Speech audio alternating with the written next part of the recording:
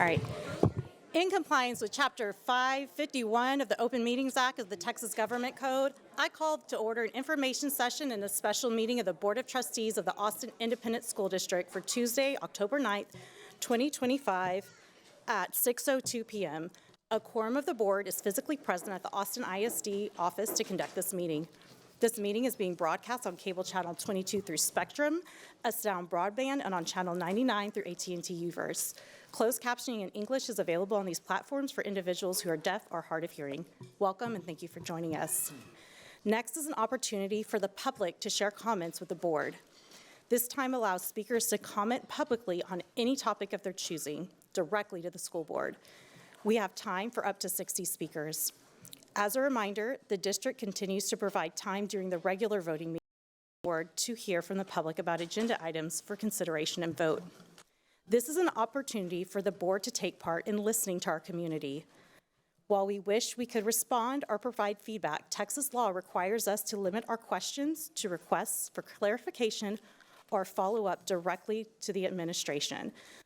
So that means after you're done talking, it's going to feel very awkward that the board might just sit here because we are not allowed to comment on things that are not on the agenda, or we'll have to wait until that agenda item comes up. All right. Members of the public wishing to participate in the public comment portion of our meeting, call a dedicated AISD phone line in advance of the meeting to sign up to speak in person or to audio record their remarks. Today we have 35 signed up to speak in person, and we have 25 who left a recorded message. We will now move to in-person comment. In order to provide as many opportunities for input as possible within a limited time period at this meeting, each speaker will be allotted 1 minute. No substitutions or yielding of time to others is permitted. Callers who signed up to speak in person are welcome to come to the microphone when their name is called. As you come to the microphone, please press the button to turn it on. And I know we have a lot of people who are experienced with public comment, so if anyone wants to help and stand up there, it can be tricky with the buttons. So this device lights up as you move through your 1 minute allotted time. When the buzzer sounds, please make your final thought in 1 sentence. Again, we ask that whether you come to give a compliment or praise, that you reference the staff member by position or by abbreviated last name. We ask that all audience members, whether speaking or not, please show respect for others at all times. Our in-person speakers tonight, I will read, do we read about 5? I'll read 5 at a time, so then you can come and line up so you can, so you have your 1 minute. So our first 5 speakers tonight are Corey Pomeroy, Roberto Lago, Megan Vasquez, Joseph Arriaga, Philip Cunningham.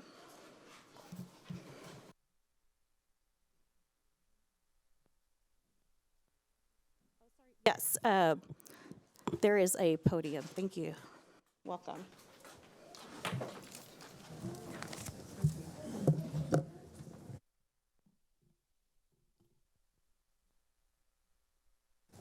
Is it on now? Yep, okay. Superintendent Segura, President Boswell, Vice President Whitley Chu, members of the Board of Trustees. My name is Corey Pomeroy.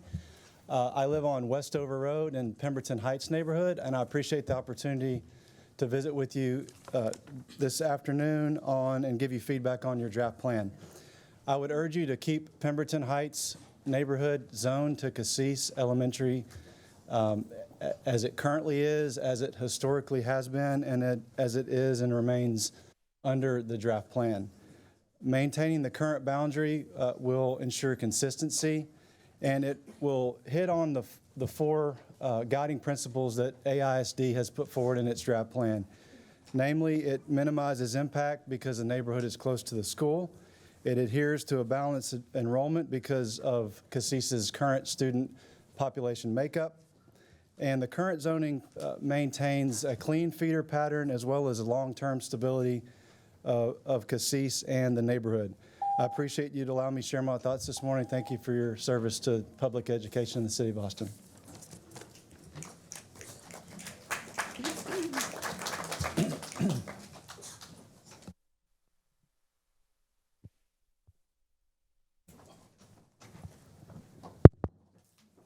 Good evening. I'm here to express concern about AISD's proposed boundary changes that would rezone Circle C Wildflower Park from Garitsky to Bailey. Because we're east of Mopac, we've repeatedly been subject to rezoning proposals that ignore actual geography and connectivity. 3 years ago, AISD tried to rezone us from Kuiper, which is a 15-minute walk, to a school that required driving several miles on Mopac. This proposal repeats that mistake. Garitsky is a 5-minute drive from our neighborhood. Many students bike there safely. Bailey, by contrast, requires a 9-mile toll road drive or a 6-mile drive that takes longer because of congested streets. Limited sidewalks. This commute would triple travel time for our families at a minimum. In the entire history of Garitsky, our neighborhood has never exceeded 2% of their enrollment. Removing us has negligible impact on capacity, but major one on families. This change would also split our community. We're the only current Kuiper Elementary neighborhood that would not feed to Garitsky, breaking long-standing peer networks and contradicting AISD's stated goal of keeping communities together. Thank you.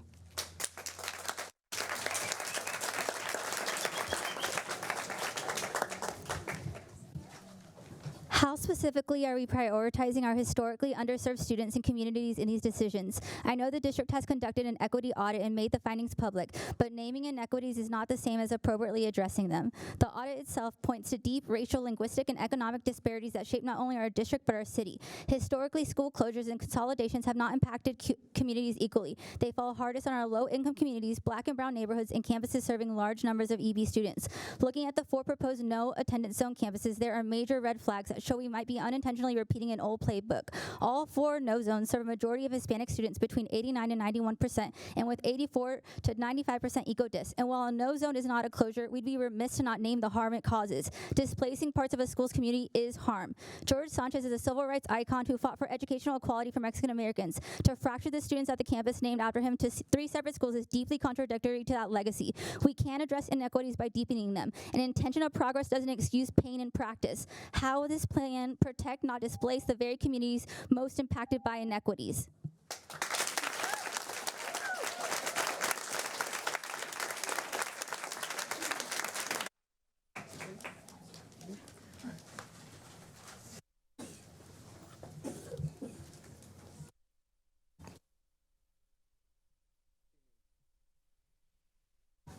Okay.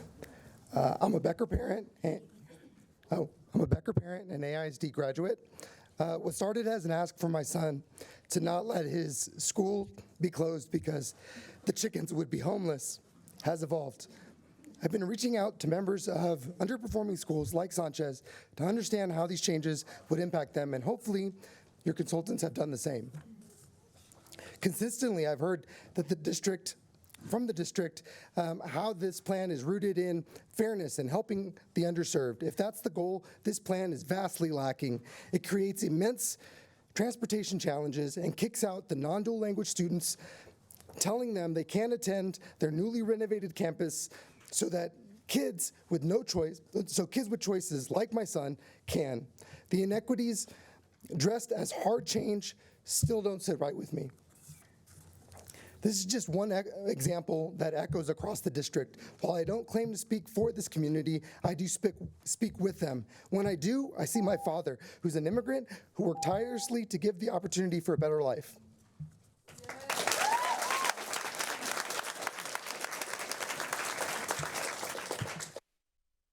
Good evening. My name is Philip Cunningham, and I live in Pemberton Heights. I have 3 young children, 1 who attends Cassis and 2 who I hope will follow in our footsteps. Tonight, we're talking in the consolidation plan about lines, but for lines, like many neighborhoods that are here, they define our homes. For generations, our children have walked and biked to the very, very short distance to Cassis. This isn't just a boundary, but a historic and living connection that the draft plan has rightly chosen to maintain. I urge you to preserve the current Pemberton Heights zoning to Cassis. Doing so aligns with your own objectives and AISD's guiding principles found on page 14 of your report. It minimizes disruption for the neighborhood, 1. 2, it supports the balanced enrollment consistent with today's Cassis community. And 3, it ensures long-term stability and a clean feeder path that has served families for decades. Thank you for listening to one voice in a neighborhood that proudly chooses Austin ISD because it allows our children to attend Cassis. Appreciate it. Thank you. Next up, we have Tracy Dunlap. Ellen Price, Brenda Malik, and Adam Sparks. My name is Tracy Dunlap. I'm a leader with Education Austin and a proud teacher at Maplewood Elementary. I'm here to talk about the district's closure and consolidation plan. I cannot support a plan that closes thriving, diverse neighborhood schools. Before Maplewood, I taught at Brook for many years, closed. I feel angry and sad as I witness the ongoing destruction of our public schools. This plan moves Maplewood students to Campbell, but staff have been told will have a job somewhere. I'm skeptical. Most of the cost savings comes from the elimination of staff, so this seems like a layoff without actually calling it a layoff. I'm concerned for our vulnerable classified staff who are not under contract, and from a teacher standpoint, being reassigned to another campus certainly feels like a loss. The focus right now must be on supporting schools with turnaround plans, not rushing to close schools. Where is the evidence that community input was used to guide this plan? I understand our #1 priority is to avoid a TEA takeover, but closing schools is obeying in advance. I'm ready to fight for my school and all public schools. Are you? Please slow down and listen. We have to get this right.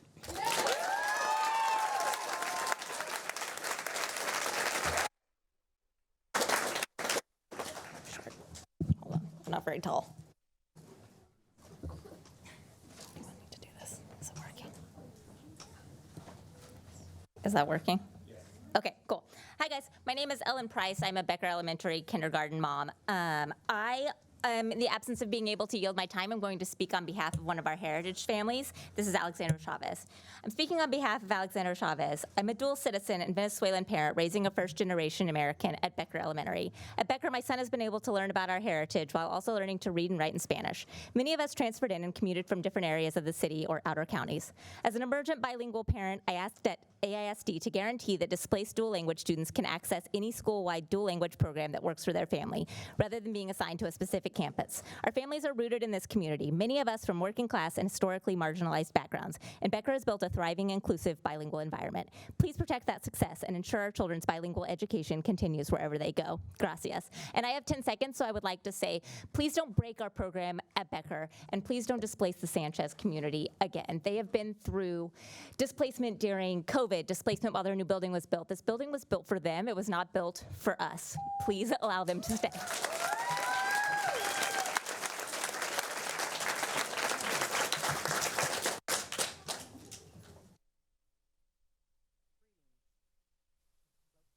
Nope. Okay, all right. Greetings, board members and staff. My name is Brenda Malik. I'm a longtime resident of the Washington Holy Cross Historic District. I went to L.L. Campbell. When I grew up and had 2 sons, they went to L.L. Campbell. I have 6 grandchildren. 2 of them went to L.L. Campbell. I'm telling you all this because I know how invested I am in the ongoing health and vitality of our neighborhood school. For generations, we have fought for the students, faculty, staff, and excellence of what came out of a school like L.L. Campbell. And I'm not the only one. I represent hundreds of concerned parents and neighbors of the only elementary in the district with a predominantly black student population. We have a history of structure, culture, and excellence that has been cultivated and strengthened by Principal Moore. That needs to be recognized and appreciated. So before any final decisions are made, we encourage the board to bring all stakeholders together in order to preserve the integrity of what we have built. Thank you.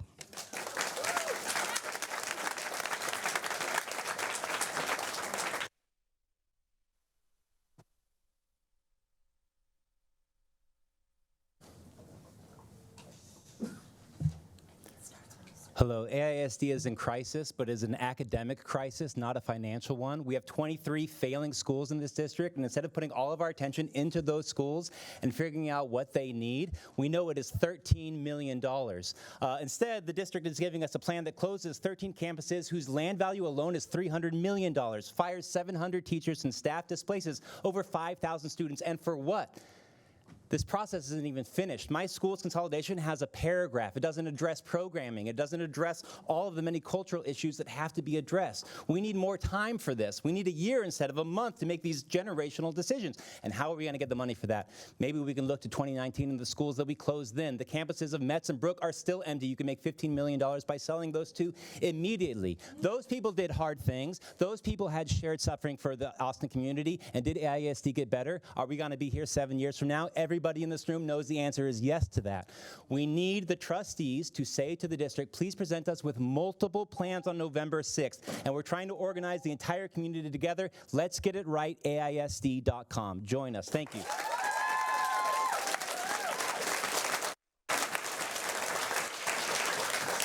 Thank you. Next up is Matt Harriger, Stacy Figueroa, Rini Camaretti, and Mary Alice Rusi.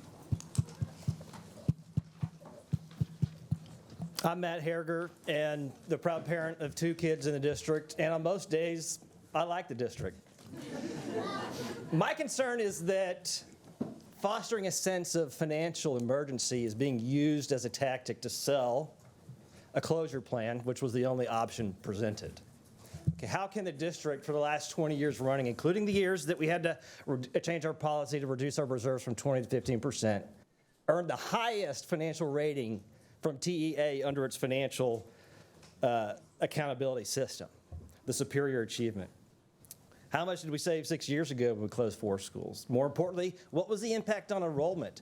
I hope it wasn't like San Antonio's experience, where it made their budget deficit worse. But I want to be clear about one thing. I really appreciate the district's effort to pursue a process based on data, equity, and fiscal responsibility. But when that process suggests shuttering a school, an A-rated, diverse school fully enrolled with students within the attendance zone, it signals something is, and the underlying process is flawed. Let's get it right, AISD.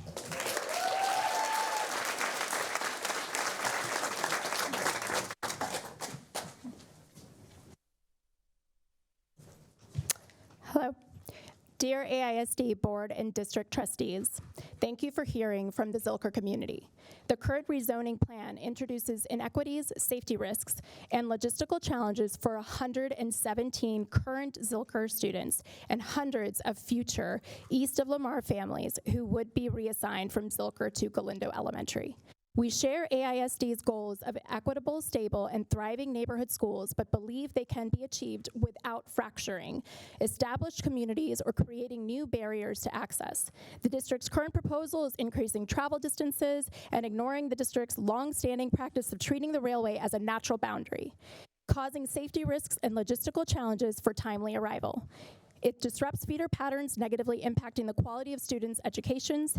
Our community developed a thoughtful database proposal with 3 realistic options, all aligned with AISD's stated framework. We shared some of the proposals also with Ms. Boswell, and they are in your hands tonight. We ask that you pause, review it, and meet with us to better understand our neighborhood and work together towards a safer, more consistent solution for South Austin. Thank you.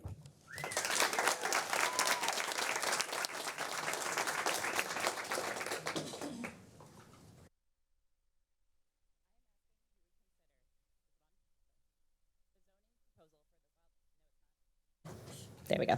I'm asking you to consider the zoning proposal for the Wildflower Park section of Circle C and do not disrupt the feeder pattern.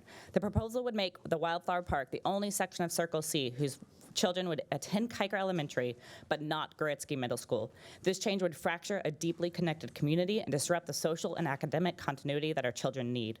My family lives in the Wildflower Park, and my daughter goes to daycare with other Circle C and Kiker kids. By the time she reaches middle school, she will have friendships built over 10 years of shared experiences in daycare, school, swim team, and other community activities. These relationships are not just casual, they are foundational. Middle school is already a challenging transition. Facing that transition with a familiar group of peers helps kids feel safe, supported, and confident. The impact on the Wildflower Park on the GMS headcount is minimal, only 24 to 28 students over the next several years. But the impact on our children and community is substantial. My 3 nieces are zoned to Goritsky, and their grandmother, who joined me today, just lives 5 minutes away. These connections matter. They create a network of care and consistency that supports our children's growth. Thank you.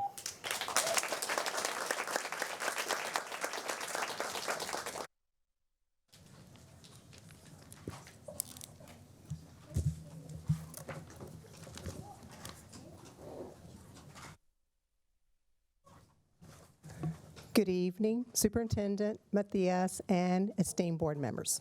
My name's Mary Alice, and I've had the privilege of serving students and providing services at Title I schools for over 40 years. And currently I provide dyslexic services along with my partner, Ms. Y, the special ed chair. I'm here tonight to respectfully voice our opposition to Austin's preliminary plan on behalf of Sanchez Metz community. We've already lived through the painful impact of past closures, consolidations, and modernizations, disruptions that left deep scars on our families, students, and staff. The 2-year transition made it even harder during COVID. Please, do not reassign our students again. Do not implement these boundary changes. As part of the consolidation process, AISD approved our proposed dual language and English program, and in good faith, we implemented these programs to ensure equal access for all our students. We urge you, do not dismantle the programming that we currently have, that we work so hard, and support it. We're concerned with the long-term effects on our students, to our emergent bilinguals and students with disabilities. We ask you to reconsider and seriously evaluate the counter-proposals being offered. Lastly, happy Principal Appreciation Week to all AISD principals and especially to our wonderful Sanchez principal. Thank you and good night.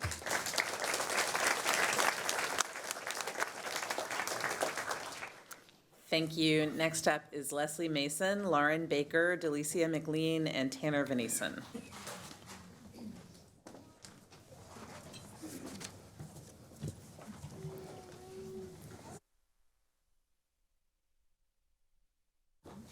Now? Okay.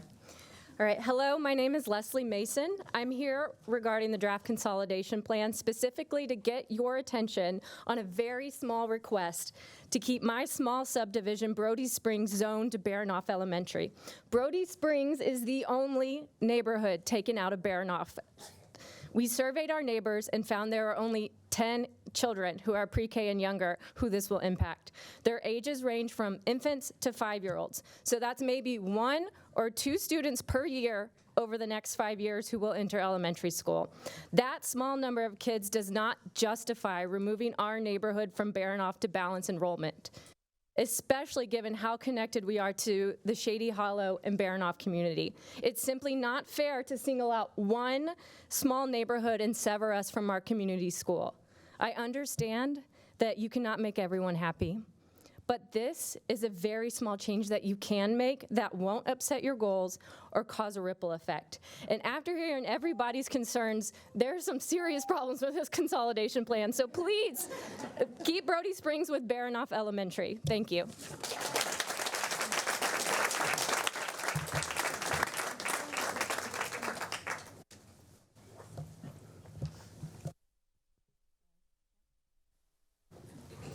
Hello. Hi, my name is Lauren Baker. Or is it on? Yes, thank you. I'm here on behalf of the Briker Woods Neighborhood Association, of which I'm a board member and a parent of a Briker Woods student in 5th grade, Wilder, and in 1st grade, Leo. I'm here because AISD administration is running scared.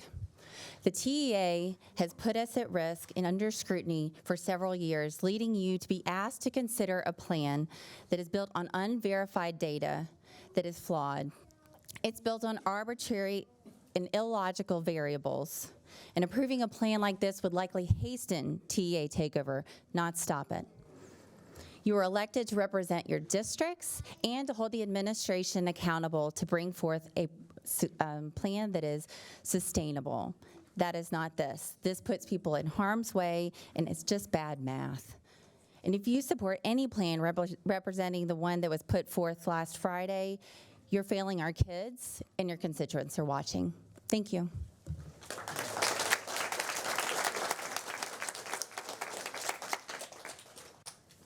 Hello? Yes? Hi, I'm Delicia McLean, Becker parent. Is this better? Okay. Bottom line up front, the draft plan isn't about students, and it's not a tactical plan to help the district succeed. It's meant to cause widespread panic and chaos to protect central office jobs and inflated salaries. It's manipulation, a psychological tactic. Ask for something outrageous, and then settle for the real target, which we believe is closing 4 dual language programs and calling it equity. But they didn't even choose to move these programs to the schools with the highest numbers of EBs, because the EBs, for the north, they're in 78758 and 78753, and in the south, they're in 78741 and 78744. 6 of 7 districts are affected with closures and conversions. Parents are outraged. The district is overwhelmed, and you are being overwhelmed. The district is also giving you an opportunity for an out. Oh, I saved as many as I could. But we see through it, and we're not panicked.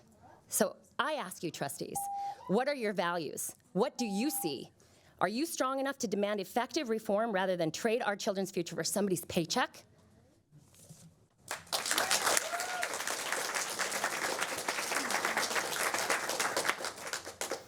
Hello. I'm a parent who Austin ISD staff told that my voice doesn't matter. I'm here to prove to my kids that it does matter. The draft consolidation plan looks like a Hail Mary to avoid TEA oversight. It pours gasoline on this fire.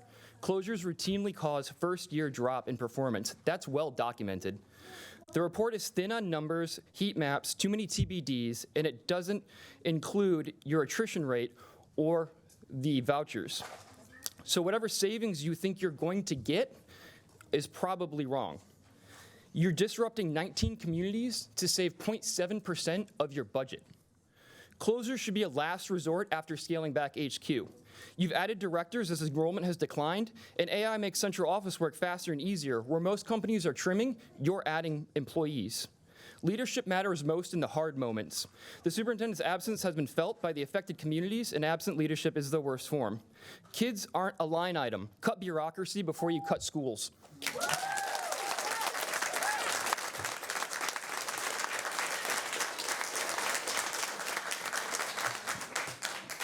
Thank you, speakers. Next up is Jennifer Archambault, Laura Garcia, Selena Martinez, and Scott Brudico. I'm Jennifer Archambault. After reviewing the AISD's proposal, the numbers in both the student impact reassignment matrix and the enrollment forecast by attendance do not add up. Here's one example. Kike Elementary's current enrollment is 715, not 795. The proposal claims 185 students would move to Mills and 123 students would move to Clayton. Campus verified enrollment data for the affected area show only 89 students in the first group and 57 in the second. With numbers this inflated, this plan creates the very imbalance it's meant to solve. Overcrowding one school, under-enrolling another, prompting boundary changes that may be unnecessary. I have shared the inconsistencies with Trustee Kaufman and Trustee Whitley Chu, further underscoring how rushed and error-prone this process has been. Pausing now to ensure accurate data isn't a setback. It's a responsible step that protects students, teachers, and the long-term stability of our local schools. Ensuring boundary decisions strengthens our campuses rather than create lasting problems. Thank you.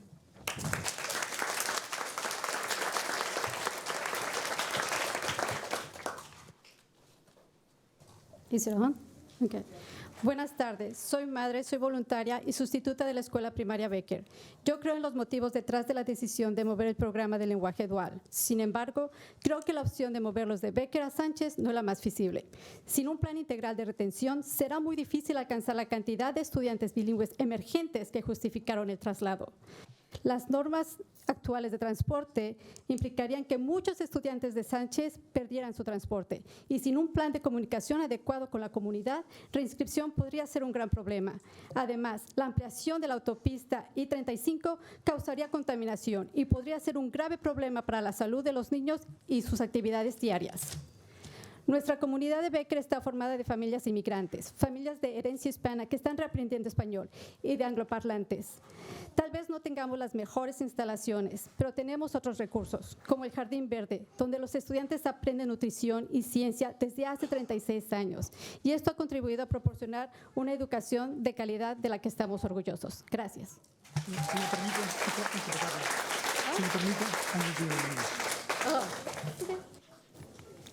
My name is Victor Rodriguez, interpreter for AISD. Good afternoon. I'm a parent, a voluntary parent, and a substitute for the Becker Elementary. I believe the motives behind this decision to move programs, dual language programs, although I believe that the option to move it Becker to Sanchez is not a viable one. Without a comprehensive plan of retention, it would be difficult to reach the amount of students, bilingual students, the emerging bilingual students, I'm sorry, and to justify the transfer. The policies, the current transportation implies that many of our students in Sanchez Elementary would lose their transportation.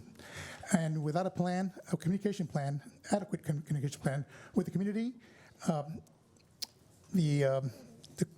sorry, I think I can't read the writing here. Well, just tell me what it says here. Okay. Without the right communication. Okay, the right communication, I'm sorry. The adequate communication with the community. It could be a bad, great problem. Furthermore, the widening of I-35 would cause a lot of contamination and could be a grave problem for the health of our children in the daily activities. Our Becker community is formed by immigrant families that from Hispanic heritage that are learning Spanish, and the English speakers are learning as well. Maybe the facilities are not as new as we would have in other places and resources, like the Green Garden, where students are learning nutrition and sciences. And getting an adequate education in the surroundings. Thank you.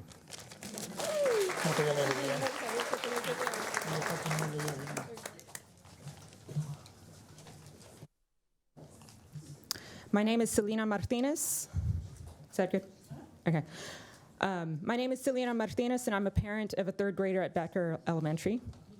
Like many families, we love our school, but we'd be willing to make sacrifices if there were clear evidence that closing schools would produce equitable outcomes for students and prevent a TEA takeover. That evidence isn't there. The savings projected from closures are small compared to the potential losses, both financial and people, that come when families and staff lose trust and walk away from the district. Speaking specifically of the dual language program that have served me and my heritage family, who are ignored in this plan. The real challenge AISD faces for this program, is recruitment and retention. Closing schools won't fix that.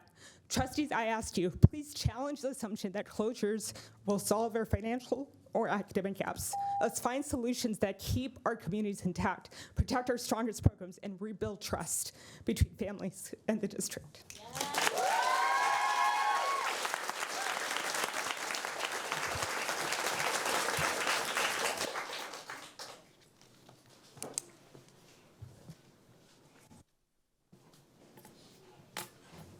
Good afternoon. Is it working? My name is Scott Brudico, and I'm the president of the Briker Woods Neighborhood Association. When you prune a tree for the health of the tree, you pick the branches that are interfering with the health of that tree. You don't prune healthy branches, and if you improvidently prune those branches, you can end up killing the tree. Briker Woods Neighborhood Association, Briker Woods Elementary School is an 86-year-old historic school, which is the heartbeat of our neighborhood. It is the only IB elementary school in the city, and it cannot be replaced by AISD. Only the IB group decides that. By all accounts, it's an exemplary school. It's full, and it's turning people away who want to go there. A prized asset of the neighborhood, AISD, and the city of Austin. I don't have enough time to go into the rubric and to go into the cost savings, but we will submit why those are flawed.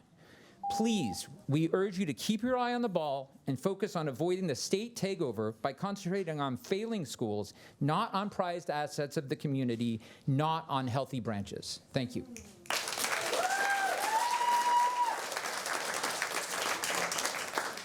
Next up, we have Eric Ramos, Hannah Sexton, Annie Killam, and Taylor Kevin. Good evening. I want to highlight a couple of things tonight. First, I want to acknowledge that we are here to many missteps over time. We have schools that get told what is best for them, and even when they push back, they are still told what is best for them. When these schools do what is imposed on them and still don't get the desired grades, we are hit with the blame. We have not had people who truly come to campuses and ask the staff that are directly impacted on this, and not just administration, what we need to be successful. Instead, we are told what is best for us. Partially because of this, we are in this situation, and now some schools will pay the ultimate price: closure. What makes this worse is that how I have seen this presented, at least at my community, is the same way it has always been, where we are asked for feedback, and ultimately, we don't get listened to. We expect better. We must do better starting now.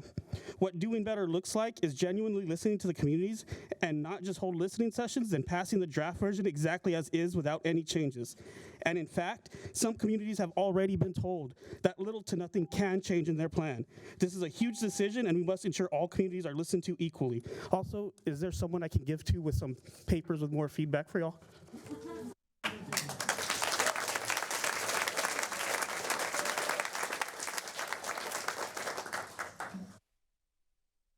Hi, my family and I, and so many others, chose Campbell very intentionally. Is this on? Sorry, I don't. Okay. Chose Campbell Elementary very intentionally.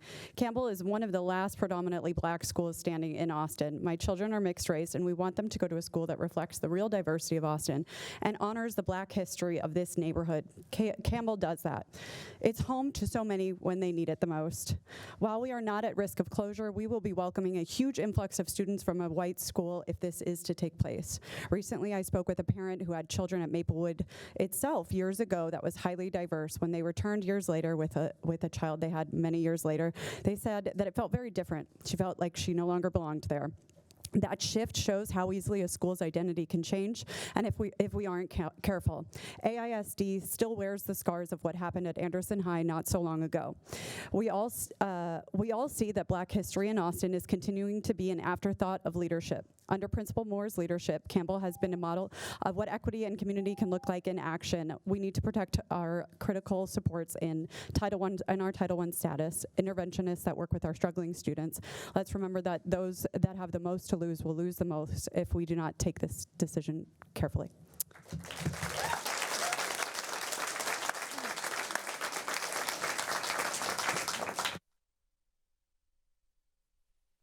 Good evening. My name is Taylor Carricker-Cavan. I'm currently at Dobie Middle School, and I'm a proud member of Education Austin. I'm speaking not just for myself, but for the workers and families who couldn't be here tonight, those who will bear the weight of a rushed timeline. No matter where we live, work, or learn, we are all affected by a potential takeover. What I keep hearing from custodians, cafeteria staff, and TAs at affected campuses is fear. Fear about losing jobs and not being heard. Many workers rely on Austin's broken public transportation system just to get to work or for the parents to get to their children's schools. With reassignments across town, it's not just an inconvenience or quality of life issue. It's people's livelihoods on the line. If there are savings on staffing, that sure feels like a reduction in force. The district is barreling forward as if our feedback is a box to check in the name of avoiding a takeover. None of us want a takeover, but we can't let TEA bully our district into decisions that harm our communities when you have a responsibility to hold the state accountable for underfunding public schools. Slow down, listen, do what's right.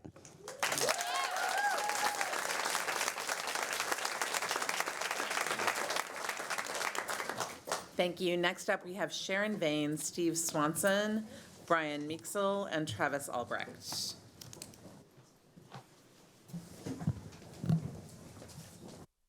As the homeschooling parent of 3 who came to the district only because of Wynn Montessori's program, staff, and leadership, I am very grateful the district has plans to keep Montessori and our staff. However, the current consolidation proposal is not in the best interests of our community and students in affected schools.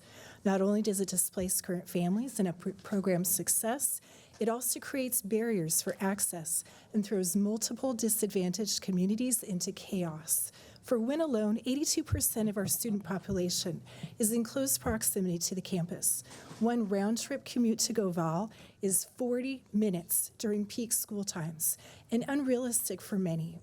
Is it feasible to bus over 350 students across town? It also doesn't promote student success now and long-term if multiple staff positions are made redundant and those who remain must essentially double their workload.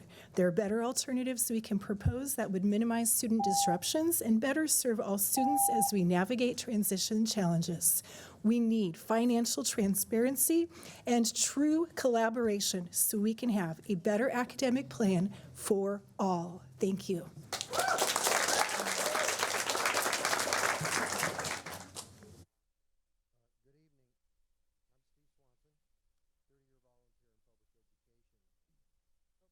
I thought I had it right this time. I think you heard the 30-year part. Being honest, Austin ISD isn't being taken over. We are giving schools away. Since 1995, the start of Chapter 11 of the Texas Education Code, our school boards and superintendents have not done their lawful job to hold TEA accountable. Accountable for providing our school district training in and surveys to improve authentic community-based planning of schools. Johnston High School in East Austin should never have been closed by TEA in 2000. TEA turnaround plans should not exist in Austin today. Seize your lawful rights and obligations. Hold TEA accountable. Stop school turnaround planning and get training in planning. Get the process right. If you're not going to hold TEA accountable, be honest and tell our students and the Austin community. The hope is history will reveal you stood up for our rights by helping TEA start doing its lawful job in Chapter 11 to serve, not harm, Texas schools.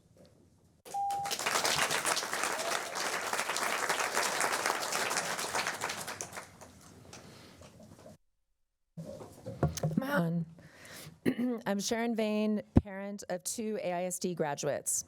We need more on academics in the consolidation draft. A timeline by November is not enough before a vote. Aside from the list of non-negotiables and areas of flexibility for campuses, there is little new here about an academic baseline in terms everyone can understand. What do kids learn in elementary? What math should they know by 8th grade? When do they read full novels? Are they reading full novels? The document shares too little about special education. Baseline academics is also what happens if a child needs support. Special education can't be in a silo. The ingredients exist in the long-range plan, in the equity audit, even in the course catalog, which really should detail what's available everywhere and what's only available on certain campuses. Please make this happen. We need to know that these cuts will lead to something better, not just cheaper. Thank you.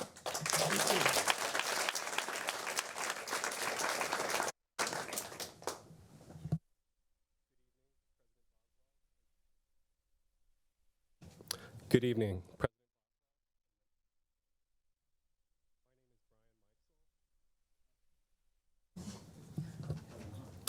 My name is Brian Mikesell, and I'm the parent of a kindergartner at Maplewood.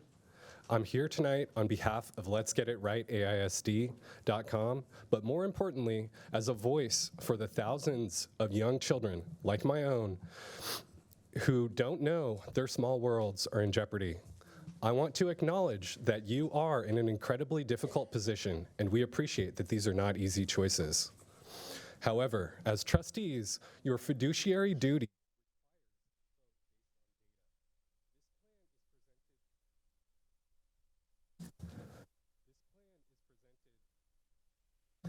This plan is presented as a financial necessity, yet we have not been shown a detailed analysis that proves it will solve the shortfall. Without clear accounting for additional costs, including the long-term costs of families leaving our district, a vote for this plan is a vote of blind faith, not fiscal responsibility. Therefore, I urge you to vote no in the rushed proposal. Instead, direct the administration to come back with a range of options that address the budget without sacrificing our neighborhoods and children's stability. Let's get it right. Thank you.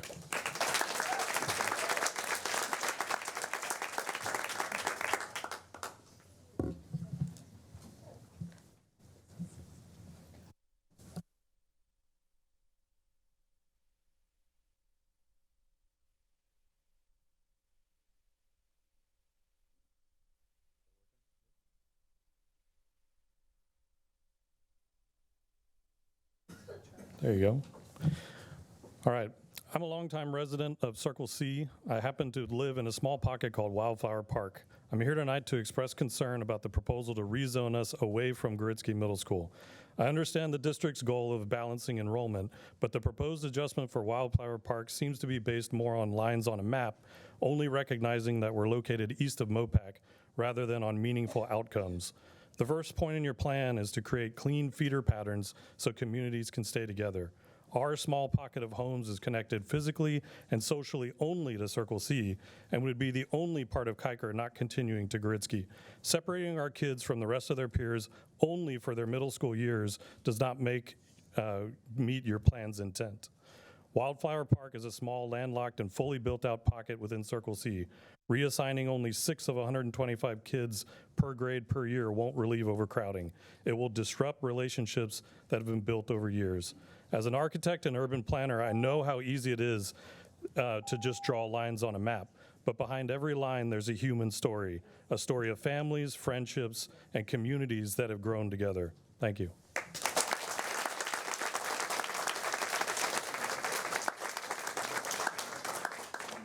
Thank you. Next up, we have Shannon Kehoe, Carla Landry, Drew Martinez, and Jordan Hartman.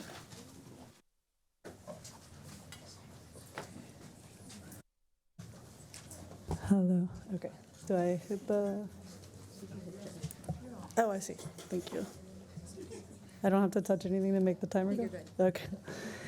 Good evening. I'm Shannon Kehoe, the librarian at Sanchez Elementary, a Sanchez parent, and a 17-year resident of its neighborhood.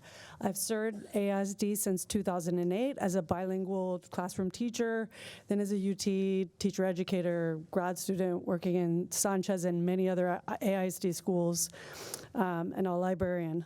I chose to work at Sanchez and then to send my daughter there because of the teachers, the families, its history, and relationship with UT, the students, and because of all of that reflects the best of public education and the best of ISD.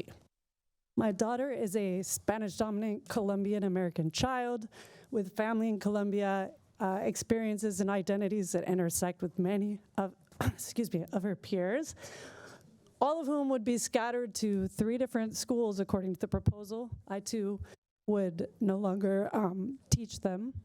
The current plan would erase the Sanchez history and legacy, our staff, identity, and turn it into a transfer-only campus without buses, cutting off the very families, the very bilingual families that it claims to serve. Our students have shown growth, and the TEA allows for us to continue to implement our plan and do better. The TEA, not what ISD has proposed.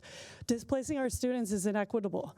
We should be given the chance that the law allows, and we should be given the chance we should be allowed to align with the core values that ISD claims: equity, student well-being and achievement, diversity and inclusion. The current proposal doesn't do any of that. Please honor Sanchez, honor your values, our district's values, and the legacy of our school by keeping it open and our community intact. Thank you.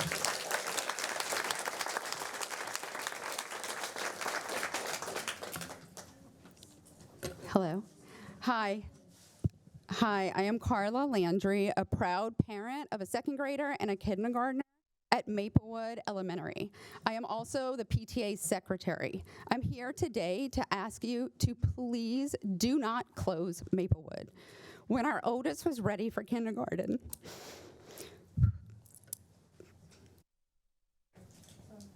we toured 7 schools, private, charter, and public.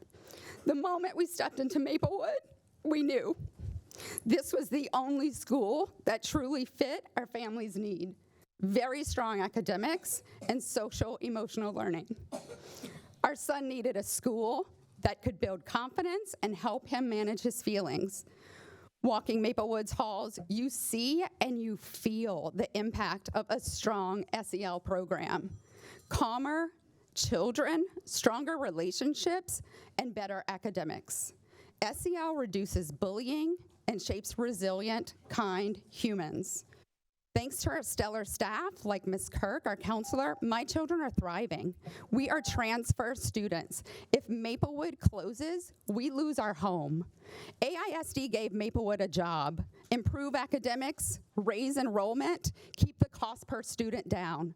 Maplewood did its job. AISD has not. We are a successful, A-rated school with dedicated staff, like Ms. Dunlap, and an engaged community that embodies what schools should be. Closing us doesn't solve district problems, it deepens them. AISD, listen to your community, protect what's working, keep Maplewood open. Thank you.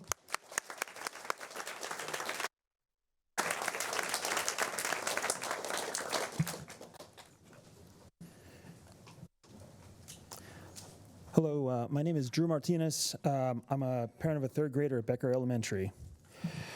The community and culture of Becker makes us greater than the sum of our parts. So this is data from the 2023-2024 school year that was presented in the rubric published by AISD, one that they did not use in their decision making. So Becker's operational cost per student was 84% lower than the district average. The staffing and academic support, 19% lower. Their average teacher tenure, half of what the district average is. All the while, they're a B-rated school with a vibrant culture that celebrates diversity and heritage. It's a culture that's taken decades to develop and is proposed to be closed. Becker is just one of many thriving campuses that is proposed to be closed. So I ask, what message does that send to other campuses and communities when you do everything right and you still are proposed to get shuttered? What trust does this allow us to place in the district? There is an alternative. I ask the board to reject this plan as it stands. The stakes are high. Let's get this right together.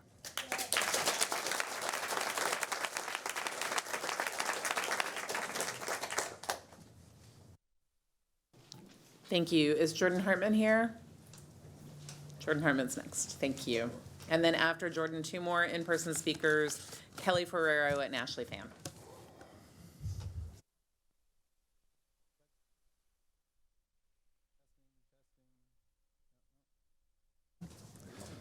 Hello, my name is Dr. Jordan Hartman. I'm here with the Circle Wildflower Park contingency, here to argue against the zoning, rezoning from Grasinski to Bailey. Just want to say this is a clear hard line on a map decision, not with the organic feel of the neighborhood. We are not by geographical or road, we're not going to be able to get over there very easily at all. Getting to Bailey, it's a great area. My mom lived here. It's not the school for our neighborhood, unfortunately. And so I think this is just a case where you got to look at the guidelines and make a decision, just like you would with a patient. You know, all guidelines aren't right for all people. And I think Travis was kind of building on that with his architecture, his background. This is just going to put a lot of stress on our community, and I think that's a sentiment everyone here can agree with, that a lot of these changes are made not for the people, but kind of blind. Thank you.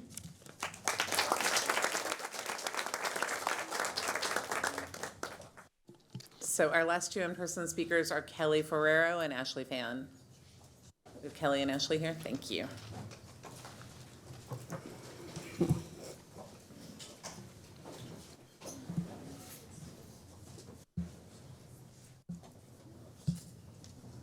That'll make it easy. Nothing in. It's on. Or it's off.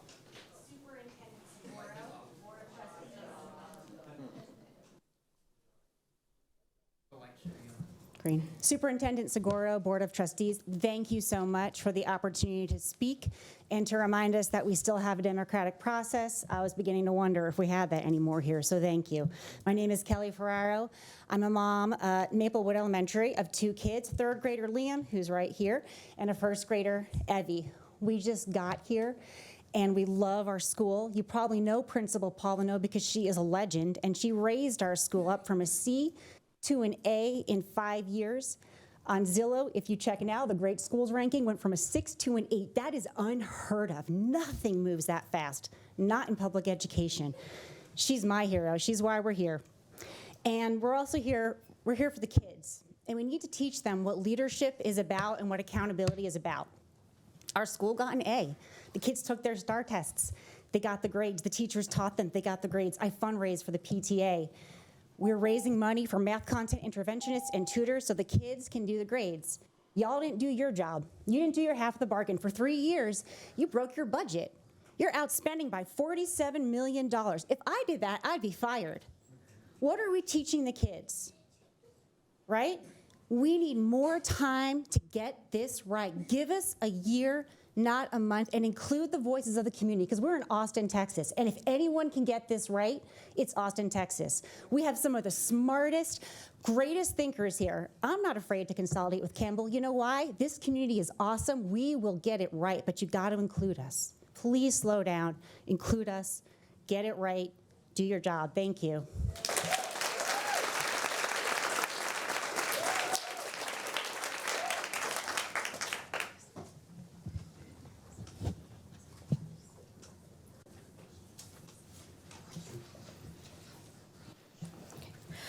I'm Ashley Fawn, and I've proudly served Wadane Elementary for 10 years.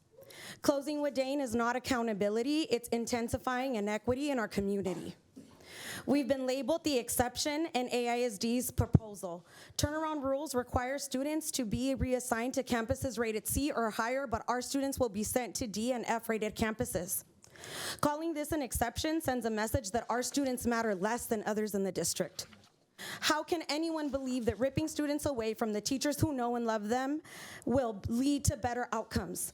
This proposal was rushed, inequitable, and incomplete. Our community never had a real voice in this process. Closing Wadane isn't reform, it's punishment. Our children will pay the price unless you choose differently.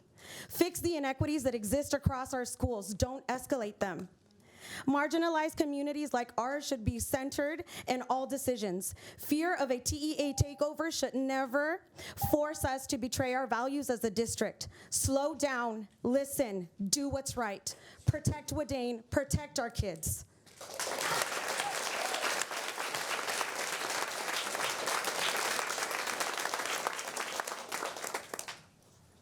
Thank you to all of our in-person speakers and everyone else who's here with us. And now it's time to play our recorded message for public comment, so please listen carefully. Hello, my name is Holly Lanham, HOLLYLANHAM, and I live on Woldridge Drive in the Pemberton Heights neighborhood. I have a 6th grader at O'Henry and a 9th grader at Austin High, and both of them went to Cassis Elementary. Thank you for the opportunity to provide feedback on this plan. I urge you to keep Pemberton Heights zoned to Cassis Elementary. The neighborhood has historically been zoned to Cassis. It currently is zoned to Cassis, and it remains that way under their draft plan. Hi, are our recorded messages ready? We're ready when you are. Thank you. Hello, my name is Holly Lanham, HOLLYLANHAM, and I live on Woldridge Drive in the Pemberton Heights neighborhood. I have a 6th grader at O'Henry and a 9th grader at Austin High, and both of them went to Cassis Elementary. Thank you for the opportunity to provide feedback on this plan. I urge you to keep Pemberton Heights zoned to Cassis Elementary. The neighborhood has historically been zoned to Cassis. It currently is zoned to Cassis, and it remains that way under their draft plan. Maintaining the current boundary provides consistency and follows AISD guiding principles. See page 14 of your report. It minimizes impact as the neighborhood is close to the school. It adheres to a balanced enrollment based on Cassis' student population makeup, and the current zoning maintains a clear feeder pattern as well as the long-term stability of Cassis and the neighborhood. I appreciate you allowing me to share my thoughts this evening. Thank you. Good evening. My name is Bree Rolfe, and I work in the Special Education Department for Austin ISD. I'm also a proud member of Education Austin. In my 10 years with the district, I've worn many hats, from teaching in a Southwest Austin school to supporting students and families experiencing homelessness. Now I work with the families of students receiving special education services. TEA has left our district with impossible choices. Through their actions, our state leaders have made it clear they want public schools to fail. But I'm asking tonight that AISD not go down without a fight. Yesterday, I visited Eastside campuses, some now facing closure. Staff told me they're afraid families will lose access to campuses not located near public transportation, as well as vital support. Our most vulnerable students, including those in special education, must be prioritized in every decision. As we move forward, please listen to all communities, not just the loudest ones. Every neighborhood deserves to be heard. Every student deserves to be valued. Good afternoon, and thank you for considering the input of the community today. My name is Lisa Bennett, and I'm a Maplewood parent. I want to speak today on why keeping Maplewood open makes sense. Fundamentally, we should preserve neighborhood schools if the community's population is big enough to support them. Maplewood is right-sized for our neighborhood. Using the district's own rubric, Maplewood is 94% full based on our current zoned neighborhood population. And unlike many schools, we are easily walkable for most of our community, including the 30% of economically disadvantaged kids in our over 400 kid-strong community. Our neighborhood is full of young families, and new apartment housing is being planned near Maplewood in connection with I-35 development, right when the district is thinking of taking the school away. So Maplewood makes sense now and is going to make sense in the future.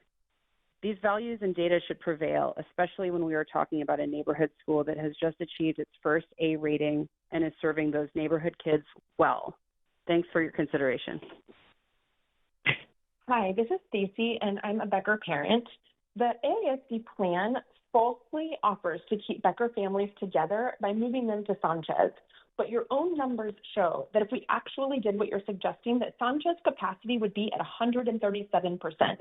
This disingenuous offer was made so that consolidators can hide behind the pretense of preserving a community, when in fact you have the data on where Becker families live and know that 8 out of 10 of us would not be able to go. If we default to our newly zoned neighborhood schools, we sacrifice the dual language learning the children have worked so hard for. The Sanchez families who endured moving to Metz and back, waiting for their beautiful school to be finished and the 6th grade population to be reassigned, will now be kicked out of their school just as teachers were finally set up to help their children succeed. Not only are you pitting communities against each other who must fight for space and access to educational programming, you are also pitting public school supporters against their own children's bilingual education. Committed families will be forced to opt out of AISD if you do not come up with something better. Hi, my name is Cecilia Zhang. I'm a parent opposing the proposed boundary change moving East Zilker students from Zilker Elementary to Galindo. Many families, including mine, moved to the South Lamar area specifically to be part of the Zilker Elementary community.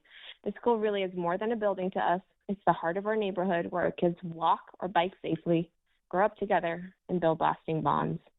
The proposed change would force our children to travel nearly 2 miles across active train tracks with long wait times and roads not safe for walking or biking to attend Galindo, contradicting AISD's own safety and boundary guidelines. Many of us have young children, and the current plan doesn't guarantee that siblings will attend the same school, creating serious logistical and emotional stress for working families.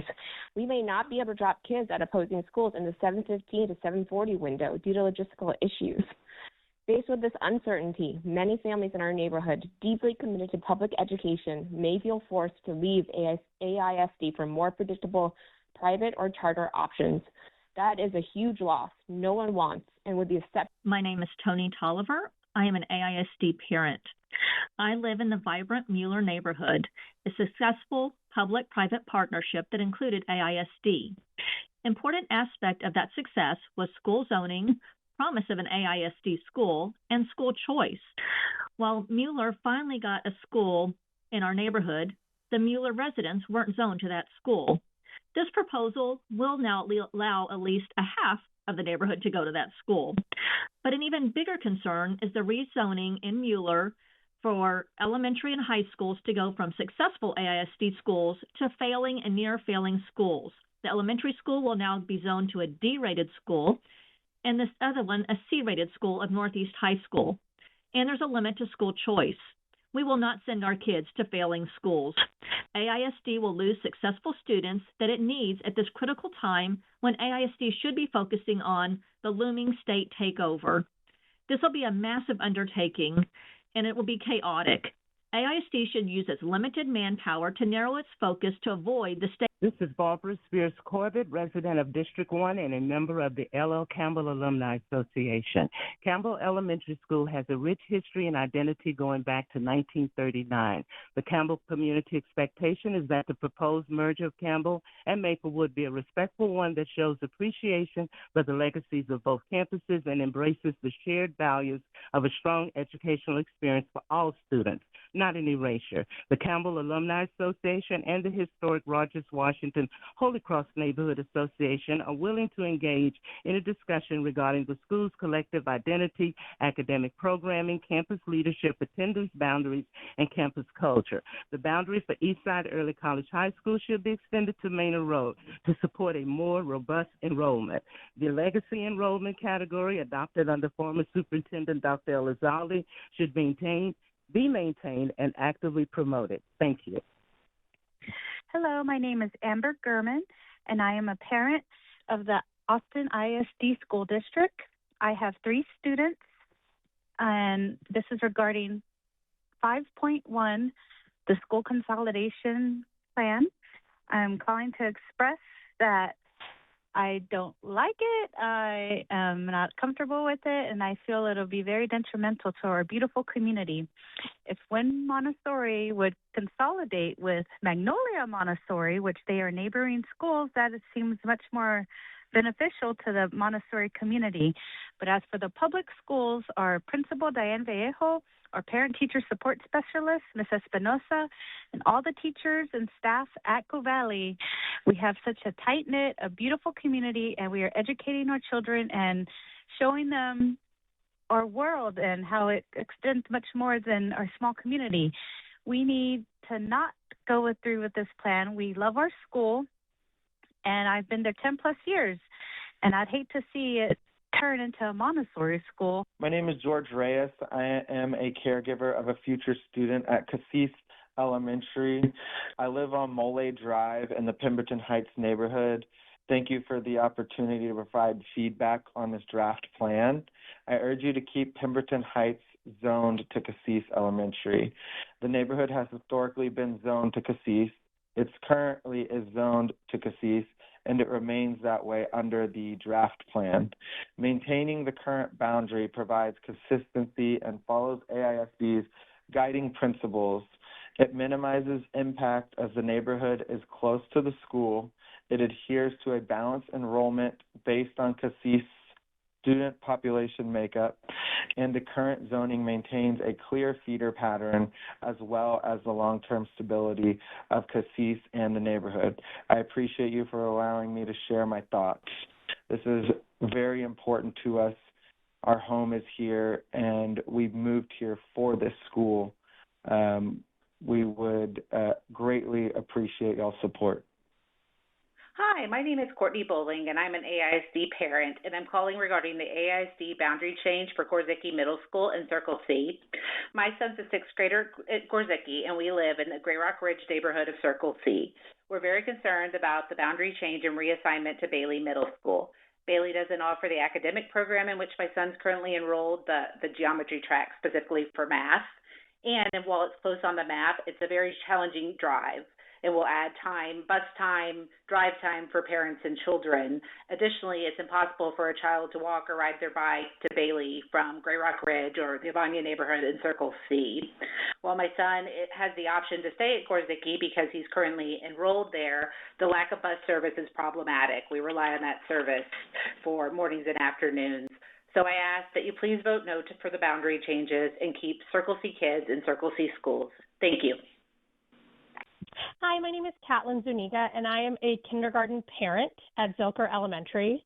My daughter just started kindergarten this year, and we've been so excited for our son to join her next year.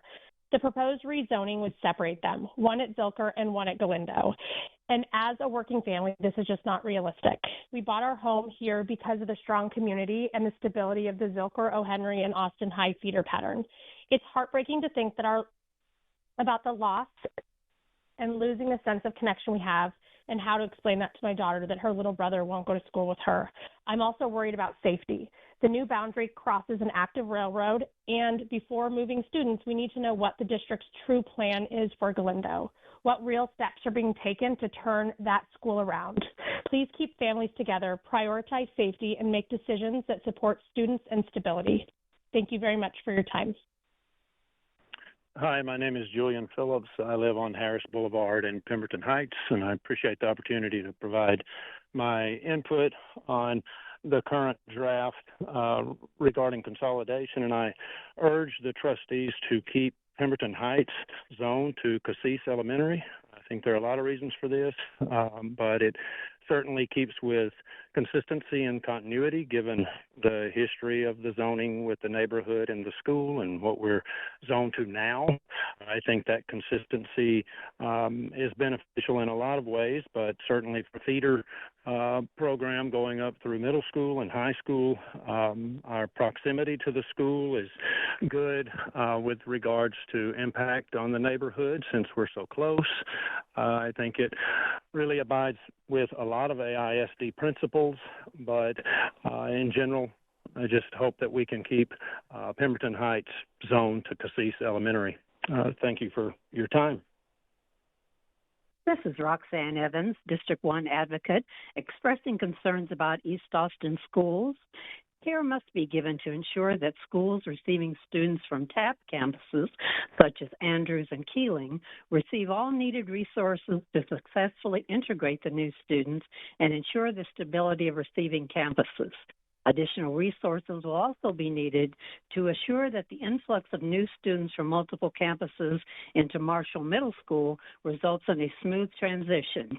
And the boundary for East Side High School should be extended to Manor Road to provide a more robust enrollment, and you must minimize the loss of transportation to East Austin schools.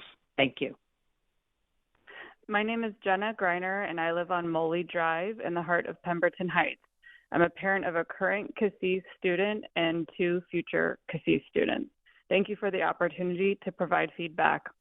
We're here discussing lines on a map, but for the families of Pemberton Heights, this line defines home. For generations, the children of our neighborhood have walked, biked, and driven the short distance to Cassis Elementary. This isn't just a boundary, it's a historic and present connection, one that thankfully this draft plan has rightfully chosen to maintain. I urge you to preserve the current Pemberton Heights zoning for Cassis, including Moley Drive.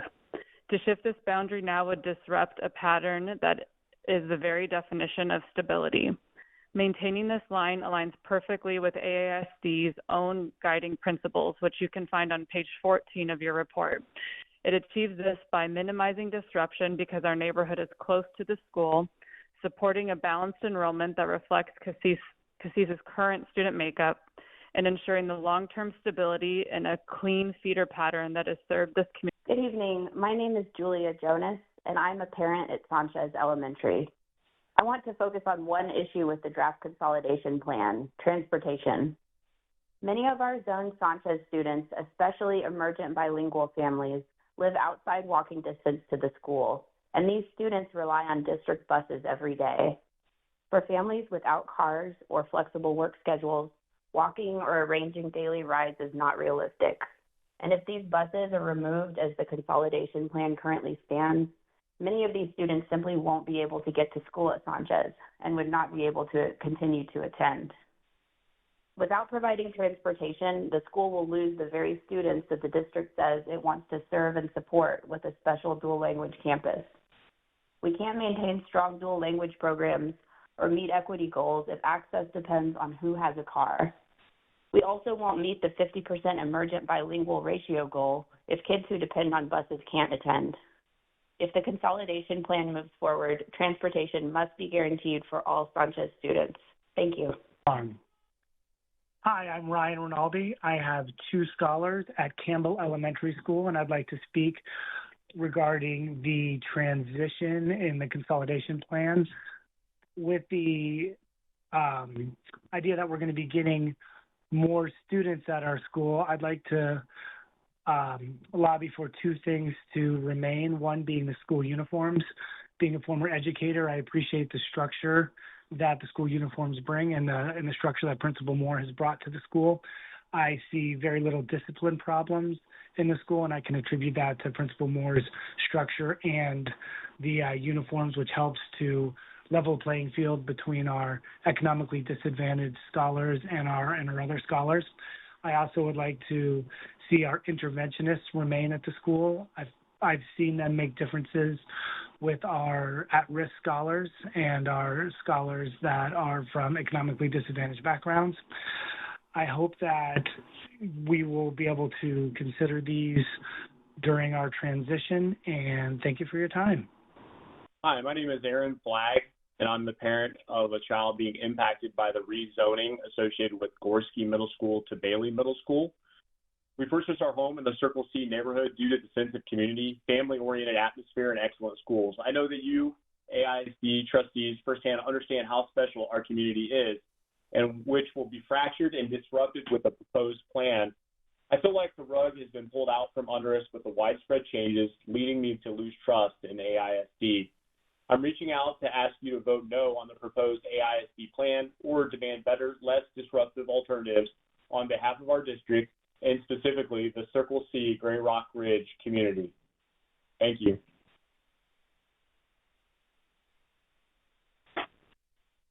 My name is Kat Reyes. I live on Mole Drive in Pemberton Heights with 3 children. My oldest daughter is entering kindergarten next year, and we're so looking forward to attending Cassis Elementary. We're discussing lines on a map, but for the families of Pemberton Heights, this line defines home. For generations, the children of our neighborhood have walked, biked, driven the short distance, ridden buses to Cassis Elementary. This isn't just a boundary, it's a historic and present connection, one that, thankfully, this draft plan has rightly chosen to maintain. I urge you to preserve the current Pemberton Heights zoning for Cassis. To shift this boundary now would be to disrupt a pattern that is the very definition of stability. Maintaining this line aligns perfectly with AISD's own guiding principles. It achieves this by minimizing disruption because our neighborhood is close to the school, supporting a balanced enrollment that reflects Cassis's current student makeup, and ensuring the long-term stability and a clean feeder pattern that has served this community for decades. Let's honor this history, this stability, and this consistency. Thank you so much for listening to the voice of our community. My name is Natalie Stanifer, and I live on 1801 Moley Drive, 78703, in the Pemberton Heights neighborhood. Thank you for the opportunity to provide feedback. We are discussing lines on a map, but for the families of Pemberton Heights, this line defines home. For generations, the children of our neighborhood have walked, biked, and driven a short distance to Cassis Elementary. This isn't just a boundary, it is a historic and present connection, one that thankfully this draft plan has rightfully chosen to maintain. I urge you to preserve the current Pemberton Heights Moley Drive zoning for Cassis. To shift this boundary now would be to disrupt a pattern that is the very definition of stability. Maintaining this line aligns perfectly with AISD's own guiding principles. It achieves this by minimizing disruption because our neighborhood is close to the school, supporting a balanced enrollment that reflects current student makeup, ensuring the long-term stability and clear feeder pattern that has served this community for decades. Let us honor this history. Hi, my name is Divya Kalavar, and my son is at Bear Creek Elementary in South Austin, which is part of AISD. And our middle school, which is Goreski Middle School, has been rezoned from next year to Bailey's Middle School. And I wanted our representatives to vote no for that. Because the journey for our community to go to Bailey in doubles instead of Goreski. Also, it's a toll road, so it would just add an expense. The current middle school, Goreski, is within the community. It is our community middle school, and we do not want to be rezoned to something outside of our community. It also splits our current community into 2 different schools. So I would want for our representative to vote no, and we should stay with our current middle school, which is Goreski Middle School. Thank you. Hi, my name is Graham Brown, and I live on Westover Road in the Pemberton Heights neighborhood. Thank you for the opportunity to provide feedback on this draft plan. I urge you to keep Pemberton Heights zoned to Cassis. The neighborhood has historically been zoned to Cassis. It currently is zoned to Cassis, and it remains that way under the draft plan. Maintaining the current boundary provides consistency and follows the AISD's guiding principles.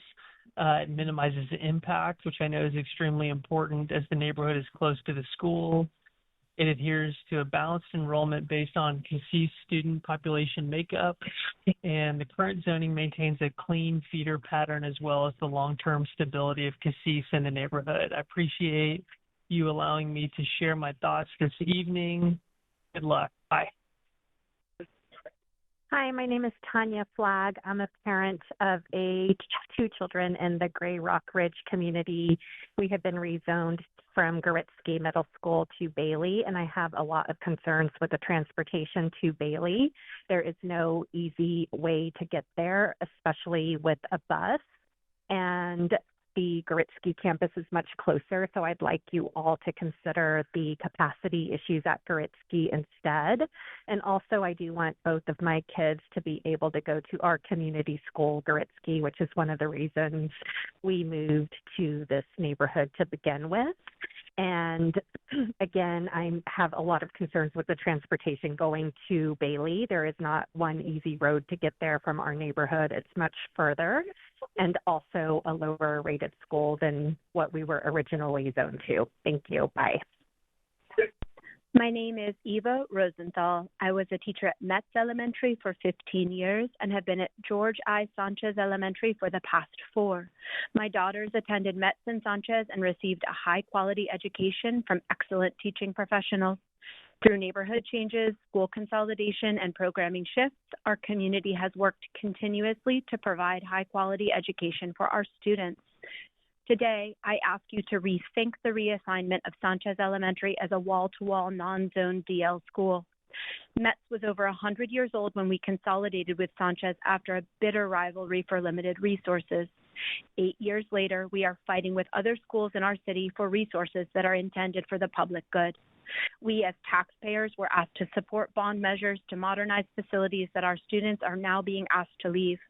Taxpayers voted to invest in the Eastside Memorial Vertical Team Elementary Schools, and removing transportation to Sanchez as a modernized neighborhood school is inequitable. We ask you to provide Sanchez with the academic supports and transportation so that we can continue to grow and support George I. Sanchez's legacy. My name is Laurel Kuntz, and I live on Harris Boulevard in Pemberton Heights. Thank you for the opportunity to provide feedback on this draft plan. I urge you to keep Pemberton Heights zoned to Cassis Elementary. The neighborhood has historically been zoned to Cassis. It currently is zoned to Cassis, and it remains that way under the draft plan. Maintaining the current boundary provides consistency and follows AISD's guiding principles, which you can find on page 14 of your report. Equally, it minimizes impact as the neighborhood is close to the school. It adheres to balanced enrollment based on Cassis's student population makeup, and current zoning maintains a clean feeder pattern as well as the long-term stability of Cassis in the neighborhood. We are here discussing lines on a map, but for the families of Pemberton Heights, this line defines home. For generations, our family has walked, biked, and driven the short distance to Cassis. This isn't just a boundary, it is a historic and present connection, one that thankfully this draft plan has rightly chosen to maintain. Thank you. I appreciate you allowing me to share my thoughts with you this evening. Hello, my name is Barry McBride. I'm calling to support L.L. Campbell Elementary. It is a wonderful school. I attended there myself.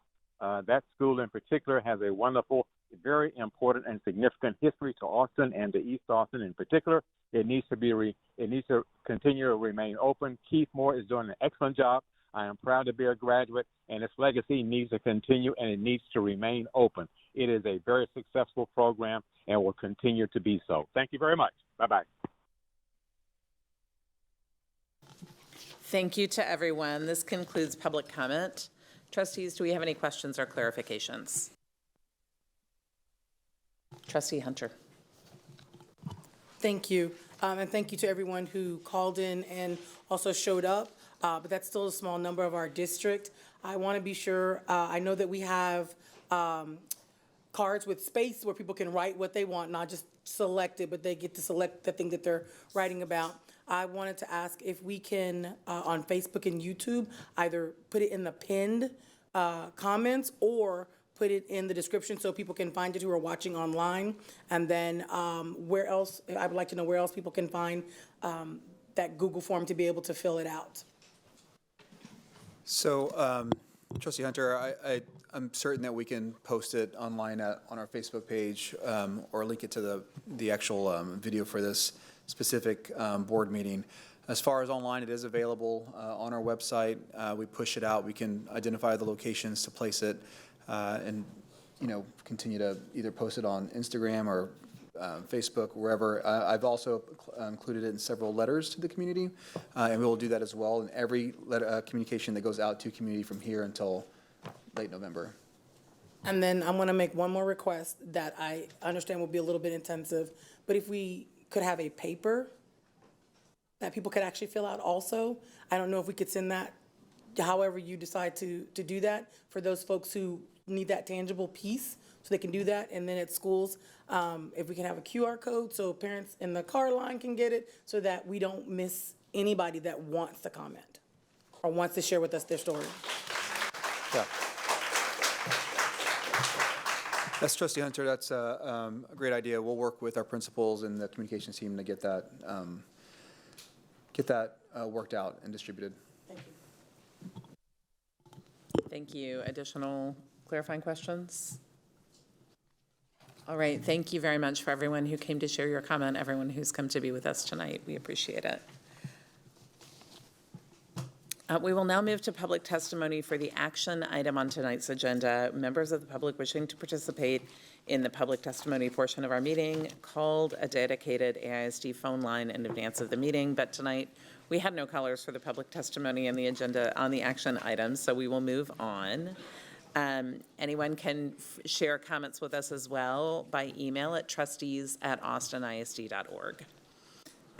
Next up is the President's report. As part of the agreed order with the Texas Education Agency, we are required at the first board-authorized meeting each month to publicly report by reading into the record the percentage of time invested in student outcomes as defined by TEA during the prior 3-month time period and the total time spent in closed session during the prior month. The July, August, and September 3-month average board meeting time spent on Lone Star governance-defined student outcomes and special education monitoring was 74%. We've exceeded our target of 50% for the last month, September 2025. We were at 68%, and the board spent 250 minutes in executive session in September. We will now move to our information reports and updates. Mr. Segura, will you please introduce the next item? Yes, President Boswell. The team joining me today will share a consolidation process update. There are going to be several team members joining. Dr. Maxwell, Assistant Superintendent of Academics, Christine Seamport, Operations Officer. We have Dr. Rachel French, Director of Planning and Project Management. We have Yvette Cardenas, Director of Multilingual Education. We have Dr. Lewis, Executive Director, or Senior Executive Director of Counseling and Mental Health. And there are others also in the team who will be supporting the conversation as we move forward. All right. So before we get going, I think it's important that I share a couple thoughts and words. The first is that, I want to apologize to our community for just the disruption and just the challenges that we're having to navigate at this time. Someone who loves this organization and loves the city, it's not lost on me how disruptive this is for our families, for our students. And this is a draft plan. The team will continue to work and refine. There are many pressures and many constraints that we're navigating. So I appreciate everybody coming out, providing their feedback. We're going to continue to work and ultimately bring something forward that I hope will move us as a district forward. This work is it is difficult, and there's really one thing that we're trying to accomplish, and this is just one step in that effort, and that is to have strong neighborhood schools, but just not in one part of Austin or another, but throughout the entire city. And we talk about this a lot, but we don't often talk about all the things that are required to be able to have that be a reality for all of our students. And we have to do it while we're navigating many, many things.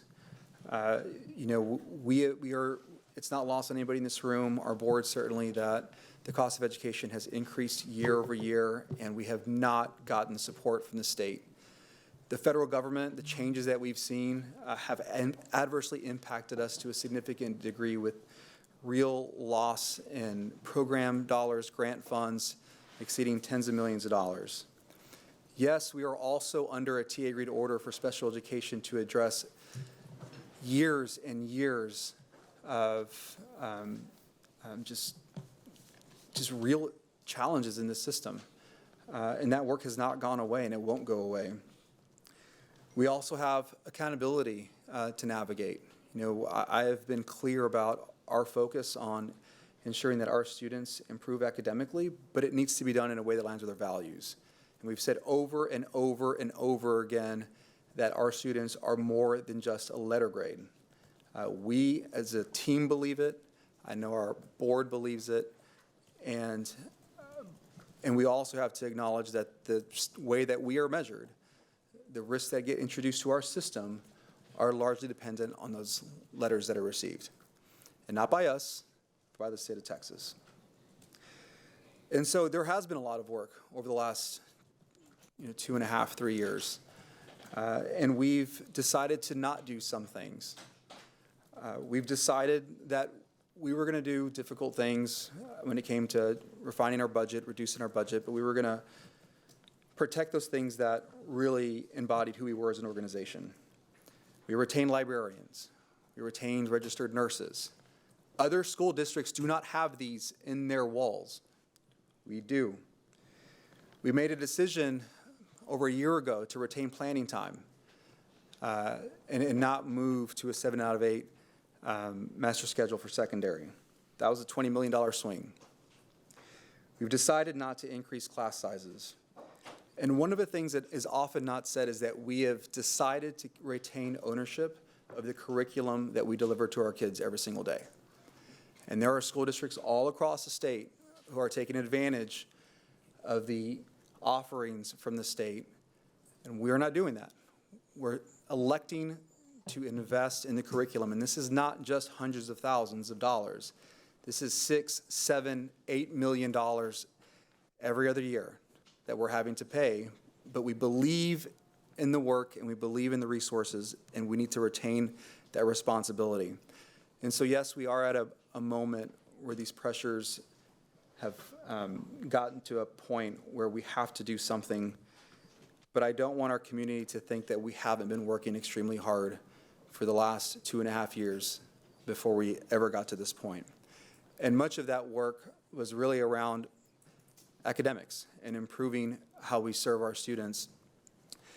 And Dr. Maxwell is going to take us through kind of the next several slides that lay out kind of where we are, but more importantly, like the things that we believe in and absolutely have to be true for every school in Austin ISD, in all parts of Austin, to be strong, be vibrant, be loving, and most importantly, contribute to this community in an equitable way.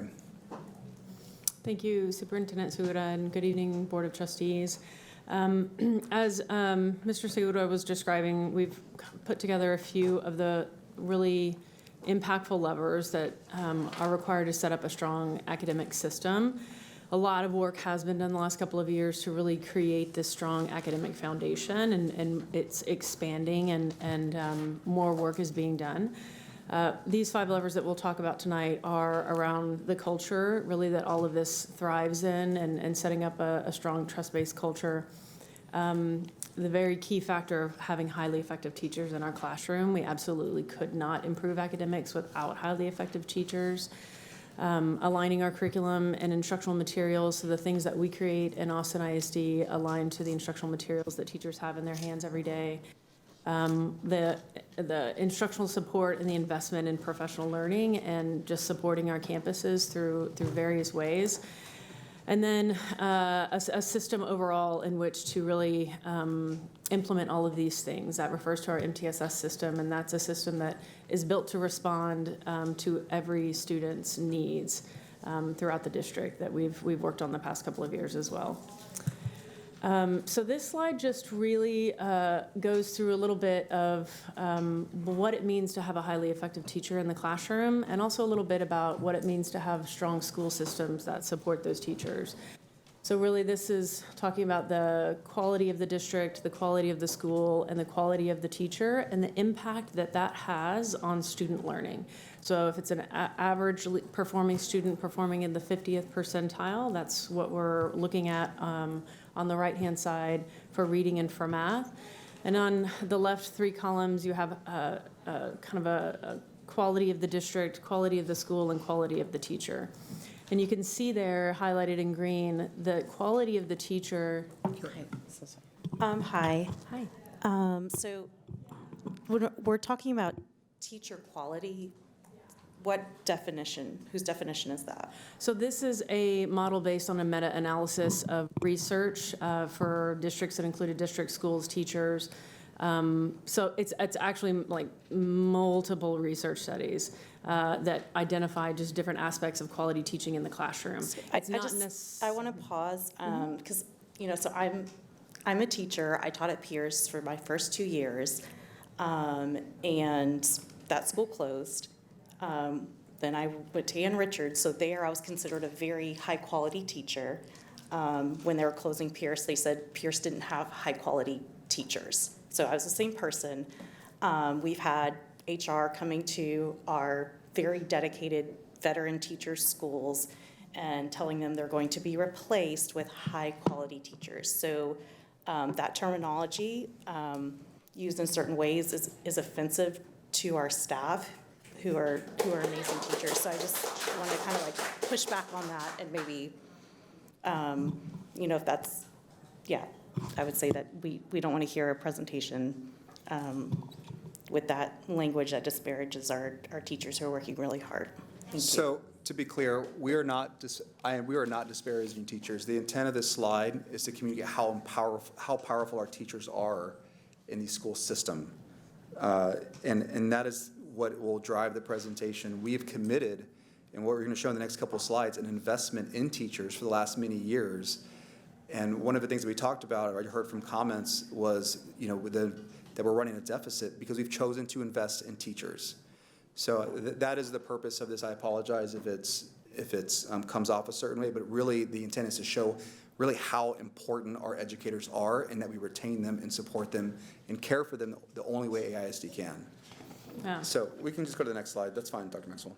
That's fine. Can I And also so add a point of knowing privilege? that, I'm so sorry. Yeah. I actually really appreciate this chart a lot. So I just want to say, this is something that I've really been asking for. So just thank you for really laying out the effort that is going into developing our teachers and investing in them. Thank you.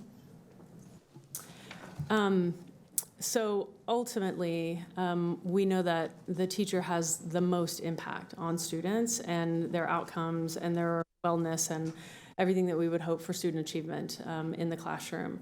And our investment in teachers does matter for that, and getting teachers in the classroom, investing in teachers is always a goal. I think that any one of us, including the districts and the schools that are on that slide as well, hope to be invested in and hope to increase our capacity and our ability to serve students. And so these are just a few of the things that we have done over the past couple of years to improve getting teachers in the classroom and our systems that do that. So in our Title I schools, we moved from a 66% teacher retention to an 80% retention from 2022 as of September 1st this year. You can see the staffing rate increase from 90 to 97%. All teachers, not just Title I, but when you look at the all teachers picture, it's 72% to 85% that we're able to retain and staying in the district. And 12% as non-certified teachers. And so knowing that some of our non-certified teachers are typically concentrated as well in areas of schools that are hard to staff, in the areas where we have dual language classrooms, where we have bilingual, and the need for additional bilingual certifications, ESL certifications, special ed certifications. Those are the hardest to staff and often where we find many of our non-certified teachers. And so some of the actions to date that we've taken on that are really those compensation increases, that the 7% increase, that we've used the tax rate increase to increase that compensation for teachers as well. Some of the new funding for HB2 helps that and assists that as well. Of course, we have the teacher incentive allotment, which really gives preference to and larger payments to teachers who are serving in our Title I schools. Strategic hiring and staffing moves, and then really focusing our resources on that support and resource index that we've created as a district to make sure that our most vulnerable schools are staffed and that we have action plans for that. So some of the work in our aligned curriculum and instructional materials as well, really what we want here is just to ensure every teacher has high quality materials. That was an area of inconsistency in the district in the past. Sometimes we only had digital available. That's critical for students and all throughout the years to be able to have actual things in their hands that they're using, that they're writing, that sharing with each other. And of course, aligning our curriculum documents to those materials so that teachers really have support and guidance in using them. Coupling those materials with research-based instructional strategies is also a really important piece. As of 2022, campuses were really kind of acquiring their own materials, lots of different resources being used, and that means lots of different strategies are used with those resources. And so when you have that variability all throughout the district, professional development, monitoring effectiveness really proves difficult to see if what we're doing is working. And then, of course, we had recently our focus on early childhood through second grade, really taking that time to focus on the grade levels that do not see the first results in the STAR test, but they are the foundation of all of our schools. And so an investment in those students was really important. Some of those actions that we've done are developing literacy and numeracy frameworks. Those are actually vertical frameworks that go all the way through 12th grade.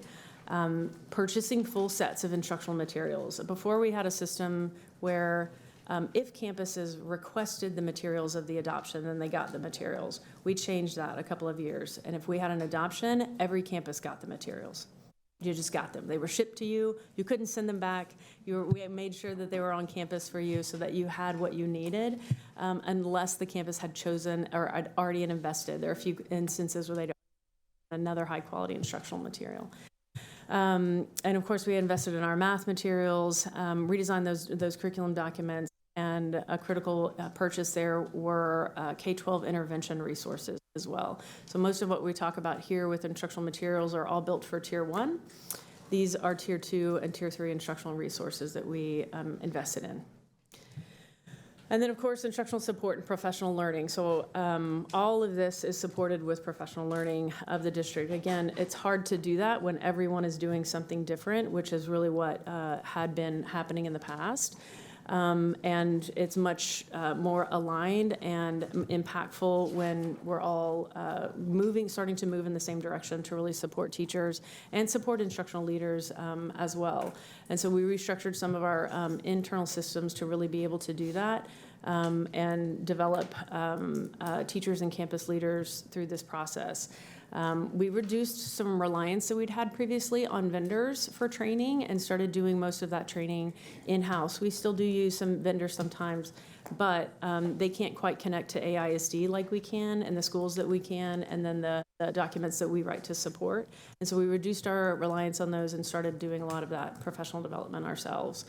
And started developing professional learning plans and tiered them for our schools and support. Of course, we invested in instructional coaches. As you know, a key part of that really valuable learning on campuses.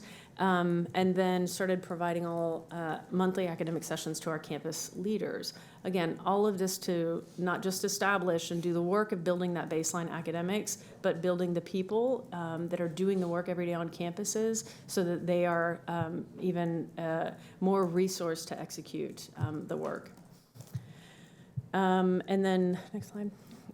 This is just an example of some of the work that we've done. We monitored this in our early literacy work.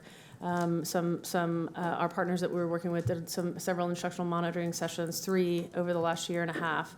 And you can see here the foundational skills in literacy improved from 32% effective instruction to 56% effective instruction. You can also see the area that were somewhat in place is reduced, so that when we can clearly say mostly or yes in place. When we're looking just at instructional practices, that's what this is. For foundational skills, and on the next slide we have some comprehension skills as well. So we can see that over the course of since spring 2024 to this last spring of 2025, that increased from 35% to 51%. That's just instructional quality of what we're seeing happen in comprehension during our literacy instruction. And then our responsive student needs system, that's our MTSS system. There was definitely an overhaul. Before that, we really didn't have a district-wide system that was in place and functioning the same on all of our campuses. And so this created that. Without that, you really can't have a clear guidance on whether or not students are performing on grade level. That MTSS system makes use of every screener that we have, and then also makes use of every bit of data, qualitative and quantitative, that you might have on a student that tells you whether or not they are performing on grade level. So that MTSS system defines all of that. And then, of course, our goals there are to reduce the number of students needing interventions and to provide targeted support to students with more significant needs. So previously, without having those systematic interventions and progress monitoring, we have changed that system, and also providing more content interventionists on our campuses to be able to do that alongside teachers. So those actions to date really are that program development, the investment in the Tier 2 and Tier 3 intervention resources. Mr. Segura mentioned millions. I think it was probably more than 6 or 7 million over the last 2 years. A lot of these are costs that are things that stay in our district, and a lot of these are costs that are recurring annually. Our instructional materials allotment, the way that it used to work, what provided a biennial, it provided millions and millions of dollars for us to buy all of these resources and to be able to buy the things to support instructional materials and technology as well. That has drastically changed. The only money that is available consistently is just on the resources, a very few resources provided by the state or approved by the state. And then there's some money left on top of that. But typically what we find is what's left over that we can spend it on more flexible items that may not necessarily be on a list yet. That number has become smaller, and so it doesn't cover full adoptions, especially not for a district size. And so we've had to use money from the general fund the last couple of years to be able to purchase all of these materials for our teachers and our students. And to be able to continue to provide that. Katrina Montgomery's not talking to me anymore because I've come to her quite a few times with the general fund for that. So thank you, Dr. Maxwell. So as you can see, we've been doing a lot of work. Systems have been put in place, resources have been deployed. We're being hyper thoughtful about building systems to understand where our students are and ensure that the resources are deployed. But none of that happens without building a trust-based culture first. I know what it's like to be in a fear-based culture, and I can tell you that what we're taking on and what we've taken on the last 2.5 years would not be possible if we did not believe in each other and believe in our kind of who we are to move the work. And so there's a lot here that we've done, but I think what I want to reinforce is that each and every time we make a decision, we're always leaning into doing it in a thoughtful way, making sure we protect those things that are true to who we are. And that will be the case as we move forward through this planning process. The last thing I'll say before we get into the details of the plan is that this work is already showing real evidence that the system is responding. And you can go back just a couple years. In 2023, you had 30 F-rated schools. In 2025, you have 23. City 7 campuses showed overall growth in 2025. You had 3 campuses jump 2 letter grades. Early literacy and early numeracy numbers are essentially beating all targets that we've set. And so I want our community to know that we have been working very, very hard, putting systems in place to ensure that every student in every part of Austin gets what they need to be successful. But the reality is we cannot keep up without resources. We just can't. And so this effort, all of it, is really based on freeing up resources so that we can get to a place after multiple steps where every student in Austin ISD can get what they need to be successful. And so I'm going to hand it over to Christine to take us to the next couple slides as we dive deeper into the draft plan that was submitted on October 3rd.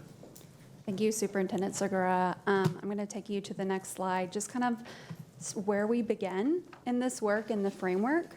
We started by reviewing our long-range plan. This was hundreds of hours of community committee recommendations that went into this plan, and ensuring that we're also looking at previous closures, lessons learned, and looking at our equity assessment and looking at what and how we can integrate those recommendations from those plans into our process.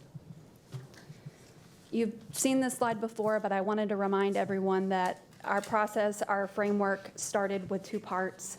We looked at our data rubric, we looked at our building utilization, our cost per student, the building condition, the SRI, and then that was the list of schools that showed us our misalignments. And then part two, we were really looking at the contextual analysis, which included strategies of boundary changes, feeder pattern alignment, also enrollment caps and transfer policy changes and program changes, which then led us to this plan that we have today. The rubric, like I said, showed high-level misalignments, but going through in the contextual analysis, we wanted to weigh those findings against the rubric, but we had to look at the whole system as a whole and apply our guiding principles with that. This slide just really indicates that we have a lot of issues, and they are very different issues at different areas of our city and different grade levels, and that is really what this is showing. This is our impacts, elementary school impact slide. We have our building closures on the left and then our non-zone programs. You can see those on the map on the right. We are now opening up to a district-wide Spanish dual language at 4 schools, and also a Spanish and Mandarin language immersion school, and a Montessori relocation. This slide is really just looking at the school closure and where those students that live in that zoned boundary would now have a new boundary. And so I just wanted to talk through these and showcase that. You can also see the percentages of how much the student population and where they would now be zoned to. Yeah, real quick, Christine, before you leave that slide, I think it's really important. It's something that's new to these slides. You'll see the TAP note as part of this. So this plan addresses feeder pattern alignments, stable programs, consolidations. It also is responsive to the turnaround plans that we have to submit to the Texas Education Agency on November 21st. We have to develop them for 3 UA and 2 UA campuses. And for those who are following along, that's an unacceptable rating or count. And so these communicate where those TAPs will be received and the supports that we will provide to those schools to ensure that we can kind of meet the obligations in the TAP are identified here. So it's very clear how they all come together. Thank you, Superintendent Segura. I'm so sorry, pardon me. If I may, Mr. Superintendent, I have a request to make, and not to change anything right now, but I just want to center us and refocus us. So, and thank you all so far for what we're hearing. In our documentation and as we move, I'd like to make a request that we move away from a closure list to campus communities under consideration for consolidation/closure, so that our community understands that we are still listening. Yeah. We have not voted, so we need to speak that out, right? So just moving away from closure list to campus communities under consideration for consolidation/closure. Thank you. Thank you, Trustee Hunter, very much. Understood. I'm going to pass it over to Yvette Cardenas to talk us through the program reassignments. So, good evening. Thank you. So, in keeping with the language, we'll say that these are proposed elementary school program reassignments. Thank you. We do have, as you can see, Odom Elementary becoming a non-zone program campus and students moving to Pleasant Hill. Again, these are just proposals. Sanchez Elementary becoming a non-zoned school-wide dual language campus and students moving into Allison, Zavala, and Travis Heights. Pickle Elementary, again, becoming a school-wide dual language campus and students moving into Hart. Wooten Elementary becoming a school-wide dual language campus, students moving into Pillow. Jocelyn becoming a Spanish Mandarin language immersion campus, students moving into Cunningham and Galindo. And Go Valley becoming a Montessori campus and students moving to Zavala and Ortega. And so these, this proposal is also dependent on home addresses and following our updated district boundaries. So in the next slide, in an effort to move to a more balanced elementary school-wide dual language campuses with ratios closer to 50% emergent bilingual and 50% non-emergent bilingual, we are looking at proposing some dual language campus moves. And these locations were based on where emergent bilingual students live, our dual language enrollment at the new location surrounding the schools, and proximity to previous programs. They're all within 2 miles. I want to take the opportunity to talk about some challenges also that we've had. So we just talked about having campuses that have lower numbers of emergent bilingual students, higher numbers of non-emergent bilingual student participation. But I also want to talk about the shortage that we have in bilingual certified teachers. And that's a very real problem. Each year, every district in Texas submits their number of teachers who are on a bilingual exception or an ESL waiver. A bilingual exception would be teachers who are in our classroom but not yet have their bilingual certification, or teachers that are in our classrooms and not yet have ESL certification. And so just to give an example, in 24-25, in that school year, Austin ISD submitted 456 bilingual exceptions and ESL waivers. So that's a very large number, right? And there just simply is more demand than there are the number of bilingual certified teachers in Austin ISD.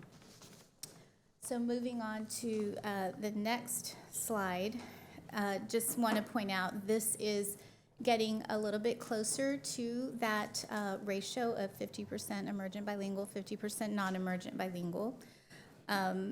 Additionally, these locations would add 590 seats for school-wide dual language campuses. So this is kind of expanding the number of seats, but not necessarily the number of campuses. And we want to make sure that our community also knows that we currently have 59 dual language programs. So I know that we've been talking about our school-wide dual language programs, but we do have 59 dual language programs at 57 elementary campuses.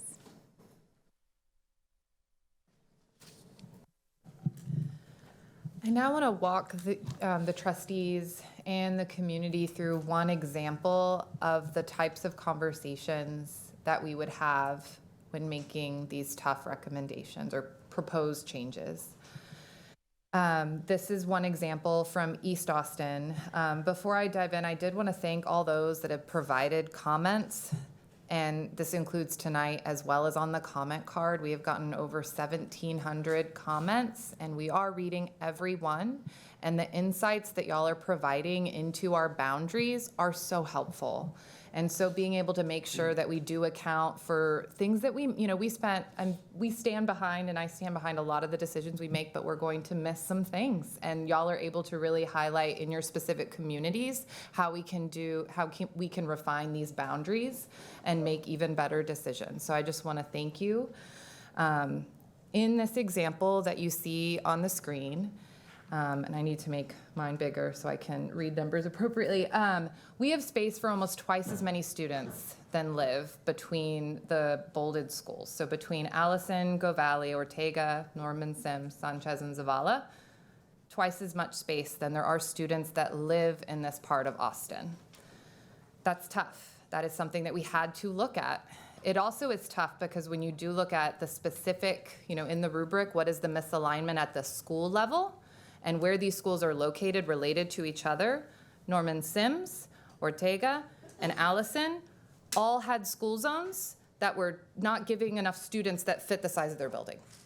Even if every student attended that school that is zoned there, they would not be healthy in terms of their utilization.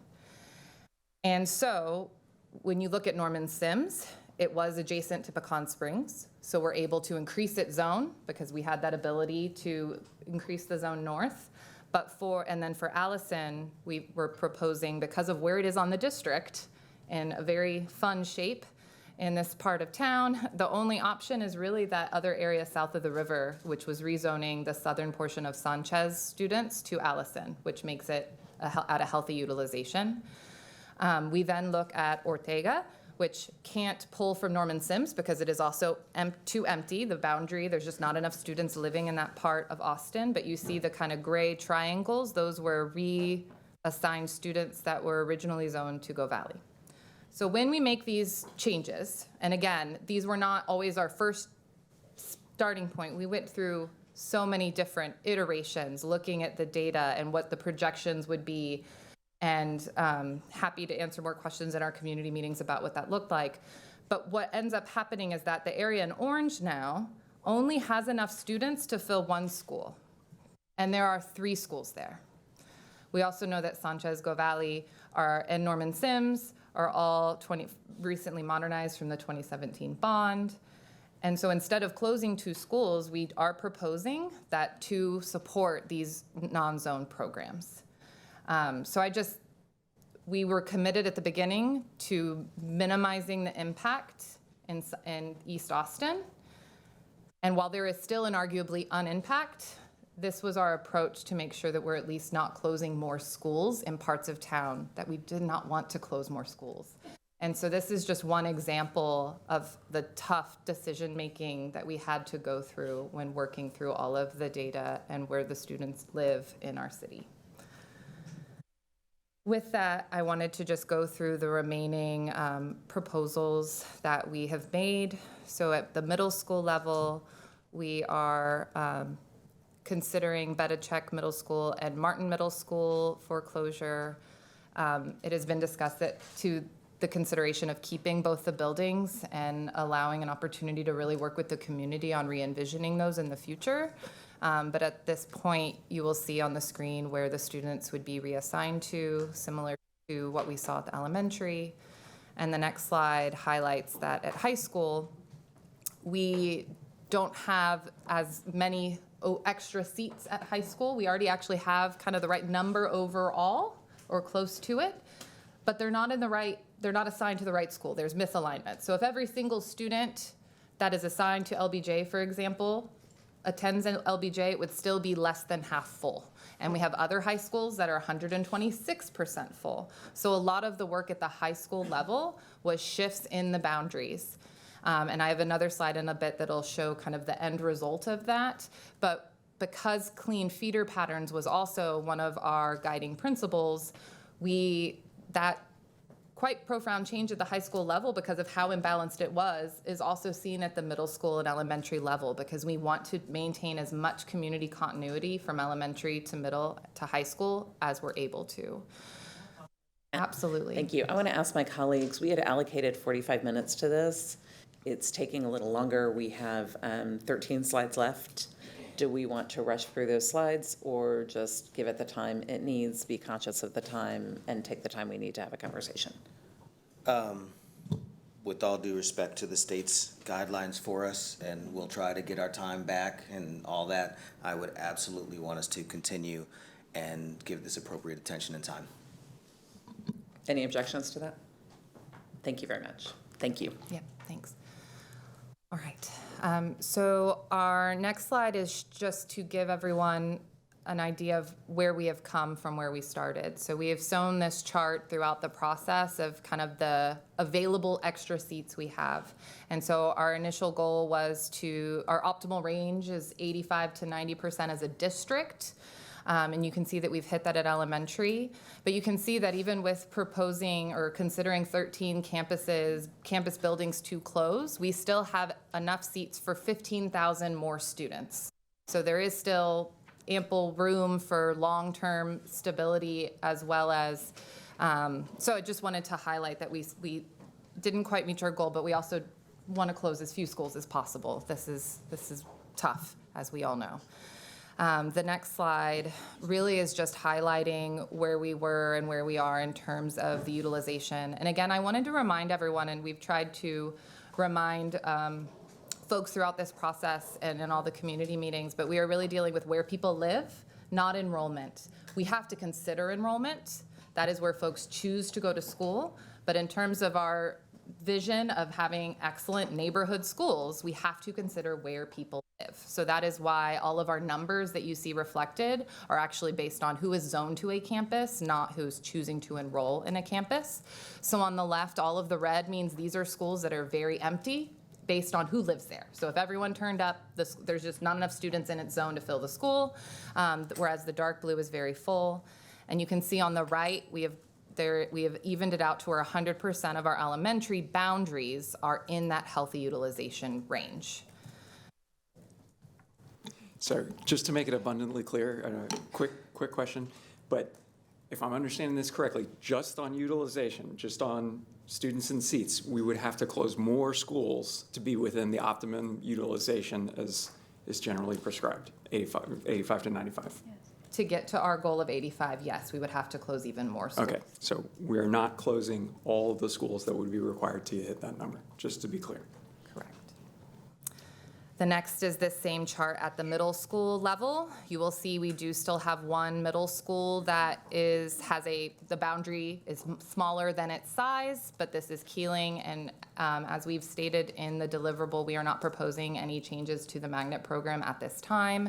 There is also still room at Lively for that to continue as well.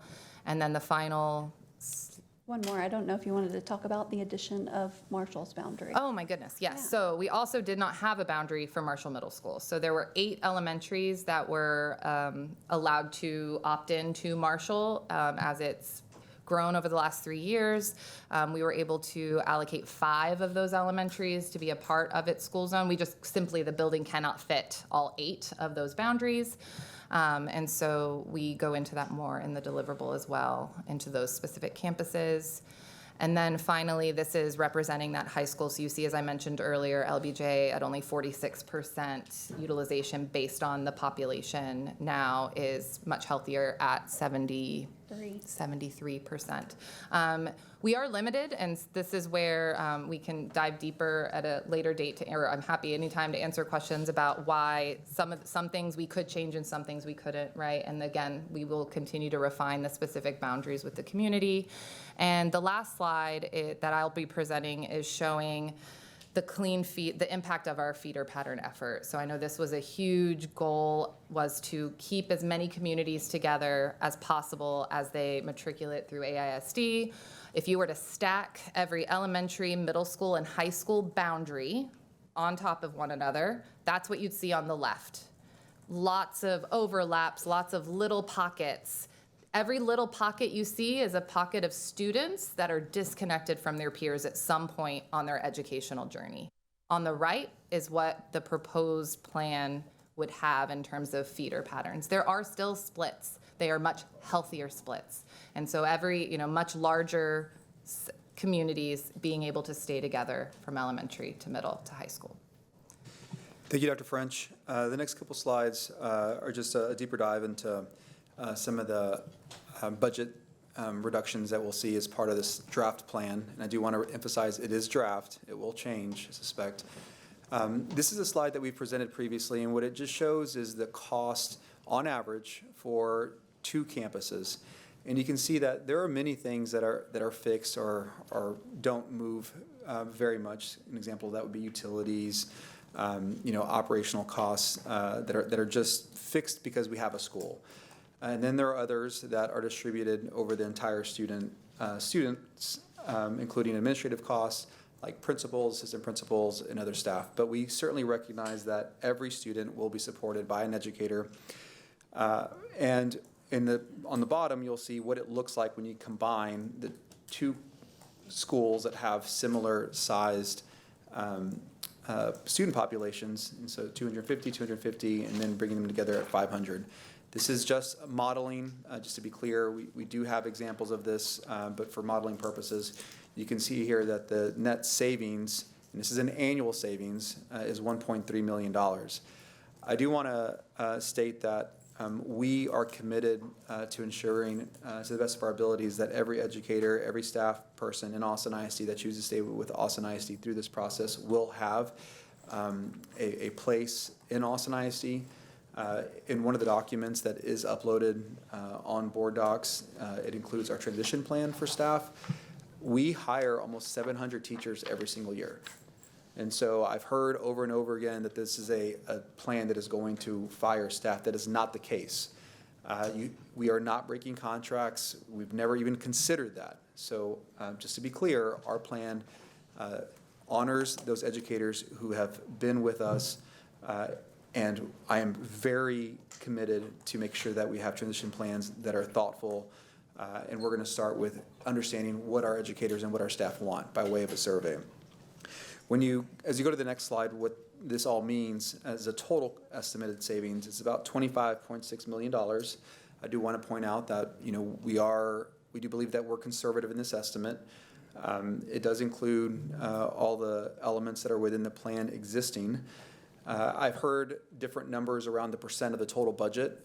When I often hear those numbers, I think they're including the recapture payment of $700 million. So yes, our overall budget is $1.6 to $1.9 billion on a typical year, but we give $700 to $900 million a year to the state. So our operating budget is much less than that. It's about $960 million. The other thing that is not included are any offsets for future revenue streams. This is truly just what we would expect to see as a reduction in cost. I also want to acknowledge that there are investments that we're going to be making as part of our turnaround plans. We would make those investments regardless if these closures occurred or not, but there would just be an additional cost that would impact our deficit. So just to be clear, those will occur. They have to occur in order for us to be ultimately successful. I'll now hand it back over to Christine to take us through the remainder of the slides. Thank you, Superintendent Segura. So next, I'm really going to be talking about our transition planning. And what does that mean when I talk about transition planning? It's really what's next. What's next for our staff, what's next for our students, our campus cultures, all those things that we're thinking about in this proposal. And so we want to make sure that we guide all of these folks with care and support and a clear plan so that we can support our staff, and our families.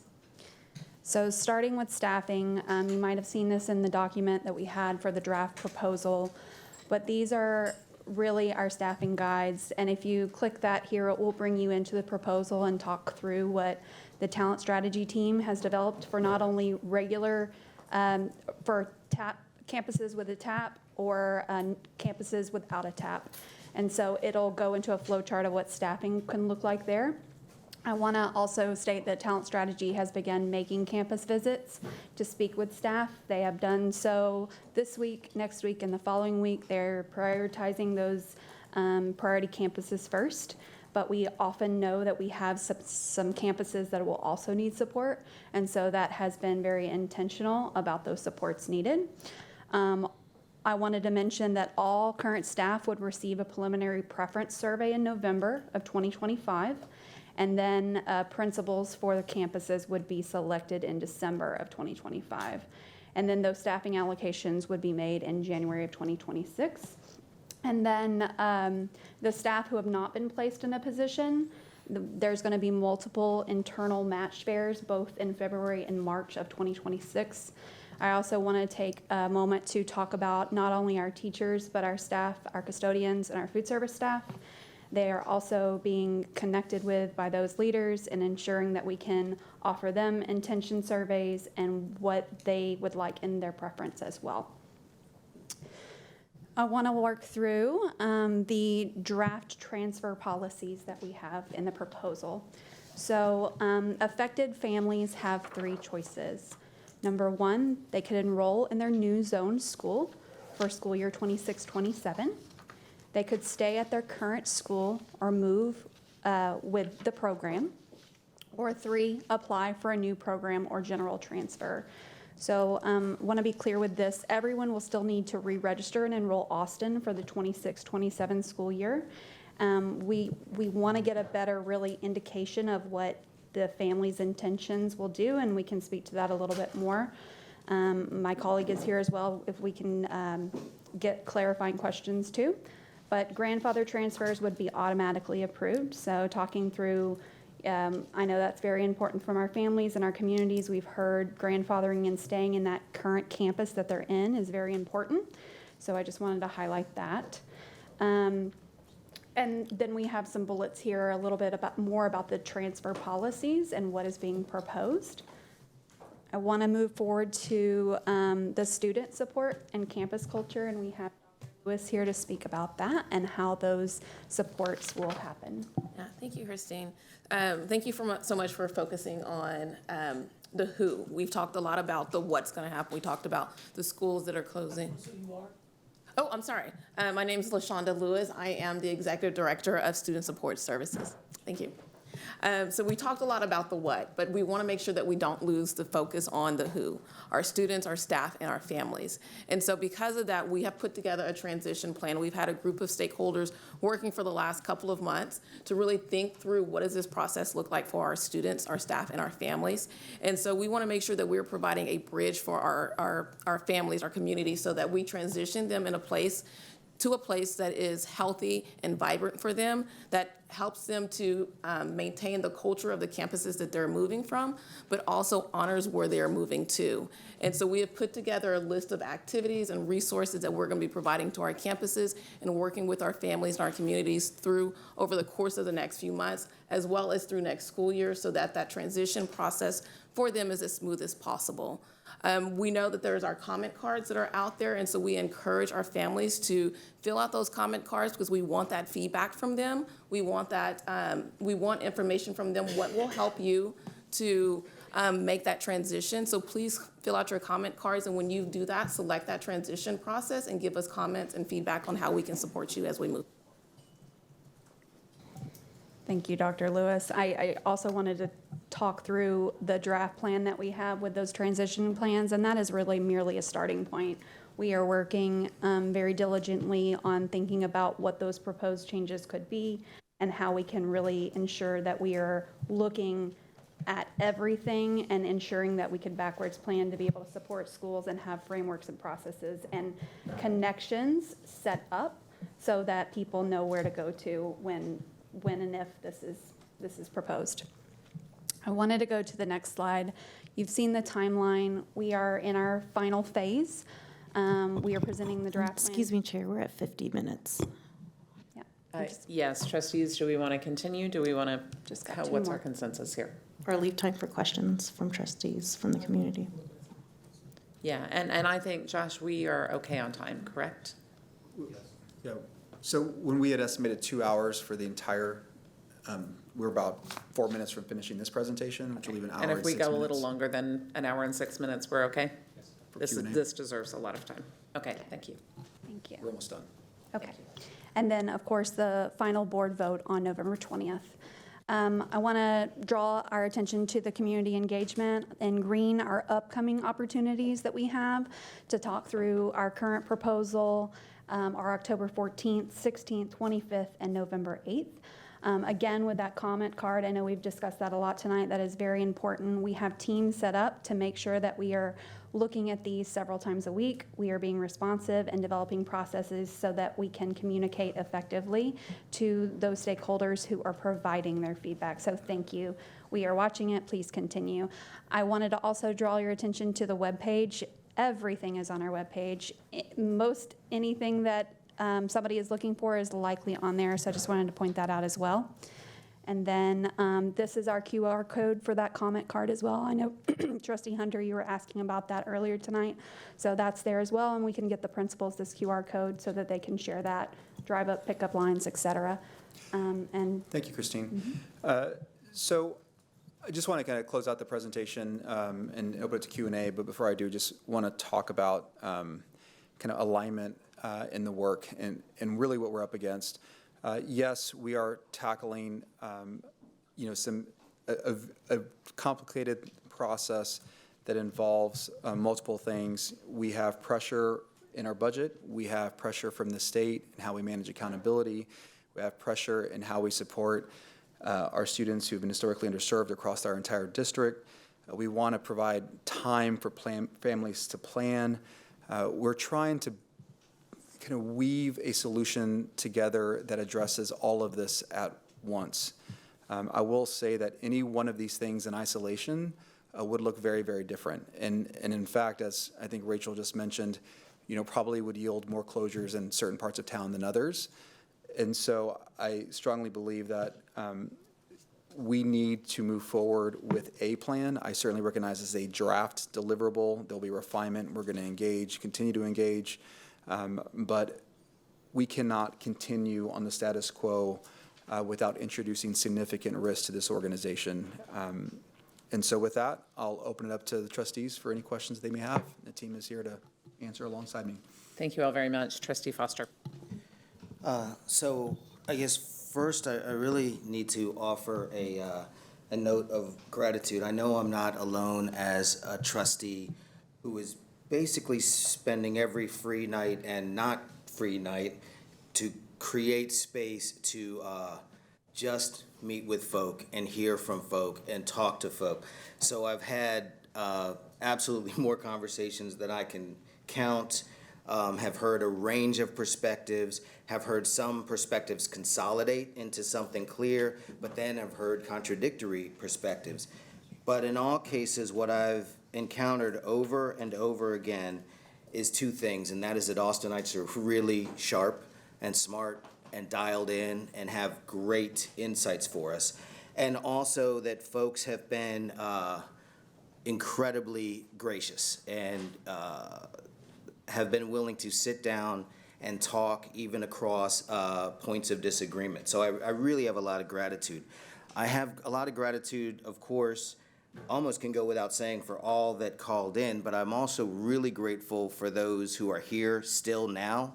And I don't know if there's still folks in the hall, but one thing that's really important to me is that whether folks agree or disagree with where we end up going, and I think we have a bones of a plan, and I think some things will shift, but if you're here or if you're online watching now, what you're getting is the direct information from the administration, and you'll hear directly from the trustees the questions that we have, and quite frankly, you'll probably hear your voices lifted up in the questions that we ask because they reflect what you've brought to us. I want to pivot from that to be clear, and this would count as sort of a point of privilege. I want to be clear on my values, and this might unsettle some, and it might be affirming to others. I have a clear North Star about equity and excellence. And anyone who knows me knows this. Anyone who's been one of my students knows this. Hopefully folks on the board and the administration know this. And hearing from community, here is where I am.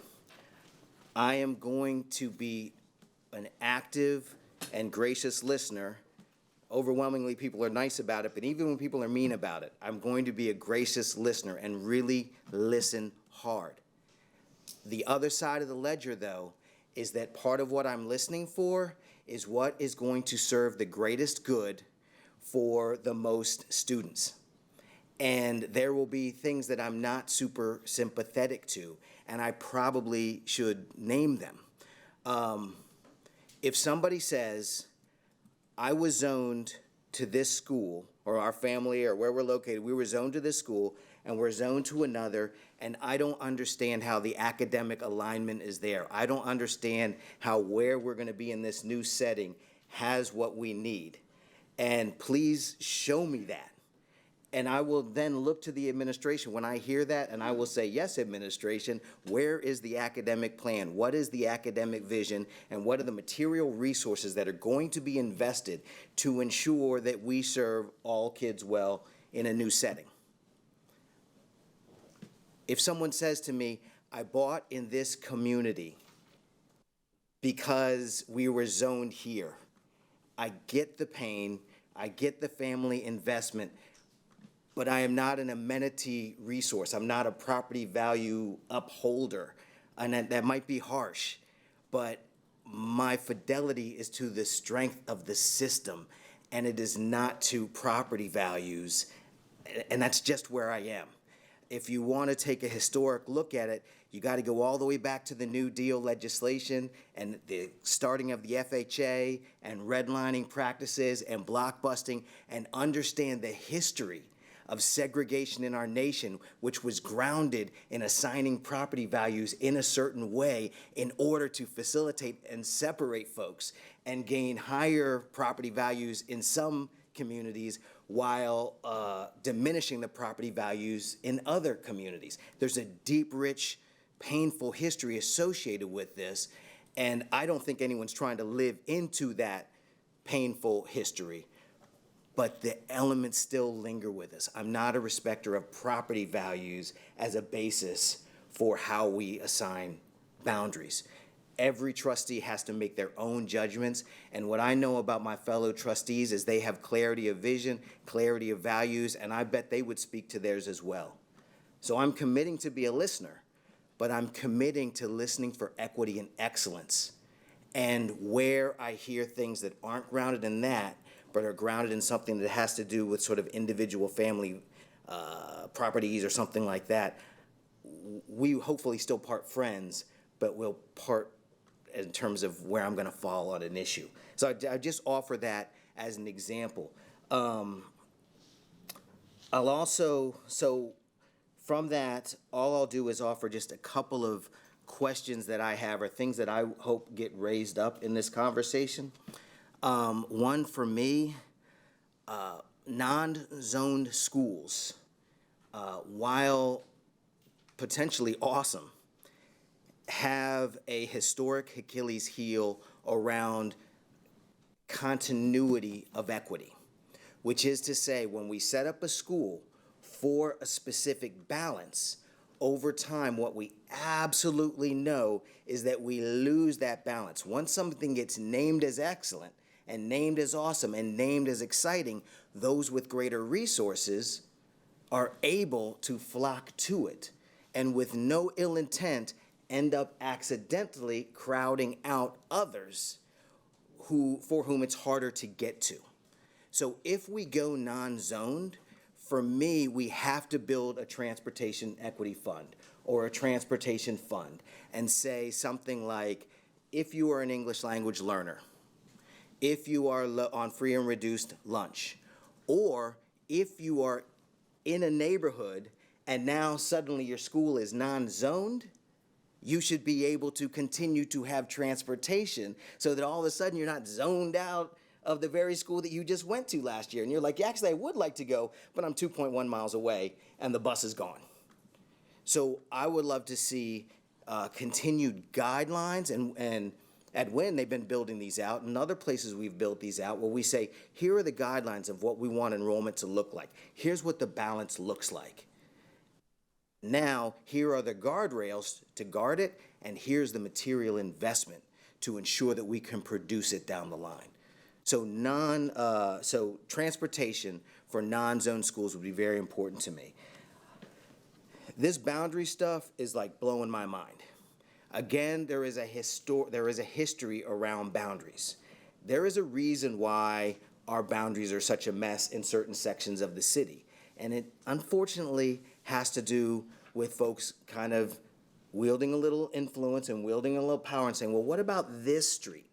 And what about that street? And all of a sudden, little by little, it's like Congressman Doggett's congressional districts over the year. They just get so wonky and weird and don't make sense. So if we have natural and built environment lines as our sort of theory of action for boundaries, I would ask for consistency on that, and I would ask for like sort of a double check.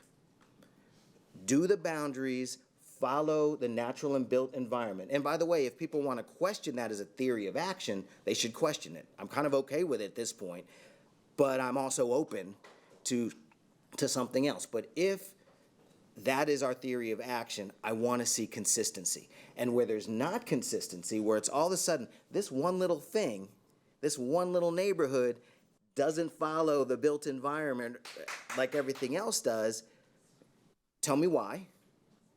And sometimes you guys are pretty darn smart. You'll go, this is why, and I'll go, oh, okay, then I'm going to have to be a good communicator and communicate that I understand your why and I'm with you. But I might fall on the other side of the ledger too and go, I'm sorry, this continues to not make sense to me. And so I'm kind of a no. So I'm going to look for consistency in things like our boundaries, which, like I said, are sort of mind-blowing because it's a big thing you all are dealing with in terms of all these little nooks and crannies. I love Wynn. I love Campbell. And by the way, I'm also like hecka appreciative of like the spirit of Campbell families that called in. I kind of want to shout out my there's so many people I want to shout out for just their graciousness and the way they've come to this. I've got a letter from 167 Ridgetop families, or 100, I don't know, a whole bunch of, over 100 folks saying, wow, we're here at Ridgetop. We want to keep our school-wide dual language. We want to keep our leadership team, and we understand that to achieve the balance that we, by the way, don't have. Low eco-dis numbers, tiny. The 50-50 we're trying to achieve in terms of emerging in English language learners versus those for whom English is a primary language and they're learning Spanish, we're out of whack. And the Ridgetop families want the balance. They want the school-wide, and they want a solid leadership team and program. And when I said, well, what happens if you have to move? They were hurt, and they were sad, and they were tears. But at the end of the day, they said, this is Austin, and we can do this. And Pickle's a pretty cool, historic community in the heart of St. John's, and we can make that move. I'm like trying not to like choke up at just how beautiful my D3 families and communities and schools are. And I could go down the list of all these schools, how amazing they are. So there's an alignment, right? But then when I look at Montessori, this is probably going to get me in a lot of hot water with a lot of people. Montessori is multi-age in the same setting. Montessori is self-paced. Montessori is not grounded in benchmarks and testing and hitting this particular mark at this particular moment. It is attuned to the needs of the individual child. Dual language has historically had a lot of the same challenges where what we're doing with dual language doesn't map really nicely and tightly to a state accountability system. But when we get dual language right, it works out. When we get Montessori right, it works out. But gosh, it's a hard lift to do the triple bind of the Montessori principles, which are awesome principles, the dual language principles, which are awesome principles, and the reality of a punitive state accountability system that demands you hit this mark at this moment all the way up the line. I need the administration to help me see how we can actually do Montessori and dual language and Montessori and dual language in the state accountability system. I'm right now, I'm on the side of I don't think we can do it. And Montessori is something that once we're out of this multiple F's trap, it's something we could lean into. Or once we take Montessori and we say Montessori is a strand that is available to families in a space, in a school. But the school-wide Montessori, I'll just claim agnosticism at this point. I need to have it explained to me. And again, I'm not a Montessori expert. I know a little bit about education, I'm not a dual language expert. I know a little about education. So I think I can be educated, but I'll make up, at the end of the day, of course, I'll make up my own fill in the blank mind. I have questions about why single gender schools aren't part of the conversation. I'm gonna get in trouble on this one too. We have 3, which is an interesting number. And I'm wondering, for instance, about the under-enrollment at the single-gender middle schools and how that fits into our picture. Are we kind of like conveniently not talking about that one? Or is there a really good reason to not talk about it? Or is there an opportunity to say, Ann Richards has a $10 million foundation and endowment. Let's raise some money and get Gus Garcia a similar endowment, and then let's make a decision about Bertha Sadler Means. I'm not making a suggestion. I'm just kind of wondering out loud. I'm super excited to hear about transition plans. Super excited. When I think of, a caller said it, we got uniforms at Campbell, and Maplewood, that's a historic place with its own special vibe, and those are 2 wonderful, beautiful vibes. How are they brought together? And at Norman Sims, I remember when there was a march from one campus to the other with all the kids together to kind of build community, and that kind of journey of like getting it right through being really thoughtful. I need to see, and I'm hearing about, and I'm excited, and I just want to laud the investment in the transition piece. I think it's, super, super critical. My mouth is dry. And the last thing I'll say is that, like, enroll loss has got to be tight when we come into the next round. And we need to make it as easy as possible for folks to understand their options and get on board, especially where there's new configurations, especially where we have English language learners and folks who may or may not be conversant with the technology. So with those last 2, it's kind of like a glad to hear it and leaning in, and let's go on that. I heard a lot of people talk about kind of ill intent, and I don't see the ill intent. I'm actually grateful, and I was one of the 9 people that helped hire this guy, and I watched this guy build his team. This guy being the superintendent, excuse me.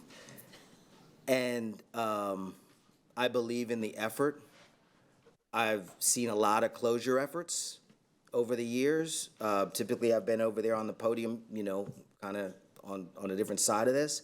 And this one has better documentation. It has more documentation. It has clarity in the why. And it has space for what absolutely needs to happen now, which is community weighing in and questioning and pushing and challenging. I can't really speak for everybody, even though I kind of think I know their beautiful hearts. I can speak for me and say, at this point, I see the bones. I see things that I think could be tweaked and built upon, and maybe even in some areas, paths changed. But my North Star, as I listen to community, is going to be to keep listening to community, but make my independent assessment and be guarding equity and excellence everywhere along the way. I think you all have done amazing work. I know a lot of the community will part company with me on this, but I've been watching, I've been paying attention, I'm deeply grateful, and I'm ready for the next steps, even if it means I'm gonna have to put my reputation on the line because I believe in you guys. Thank you. Thank you. Questions or comments? Trustee Hunter.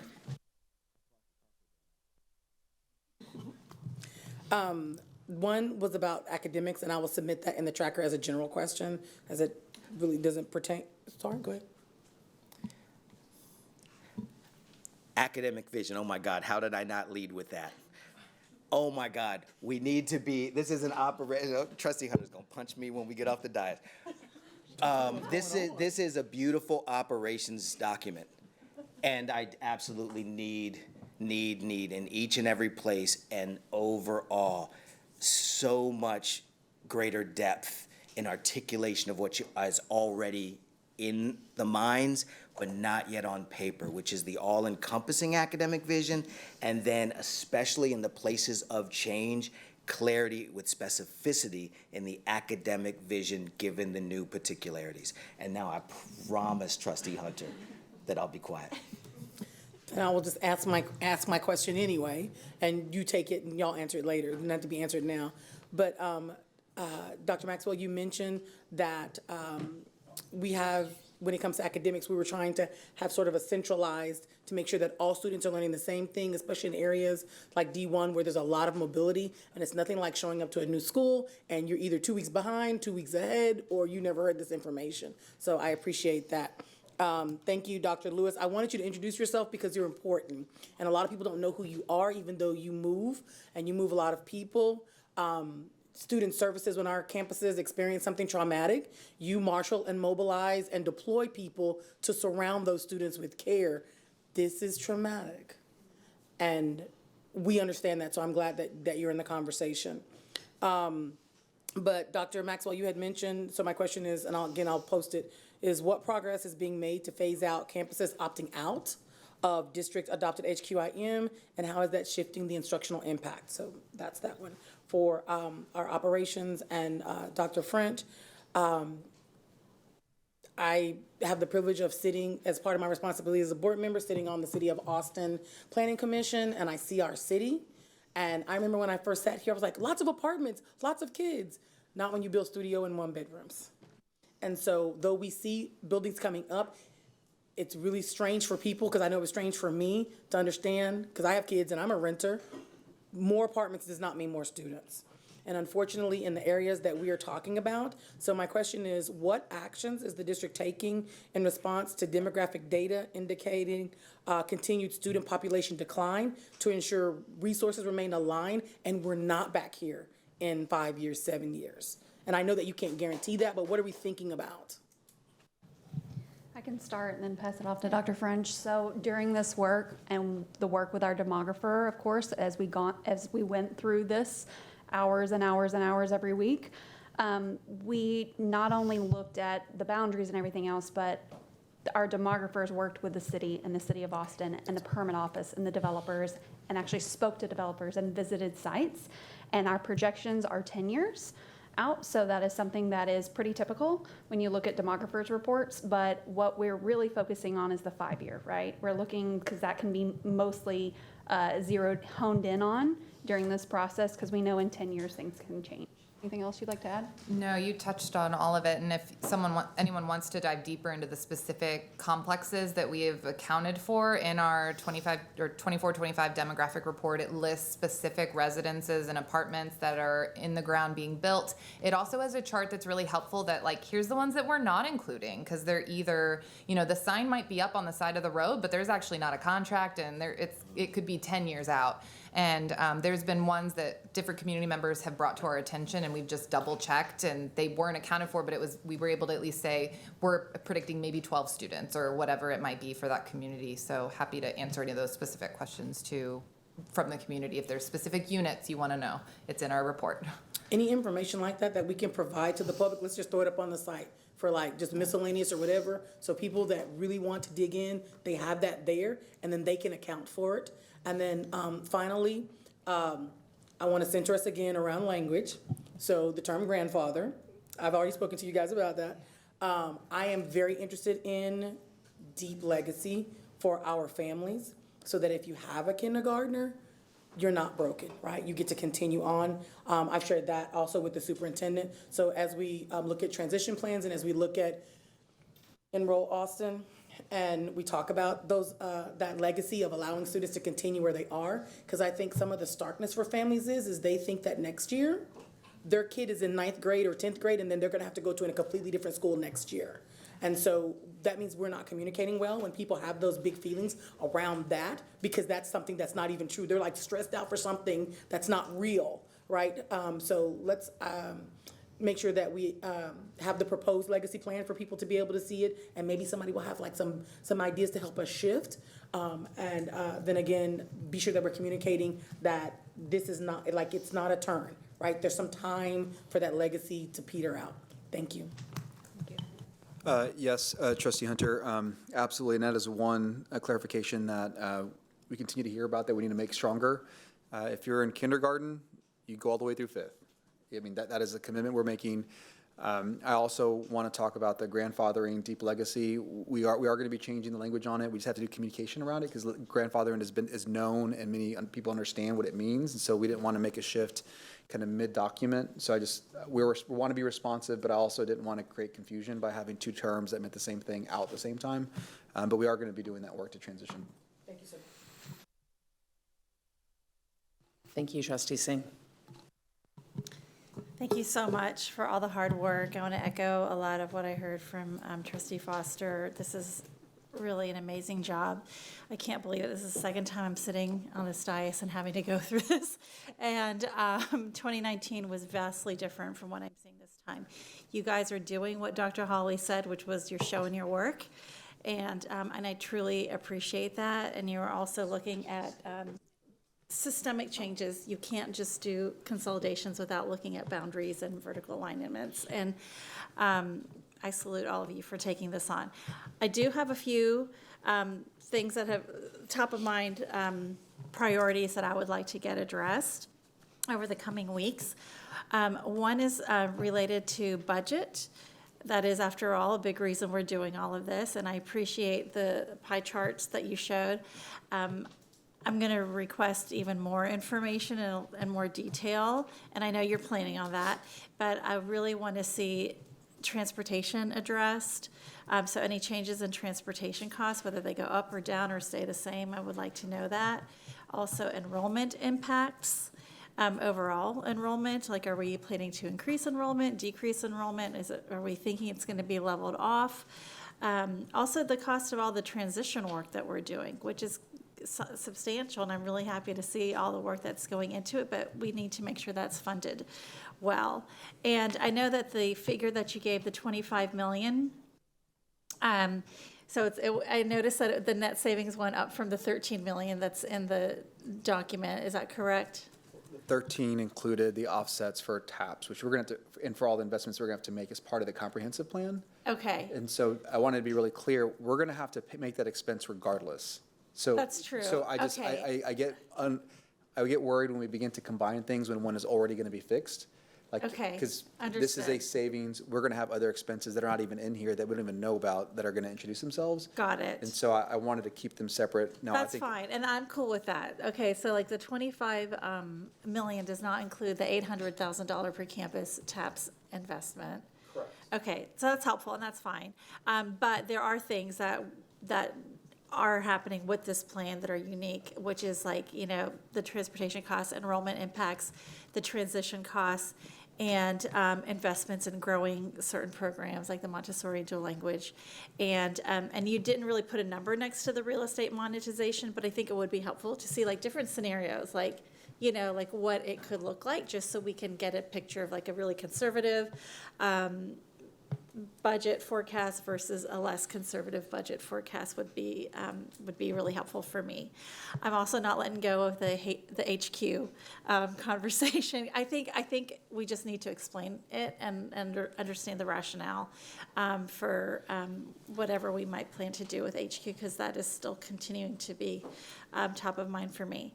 For academics, thank you so much, Dr. Maxwell. I did ask for a lot more detail on there, and you provided it, so thank you. That helps me, and I hope it helps the public see that we are investing, we're creating this whole system around the individual classroom teacher and the child, and what a heavy lift that is. And all the progress that has been made. I think I really appreciate that slide that shows the wins that we've had so far. They are significant. We have more A schools than we've had, you know, in the last few years. We have fewer F schools. We have increases in, like two of our high schools, LBJ and Northeast have gone up 2 letter grades in the last 2 years. I mean, it's really strong work. It's not happening fast enough because we don't have the money. And hopefully we will be able to get some out of this. So anyway, just I wanted to make sure I address the academics, and looking forward to seeing more detail around that academic planning prior to the vote. Okay, so here's some now like more specific, I guess, tactical things that have come up from the community that I think are important for us to address. Is what changes in coursework and programming will occur at schools that will be receiving students from higher rated campuses? So I just want to make sure that there's evidence and a campus by campus review of proposed changes and offerings. And likewise, I want to see what changes in coursework and programming will occur at schools that will be receiving students from lower rated campuses. And those are TEAs, lower rating. It doesn't mean that they are worse campuses or the kids there are worse. This is just TEAs, arbitrary judgment based on one test on one day. But it is what it is, and those are the terms. And unfortunately, grade schools, we need to get rid of grade schools because it's horrible. It's doing terrible things to our communities. That website. But anyway, I think and we got to do something really fast too, because there are families who are scared and they are saying, I don't want to send my kid to, we're going to a B school. I don't want to send them to a D school. And I understand that, but they don't understand really what necessarily that means. Like Wynn Montessori has a huge waiting list, and that's a school that's had 3 Fs in a row. There's still great value in our schools. And so I just want to make sure that we are really, like right now, reaching out to families who are possibly even making other plans. The other couple very specific things I wanted to raise up. There is a concern about Sanchez students being displaced from their neighborhood school and being rezoned to older campuses and campuses that are further away. And that doesn't quite, I understand the rationale, I really do. But I would like the staff to think about a way that we could, change that situation. I don't want anyone to feel displaced, especially if they are in a neighborhood that has historically been underserved. And I know you all don't want to do that either, but so one idea, could we make Sanchez an opt-in wall-to-wall dual language like you're planning to, but prioritize enrollment of current Sanchez students instead of the Becker students, and continue providing transportation to current Sanchez students to Sanchez as well as their new zoned school. I don't know if TA will let us do that, but do you have any sense of that would be allowable?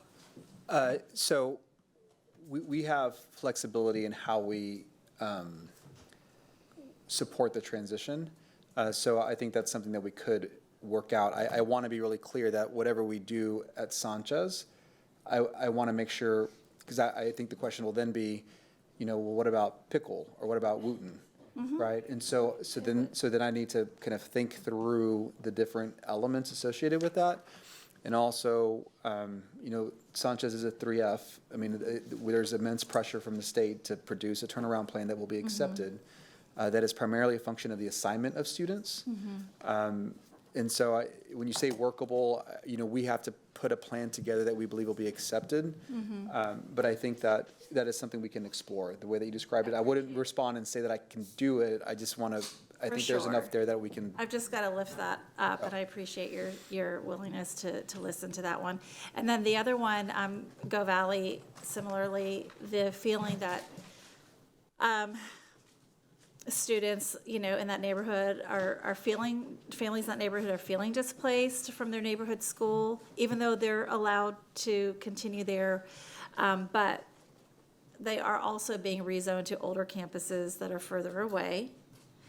So question there is, so this is very specific, could we, and you don't have to answer right now, but could we merge Ortega, say, with Go Valley at Go Valley, and then perhaps consider closing Ortega, and then keep Go Valley as a neighborhood school? And you might wonder what happens to Wynn Montessori. I don't know. That's real. I just don't know. But right now I'm centering Go Valley because I was there last night, and these questions kind of came up in my mind. Another potential option would be, could we make Go Valley an opt-in Montessori school, but prioritize enrollment of current Go Valley students over the WIN students and continue providing transportation to current Go Valley students to Go Valley, as well as their new zoned school? And I didn't even know if that even makes any sense, but it's just that makes another. sense. That makes sense. Okay. The Ortega, that because of Ortega's location in the district, far at the boundary, at the edge, I'd really need to work with the team to think through that. Okay. I think I know, I just don't. You get what I'm saying. I know But what you're saying anyway. now. I'm so sorry. We need to be super careful. With the way this is going right now, we are traumatizing other people. So I really need us to be, I don't have the word for what it is. I know. But is there I going to hear be a what you're saying. workshop? Is there some place we can this is their work. I don't know. No, I know we can't. I mean like out here like a workshop. I didn't mean like back there like a workshop. Like in here like a workshop. But I'm just saying, providing those suggestions to the superintendent so that they can do the work and then bring that back to us, I think is a better way to do this. Because we've already mentioned 3 different schools that are not on this list of proposed consolidations or closures. And now, I think we need to be careful. That's what I'm saying. Well, those are the only 2 that I had. Okay. So, But it's a long line of people. I know. So this is what I'm saying. I get that. And so I wasn't sure if we were Okay. So allowed I to- expect to take feedback, and then we will provide a response Okay. and go through that. We will Got it. do the work. However you want to, I am interested in hearing what other trustees are hearing specifically from their community, because we don't have opportunities to do that. Outside of I really do want to hear specifics, and I don't know if I don't know if we're going to have another forum to do that. So anyway, but I don't have any more schools that I'm naming, so, and apologies to anybody if anyone feels if I've increased the stress, but I don't know how else to get this to folks.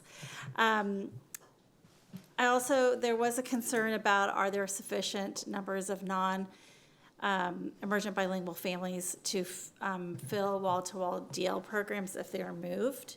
And I don't know if that's something. Yvette can answer that. Thank you. So one of the things that we really looked at when we were going through scenarios was having enough seats, right, in Austin ISD within those 4 proposed campuses for non-emergent bilingual families. So we've seen the numbers, right? We've seen the document. And so at 3 campuses, again, hearing from the community early on, they preferred to maybe stay together as a community, not speaking for all of the families, but we really looked at that too. So for 3 of the campuses, that works. You've seen the numbers. For one of the campuses, it does go a little bit over that. But we are talking about kind of a priority structure. Would families be able to also look into another campus, right? For some families, I'm also seeing comments that it may be closer to their home, actually. So it kind of looks like that's going to work out right now. We'll continue to monitor that. Thank you. Plus, we also are including that immersion program, which is different and new. And so for some non-emergent bilingual families, that's an experience that they would want as well, right? So we wanted to make sure to have that option for them, to make sure that we have enough seats for our non-emergent bilingual families to Okay, participate. I appreciate that, thank you.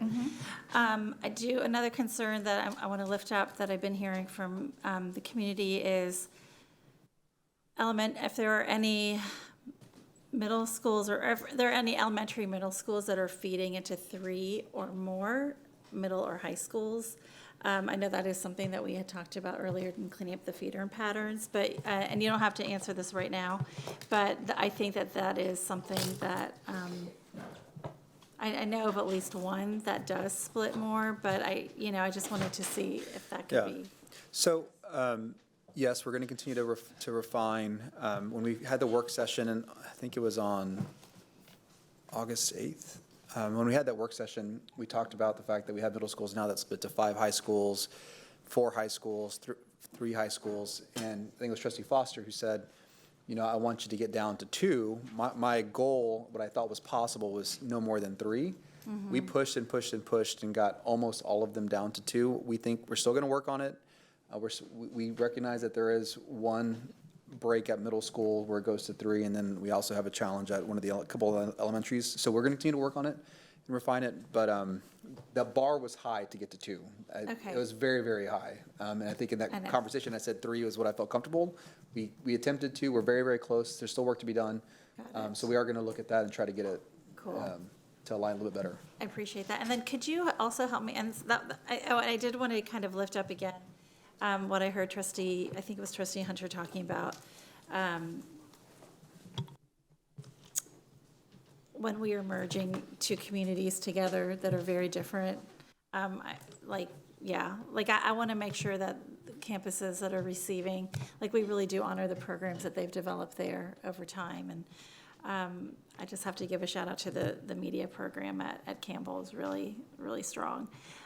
So anyway, but can I just get a better sense of the process, since maybe I kind of messed up by naming too many schools by name, but what is the process for the trustees to be able to talk about specifics? Is there going to be another opportunity? And I know all of our meetings have to be public, but I am extremely interested in hearing what my colleagues are hearing, down to the specific school, because we're getting hundreds of emails, and I really want to, I'm relying on Trustee Boswell to inform me about D5 schools. I'm relying on Trustee Quintana to tell me about her. It's really hard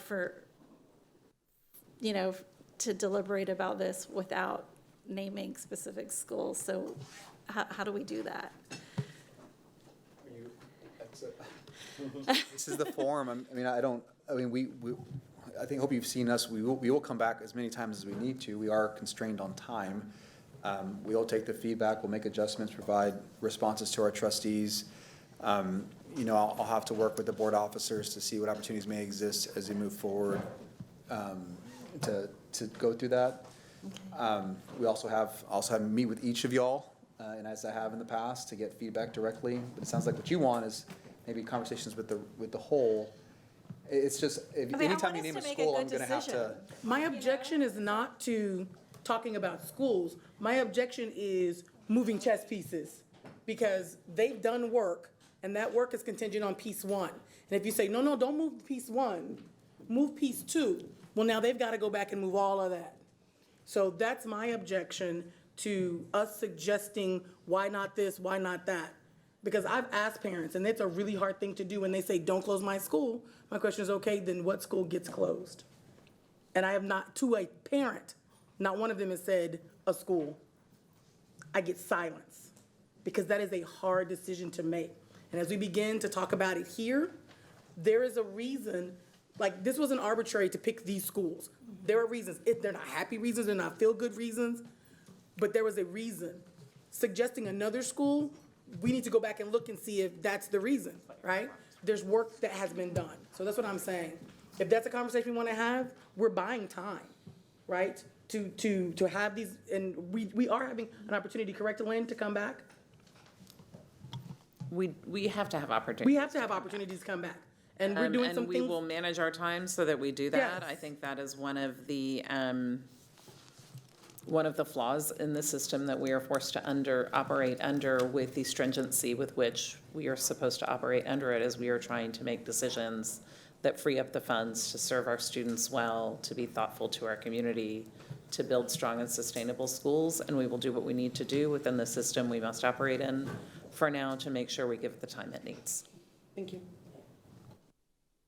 Thank you. And I just want to clarify, I wasn't, and I know it probably sounded like I was suggesting or requesting that we make the changes. I'm just lifting up things that I thought were worth answering. Yeah, no, y'all are in the community apologize. getting ideas, Yeah. and we need to hear them so we can improve and refine the plan. And so that's how we're going to And if operate. it's, and if things that I lift up are a no, and you can explain why, that's it. Yeah, I'm never going to say no without the data and going through the analysis. So Or if there's a reason, If a trustee has a response, wants a response now, it's hard to give it on the fly. I really need to think through all the different pieces, as Trustee Hunter said. And Trustee Singh, to your question earlier, we will have a trustee feedback form. So if you want to channel those things through that way, we also have that as well. Thank you. Trustee Quintana. Yeah, I just want to comment on this conversation really quickly, because I understand both sides here. And, realizing that this is a very carefully constructed kind of Jenga-like tower, and like pulling any one piece just might, tear it all to the ground. But, when we're going to our schools and communities to ask them what their input is and what their feedback is, a lot of times they are having these very technical questions. A lot of our families have been here for generations. A lot of our teachers have taught here for 10 or 15 or 20 or 35 years.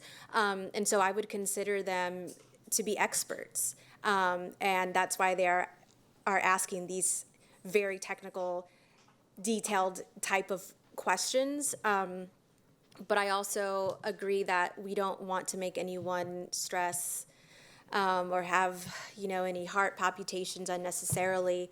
But I mean, a lot of the questions that I have are from students and teachers and parents who are asking these, why not this, why not that? And so, I would just love clarification, I guess, on the form.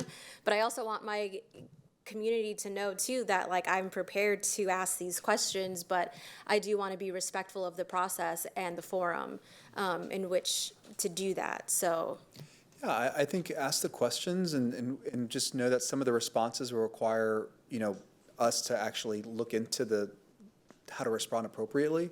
But if we can answer them now, we will. And then what we can do is produce a form that gets uploaded to board docs that's responsive to the questions that we hear off the dais.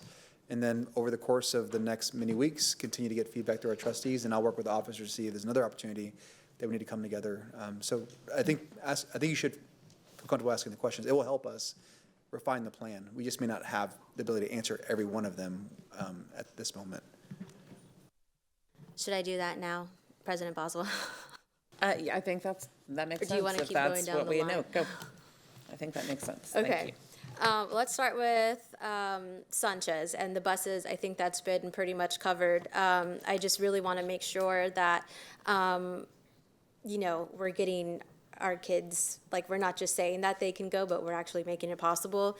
And do they have to apply and go through some sort of lottery process in order to stay at Sanchez?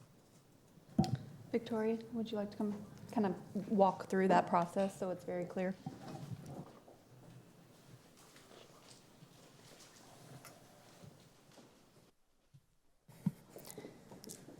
Hi, everyone. Victoria O'Neill, Executive Director of Campus Family Engagement, and one of the teams that I support is the enrollment team. So the process hinges on all families engaging with re-registration in the spring semester. And so we are planning a full campaign of information and support to make that possible. And then for your specific question about Sanchez and the transition plan there for the students, the goal is for the program to be, 50-50 emergent bilinguals and non-emergent bilinguals. We are working really closely with Yvette and the MET team to develop the rubric that will be used for the campus-wide dual language programs. So I think while there are still refinements to be made, the answer is yes, that there will be an application process that we will support all of the families through. Round one will be the campus-based programs if in the proposal, but there will be a rubric developed and publicized and shared with everybody that clearly lines out like how those decisions are going to be made. And just to further clarify, we selected, as y'all have alluded to, these schools for a reason. Sanchez already has the highest dual language enrollment in that area of 3 schools that we were kind of talking through, and we would absolutely want those students to stay. And so while they might have to apply, all of our numbers are based on them staying, and we hear loud and clear that we also need to enable them to do so. But I just want to make it very clear that that was intentional in the selection of these 4 campuses, is making sure that the existing emergent bilingual students or existing students enrolled in dual language at those campuses have a seat. Okay. I've also heard a lot of feedback around the construction on 35 that's happening just in front of Sanchez. I'm not sure if y'all have heard anything about that or have a response to that, but I just wanted to put that on your radar as far as noise pollution. I don't know, I just thought I would bring it up because I've been getting a lot of emails about that. Yes, Trustee Quintana, we'll provide a comprehensive response. We saw this in 2019 when Sanchez was completed. We have, we're aware of the studies. We will provide a complete response, but the I-35 expansion was planned even prior to Sanchez being constructed, and went through the process and got assurances from a overall quality perspective that the school would be supported, for generations to come. We probably need to just kind of update that, reinforce it. But yeah, we are aware of the projects at 35 expansion. Thank you. And just to be clear, we have Travis Early College High School. I mean, there are other schools that are on I-35 for everybody that's, listening in. So we are very aware of kind of all the things that are happening. Thank you. For Go Valley, I think I heard a lot of responses about they're nervous about a Montessori school being there that has not on paper performed well in their current place. And so I guess I would just like to kind of piggyback on what Trustee Foster was talking about and just making sure, just asking, I guess, if we feel like a Montessori school is conducive to a, A through F accountability state ranking system.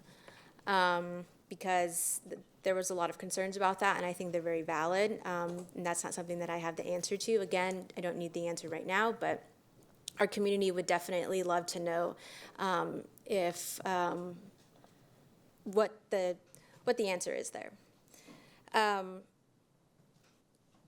Additionally, there was a suggestion to put the Montessori at Pecan Springs. I know that they are right now on the same campus, right? Because Pecan Springs was getting renovated, or? They're swinging on the same site as Wynn, but they are a separate entity and operating as a separate school, but yes. Right. Yep. Okay. So, I mean, I know I would just love to kind of pull one of those Jenga pieces out there and put that out there for y'all. So, Trustee Quintana, regarding Pecan Springs, I think one of the things that we're going to have to be really thoughtful of is that's one that's also going to require a tap to the state agency. And unfortunately, there are going to be some requirements because they are 3 UA. So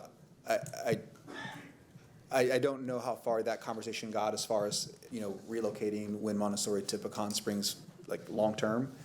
We kind of shied away from that because of what the agency will likely want to expect. Okay. So I just want to make that clear. Like, that's why I didn't progress it. That's helpful. Thank you.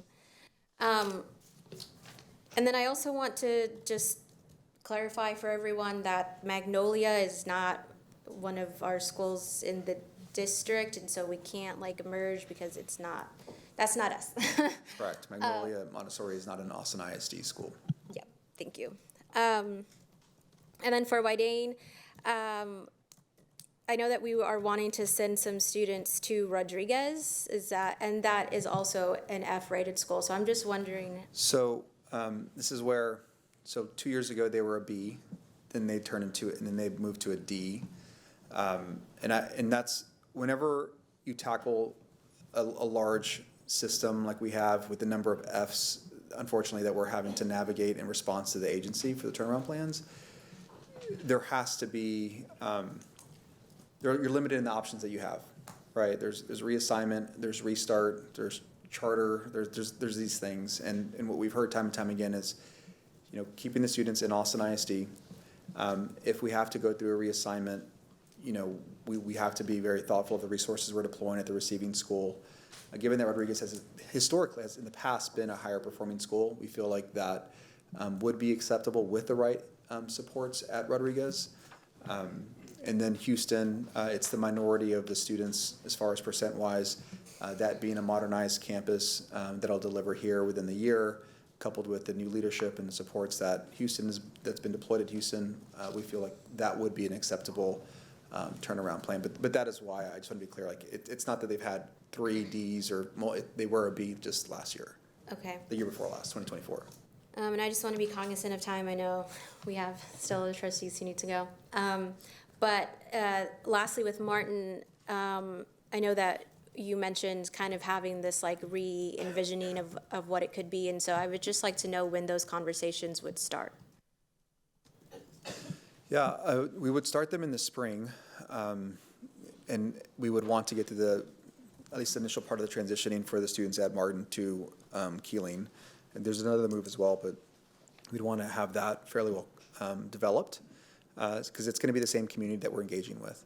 And so we were also mindful of kind of how we're engaging them about transitioning the school while we're asking them to work with us to support the students in the movement. So I would expect kind of mid-spring, before Thanksgiving break, we'll probably have the first series of meetings. We would be on an expedited timeline. When you think about the cycle and when you would have to hire a principal if you were going to move forward with a new program, kind of when that would occur. So there's a lot of work that would have to occur in a relatively short period of time. So we'd want to get going in the spring semester. Okay. I have other questions that they're more general, so I'll just put them in the tracker. And thank you. What I can do is anything that's on a tracker that's tied to this meeting date, what I can do is bring them into a document and just upload to them and kind of say, this is one of the things I was going to ask, and I'll respond as though it happened at this meeting. Okay. That would be excellent. Thank you. Trustee D'Urioste. Well, thank you, everybody, to all the work. It's a lot. And I guess consideration of the time, I'm going to efficiently try and spread some heart palpitations across. The clock's rolled over, and we haven't talked about special education at all in this massive undertaking that we're doing. I don't think there's enough time to get into the depth of conversation on special education that the community would want and deserve, really, I think. Maybe the briefest way I would put it is the amount that we've talked about dual education or dual language education, which is certainly warranted. Almost everything that was said about that should be talked about for special education as well.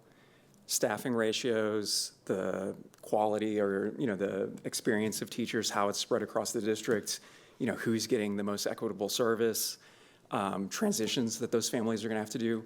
On top of that, for placement options, I mean, there's going to be an enormous amount of IEP meetings, ARDs, that are going to have to happen to address that. What is the plan for getting those through in the spring? I mean, that's a huge lift, and I know our special education department has already been, so occupied with the TEA order, and this is going to be a lot of work to get through in a way that is going to instill any confidence to those families. And so, I don't expect that to be addressed immediately, but I do expect it to be addressed in advance of what's going to happen. In the draft plan, it's very preliminary. We're going to do these things, but those families need to know how we're going to do that. And I think it's certainly an untenable ask for them to trust that that's going to come after the plan comes out. They need to know what's going to happen if they're going to support the plan. And I think that community in particular is one that's spread all across the district. So being that this plan is affecting the entire district, it's affecting that entire community. So I want to see that part. Kind of to the staff in general, again, like I really appreciate what we're doing here. My personal opinion is if this task that we're undertaking doesn't succeed, it's largely going to be a communication failure. Historically, communicating with the district is a problem. This is so complicated. There's so much going on. I know it's a huge ask on the admin. Everybody's working on it. Our messaging, I think, has improved some. It needs to improve more and rapidly because of how complex this is. We're getting engagement for the community. And to the community members that spoke out and, the documents we're getting, excellent job. You guys are not tasked to be communicating the type of stuff that you are. We are. The admin is. And it's a hard task, but I really believe that is going to be a make or break on this thing. And just to give an example, and this is the heart attack for the superintendent, is when they say, 1 year, not 1 month, there's a communication element there. What do we trade if we wait a year? Why are we doing it this fast? We have all talked about this. The admins talked about this. The fact that the community doesn't understand why this question is coming up for a November 20th vote is a failure on our part. And I'm just owning it. I'm not criticizing everybody. I'm saying that is an area that we haven't improved enough on fast enough. Because there are reasons why we're doing this fast. There's reasons why we're trying to do this now. And there's reasons why we're trying to do this much all at once. And the fact that the community doesn't understand it disempowers them to engage in the decision that we're making. They need to be able to have fair communication with us so that they can inform the trustees' votes. And my concern is that the community at large is not going to understand the magnitude of the vote that we're going to have. And I'm not trying to oversell the vote, but it's an important thing. We could vote no, we could delay, we could replan, but I don't believe that the community at large really has a firm grasp on why we're trying to do it November 20th. And so that's just to highlight the complexity. You had on some of these slides, the turnaround plan, but then as we discuss it, we're only talking about consolidation. And those things are completely intertwined in our discussion. And it's really complicated to navigate those two pieces. And there are more than those two pieces in this total package that we're talking about. Today was just the consolidation part. So, I'm just highlighting that issue for everyone because there's a lot of education that needs to go on through this process, and we are the educators. This is the school district. So I just want to highlight that part to acknowledge the work that's being done and highlight what we're trying to get done in a rapid amount of time. This process did start earlier. Maybe we have a little more than a month now, but it's not a 1-month process. We've been working at this for a while, and it is unfortunate that we're in a position where so many people don't understand how much work has already gone into this.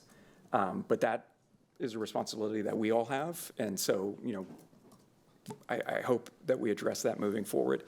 And then, for the community part, maybe not a heart attack, but, I was really struck, someone said the metaphor of you don't trim healthy branches from the tree or you don't prune healthy branches from the tree. This isn't a tree. This is a farm. This is a garden.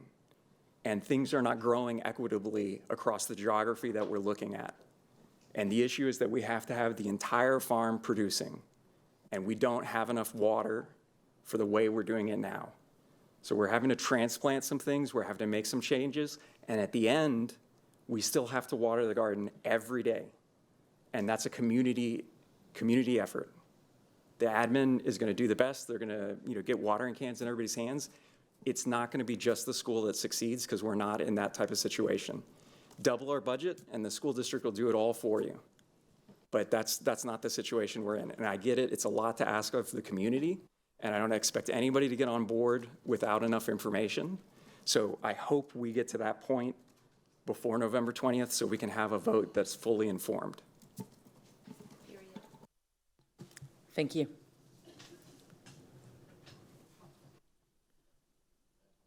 Okay, Trustee Kaufman.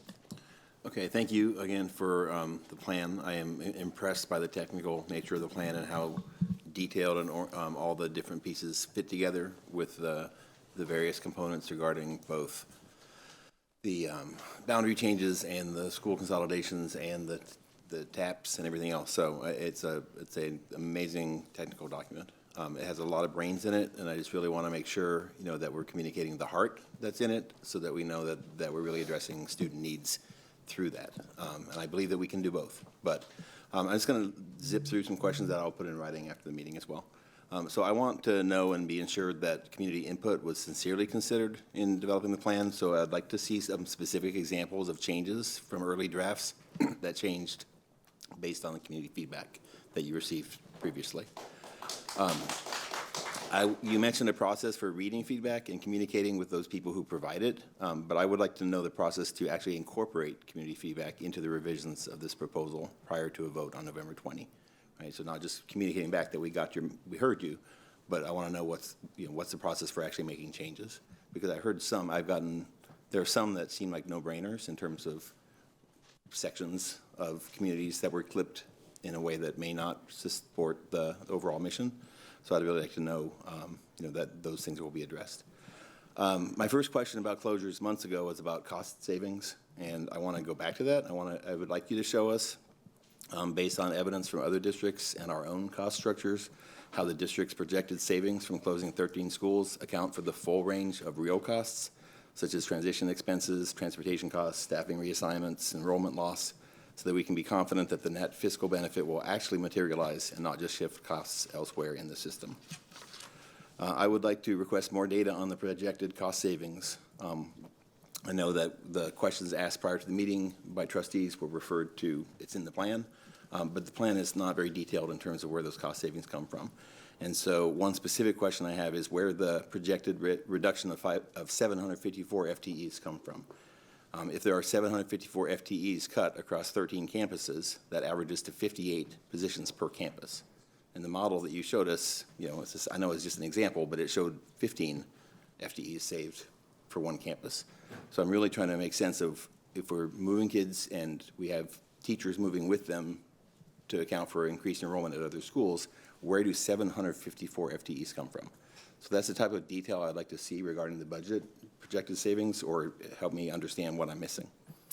I would like to know what the projections are of the number of students who will claim the grandfather or legacy options. What are the assumptions in terms of how many kids you're going to accept those? And I want to know whether those projections that you made differ based on the economic resources of families, especially given the transportation. How many families do you anticipate will actually stay in their school, and how many do you anticipate might want to stay in their school but not be able to because of transportation? I want to echo Trustees Foster and Singh's questions about transportation, specifically for legacy students and for students whose schools no longer have an enrollment zone. That was a very important line of questioning I had earlier. And just to note that school choice is not true choice for students who do not have the resources to provide their own transportation. I'd like to know what your projections are for the number of students that we might lose as a direct result of these changes. I know people will say if we only go to this district because of this school, sometimes, those, whatever, sometimes that materializes, sometimes it doesn't. But I assume that we will lose some families who choose to opt out to charter schools or to private schools or to a neighboring district. I would just like to know what our projections are for that and how that factors into the planning.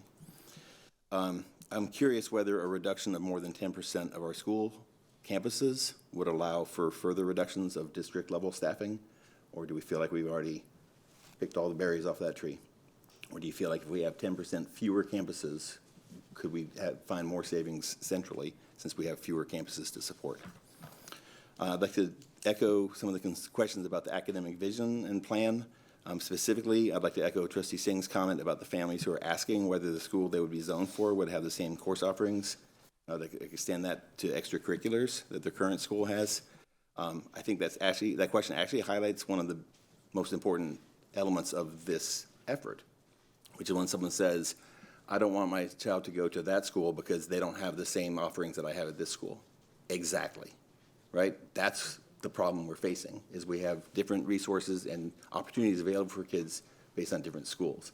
So I'd like a clearer public explanation of how this can lead us to having higher level and great opportunities at every school. So a family doesn't have to say, I don't want to go to that school because they don't have this. I'd like them to say, I'll happily go to that school because they'll have the same things I have here. But I know that there'll be a balance of that, because some things will not be fundable at every single school. There will be some things that have to be different, but that's part of the baseline that I would like to see more clearly defined for our families, because that's a very real question about whether they'll have the same opportunities at another campus. Two more. In creating the school-wide dual language programs, we phased out the English-only track one grade at a time so that we wouldn't displace the neighborhood students kind of suddenly. As long as there was a critical mass in each of the remaining grade levels, I'm curious whether an option could be considered to phase out the zoned school at Sanchez and potentially at Odom and Pickle and Wooten also, rather than ripping that Band-Aid off in 1 year. So for example, could we place the school-wide program and still maintain an English-only track for the legacy students so that the current students there wouldn't have to. That would also give the neighborhood students all the opportunity to attend the school because any student in English or Spanish could enter into the school at pre-K or kindergarten through the application process. So I'd just like to know whether that's, I suspect that would increase costs, but I would be curious whether that could be considered a phase-in. So just a clarification, would you want us to model that as an assignment within it, so that they retain an attendance boundary, or providing them that option? Because the attendance boundary is going to define the TAP. And so it sounds like an opt-in but maintain kind of two offerings. I'm a school trustee. That's not, the operational details are not for me to give you any advice on, sir. Well played, well played. Okay. I just want to think about the options available for students to stay in their school rather than the 4th and 5th graders, rather than treating it as a closed local school where they are immediately bounced to another school. I don't know about all the boundary pieces. I just really want to think about the individuals. Okay. And finally, the section on special education on page 57 of the plan starts with students will still get the services listed in their IEPs. And then if your child needs to attend a different school for services, an ARD meeting will be held before the school year ends to make that decision. So the implicit message is that no significant changes will happen to our special education services. Your services that you're receiving now will continue as they are. I want us to be responsive to the community voices that are calling for clarity regarding the continuum of services offered at each campus. We're asking for more equity around what offerings are at each campus, and if we're calling for more consistent, high-quality programming for students in special education. So I would really like to know, as part of the academic vision, specifically what are some expectations that our families can have for improving the service that we provide for special education, not just continuing them. Again, thank you for all the work, and I will submit these in writing. Thank you. Additional questions? Trustee Whitley-Chu. And so my questions are financial and about TEA accountability. So if we have staff that, I don't have questions about, I don't have any questions about the facilities. Lakeisha, do you want me to come up for? I would say Angel and Jennifer, just be on deck. Okay. Most likely Maxwell and Lakeisha. All right. So my concern is that this plan is conflating the Austin ISD budget deficit with the risk of TEA takeover because of some schools' academic ratings. Okay, so with finances and saving $20 million, cutting that from the budget, we have lots of choices. With TEA accountability risks, we have fewer. So where does the November 20th or 21st deadline come from? So the November 20th timeline is founded in the turnaround plan's requirement to the agency, which is on the 21st of November. So, so that is the legal obligation to respond to the TAPs, to submit the TAPs on the 21st, that Friday.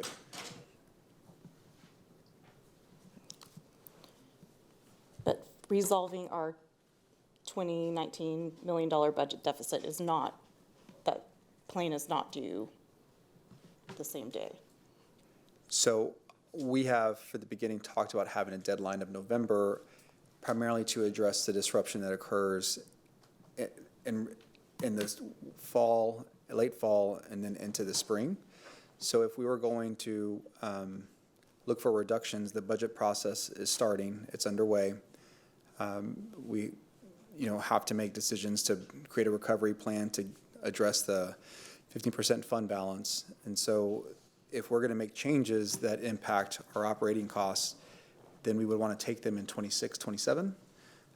If not, then you would wait and take them in 27, 28. So it's really a function of a year. Okay, so we have, how many schools that need immediate plans that were due on that day? Turnaround plans? Between 2 UA and 3 UA is 22, 24. Okay. 24. And so this is financial plan and the two are merged together. So that's causing a lot of confusion in the community. So we are tackling 4 or 5 things really all at once. I would say that there are opportunities in this plan that might not exist if you did only one or the other. An example that I would use is probably Win Montessori. The Win Montessori program, being that's a 3UA, the solution we have would not find its way in the same, it wouldn't be the same way because Go Valley would not be part of the solution. So the plan for the 3UA at Win would look very different. So the idea here was to kind of recognize that all these together created maybe different opportunities that we had otherwise if we looked at them in isolation. So yes, they're not required to be together, but we did it together because of how connected our entire system is. So what other alternatives are there to cutting, what other ways are there to cut $19 million from the budget?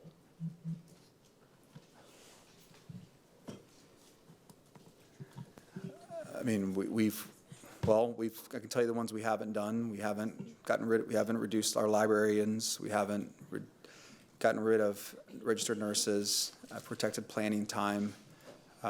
We've reduced central office staff.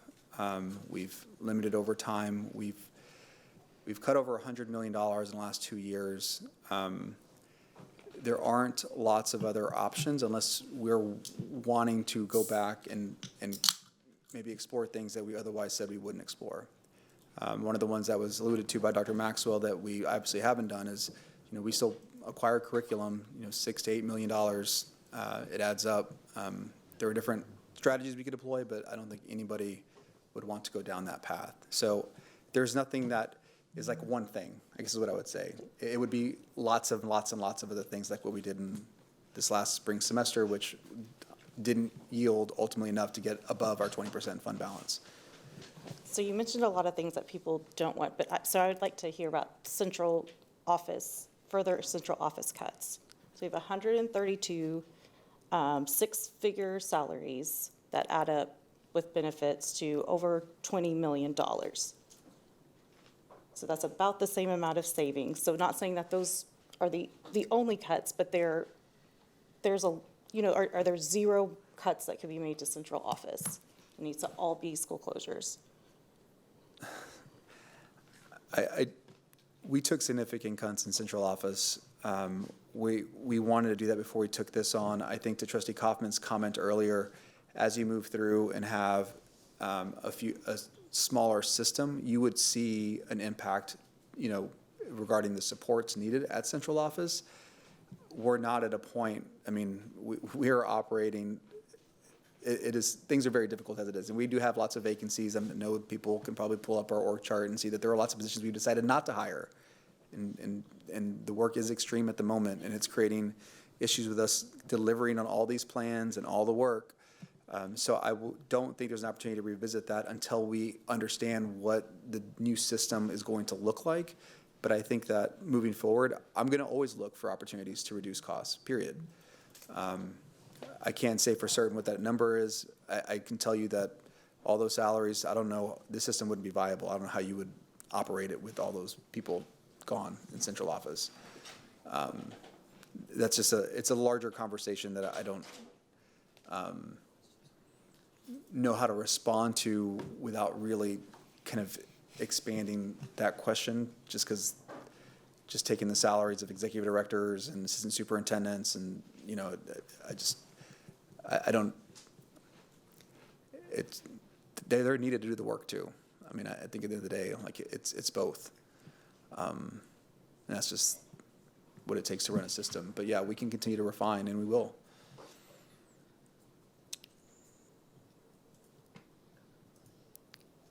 And so talking about our TAP plans, like how many of our students whose schools are proposed to be closed or to be reassigned, how many of those schools will be moved like, will all the students be moved to a campus that is academically acceptable? You wanna, she's talking about kind of Barrington. Of the nine schools that have movements. So of those 9 schools, how many schools will 100% of the students go to a school that's academically acceptable under this plan? No, they won't. We have really limited options as far as our turnaround plan strategies. So you can reassign them or you can restart them. So in order to restart them, you have to restart them with a leader that has successfully turned around a campus, and I'm using all terminology as part of TAPS and TEA language, so I want to preface with that. So to restart a campus, you have to restart it with a principal that has successfully turned around a campus, or they have served a similar population successfully. So you could have led a campus of, for our purposes, we're talking about students that attend Title I schools. So you could have led one of those schools and never let your accountability drop below acceptable. And again, or you could have restarted a campus in the past. You also have to staff that campus with a certain number of, again, TA language, highly qualified teachers. And in full transparency, we do not have enough staff that meet that criteria to restart every campus that is 3UA. So in some cases, we are going to have to consolidate a couple of campuses, again, if approved, so that we are able to maximize the staff that we have that are able to meet that criteria. So I'd say we have, so of the closure reassigned campuses, we have 8 campuses that are being moved to 19 different campuses. So those students are being, campuses are being chopped up into 19. And 14 of the campuses that they're moving to are also academically unacceptable. So my question is, how does this prevent, what the plan is being sold to everyone as something that will prevent TA takeover. So how will that prevent that? So I don't believe that we're selling the plan. What we have put together is a plan that that creates the TA required turnaround plans to be thoughtful, to move students academically, but in a way that protects our values. And when I say that, what I want to say is, yes, an example that you're probably referring to is Gro Thompson and Wooldridge, where Gro Thompson is a academically acceptable school and Wooldridge doesn't have that same history. But from our perspective and from what I've heard from trustees in the past is when you accept 100% of a school and knowing that the students have additional needs and the student population is coming together, you could overwhelm and impact the school and not ultimately be able to move academics and be successful in executing the TAP. So lots of things kind of inform these splits. Some of it was, whether the schools are going to be in a modernized, students are going to be in a modernized facility, what the split was, how much space was at the receiving campus. So I believe strongly that these solutions would be accepted by the agency, but, and this is the big but, we have to develop thoughtful turnaround plans, and not just what TA needs. What they need is something very, is kind of distilled down. What we're producing is something very thoughtful. It's long-term, it considers transitions, it's lots of resource allocations that are actually in the backup. So it is a comprehensive plan. So we don't have enough high-performing schools to meet the, 100% and the space to a receiving school. We just don't have that ability in our current configuration, especially with the number of schools that we have to produce TAPs for. And I would say the TEA identifies acceptable as A or B. You know, we know, just as an example with Rodriguez, they were. There's been a revision. They've added A, B, C and too. C. Yeah, that was a recent revision as of like 3 weeks ago. It's pretty recent. Statewide? Huh? Statewide? Yeah, it's statewide. Yeah. And this so this plan closes 6 of those that we don't have enough of, high-performing schools. It closes the schools that are listed as part of the consolidation process.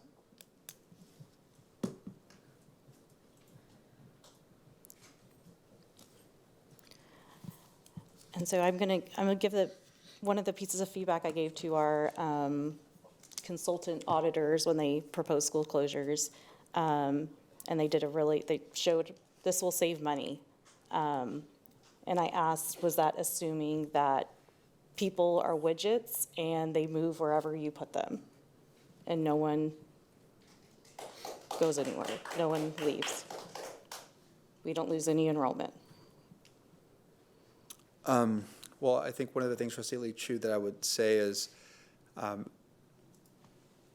AIC's enrollment's declining. It will continue to decline. Other urbans, other school districts in Central Texas, they are declining. And so when I get asked about assume a certain percent that will stay or go, there will be an impact. I want to acknowledge that there will be an impact, which is why we're desperately, trying to put together thoughtful plans that welcome students and keep students in Austin ISD. And so students are not widgets by any means, but we can't operate the way that we're operating and continue to have the ability to support all of our students everywhere in Austin. It's just not possible. So something has to give. Either the state blesses us with a lot more money than we've ever gotten, which we know is not going to happen. We go back and look at things that were previously unacceptable to be challenged.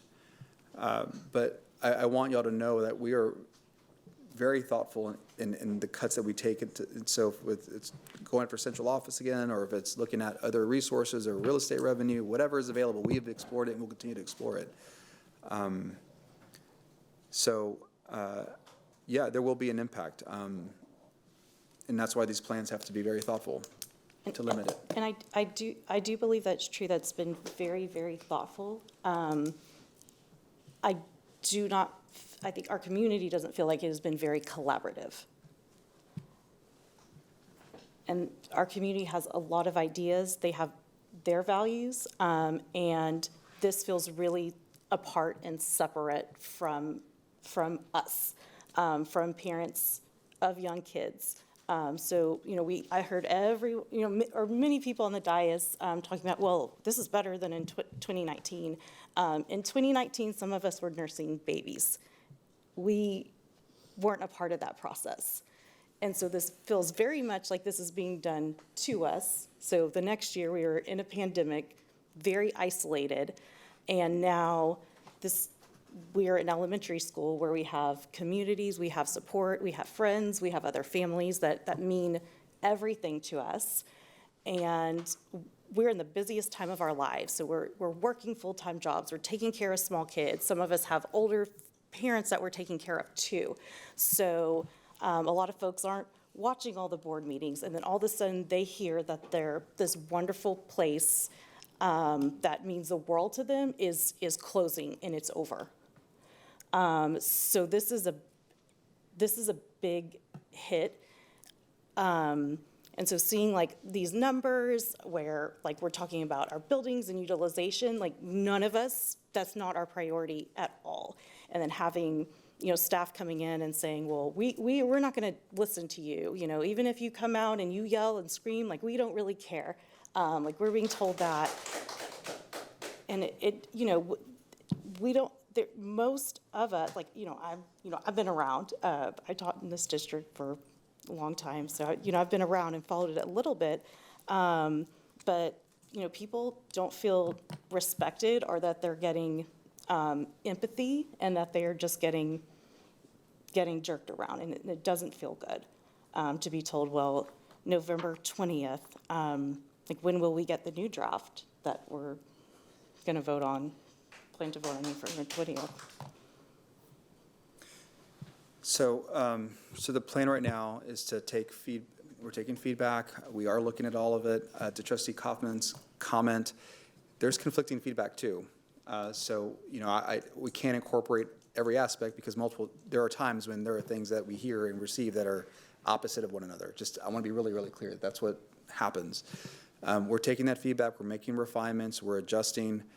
The 20th that date was set months and months and months ago. We're going to be annotating the report so that anytime, you know, a community member wants to see like, hey, this is the part of the section that impacts my community or my family, they can see how the feedback that we received changed, did not change, refined, improved, took away, whatever. And it's really, really clear. So we're going to be linking that throughout the entire process. As far as the draft deliverable, you know, it's going to be progressing, so the community should be able to see this is something that the administration supports or should change or is recommending changing. We haven't thought about an interim deliverable prior to the deliverable that gets uploaded for information session. The information session then provides the time between that and the voting session. But we will have kind of the annotations and changes and feedback tracked along the way. And so I can talk to the team about kind of what we can share and at what point along the way that says, okay, this is what we heard from the trustees in the first 2 weeks of cards. This is what we feel like we can support and consider. These are things that we can at this time. So that's one of the pieces in between that we need to kind of provide some detail on, because the next formal draft we were anticipating being the week of the information session, the week prior, the 5 days prior to or I guess a week and a day prior to what was the date? November 6th. And so, yeah, so that's the current draft. See, that's just a very, very short timeline. I would like to urge the administration to focus on the real deadline, that is TAPS. Schools that need I call them punishment plans that TEA imposes on us. Engage with communities that have those requirements, because we have shown the administration does not have the ability to meaningfully engage and communicate with everyone affected by this. So focus there.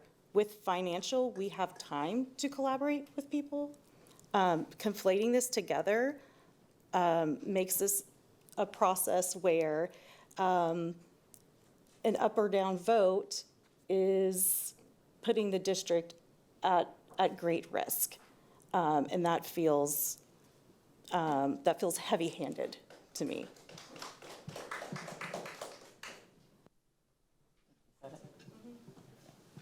Thank you. Trustee Gonzalez. Yeah, thank you. I have heard a lot about the long-term financial impact of families leaving the district. And I think that is a real consideration. I would be interested to see how the district is forecasting for what they project that number to be. And I will also say that what we're going through right now is the long-term financial impact of families leaving this district. My family went through the East Side Vertical Team. They went to Zavala, they went to Metz, they went to Martin, they went to Johnston, and they went to Allen Junior High. 4 out of those 3 campuses don't operate in this district anymore because past iterations of this body chose to invest otherwise outside of those communities. And there are still 15,000, 20,000 students that live in Austin that do not choose to go to Austin ISD, and that leaves $100 million on the table that we otherwise could be operating with.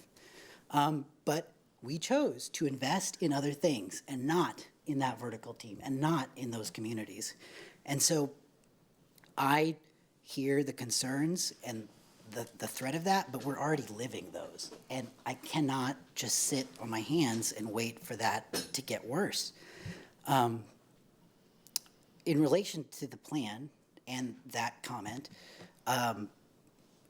Martin Middle School and Bedichek Middle School seem to be question marks as I read them in the plan as to what's going to happen with the future of those campuses. I will say that given my personal connection to both of those communities, my families that I'm related to that attended and attend those schools, and the people that I represent that go to those places. I am unwilling to accept that the future of those campuses being a question mark, because there's no other way for me to read that other than a permanent disinvestment from that community, from the Martin vertical team. Bedichek also, I will say, from talking with those communities, since we're talking about what we've heard, there is a profound sense of unfairness. That campus was a B-rated school right before START 2.0 and before they received communities from a neighboring middle school. And it feels so unfair that after successfully operating with many alumni from that community, including myself, that they would just be summarily closed after 3 years. I am also concerned, and have heard concerns from the Bedichek community, that they are slated to be split between 4 different campuses, literally to the 4 different directions, to Lively, to Mendez, to Covington, and to Paredes. I don't know what the answer is for that, but that's a concern that I've heard. I have another long list of small boundary adjustments that have been brought to me that I would like to discuss, but I don't feel that getting into the minutia in that way is helpful here. The second to last thing that I'll bring up is Trustee De Urioste and Trustee Foster both talked about middle school and uneasiness around middle school and around special education. And we had a conversation about dual language. I don't see anything addressing in this plan, and maybe it's outside of it, the students that are at the intersection of those 2 populations, special education and bilingual. The state just approved EPPs to offer a certification beginning in 2027 or 2028. I think it would be smart for us to preempt that requirement coming and for it to be built into this plan in some way. Because that, as we have heard from the audit committee, the way that our dual language and services provided to emergent bilingual students are just, they're not functioning. We're continually failing to meet the needs of those students. Never mind. I'm going to stop there. Thank you. Thank you. Additional questions? Just a point of clarification about central office and cuts at central office, because that was also a very pointed comment or two that was made. And my understanding is that what we've cut so far from central office is 20 million, and that we've cut from outside contracting is an additional 14 million, and many of the outside contracted services are now provided in-house.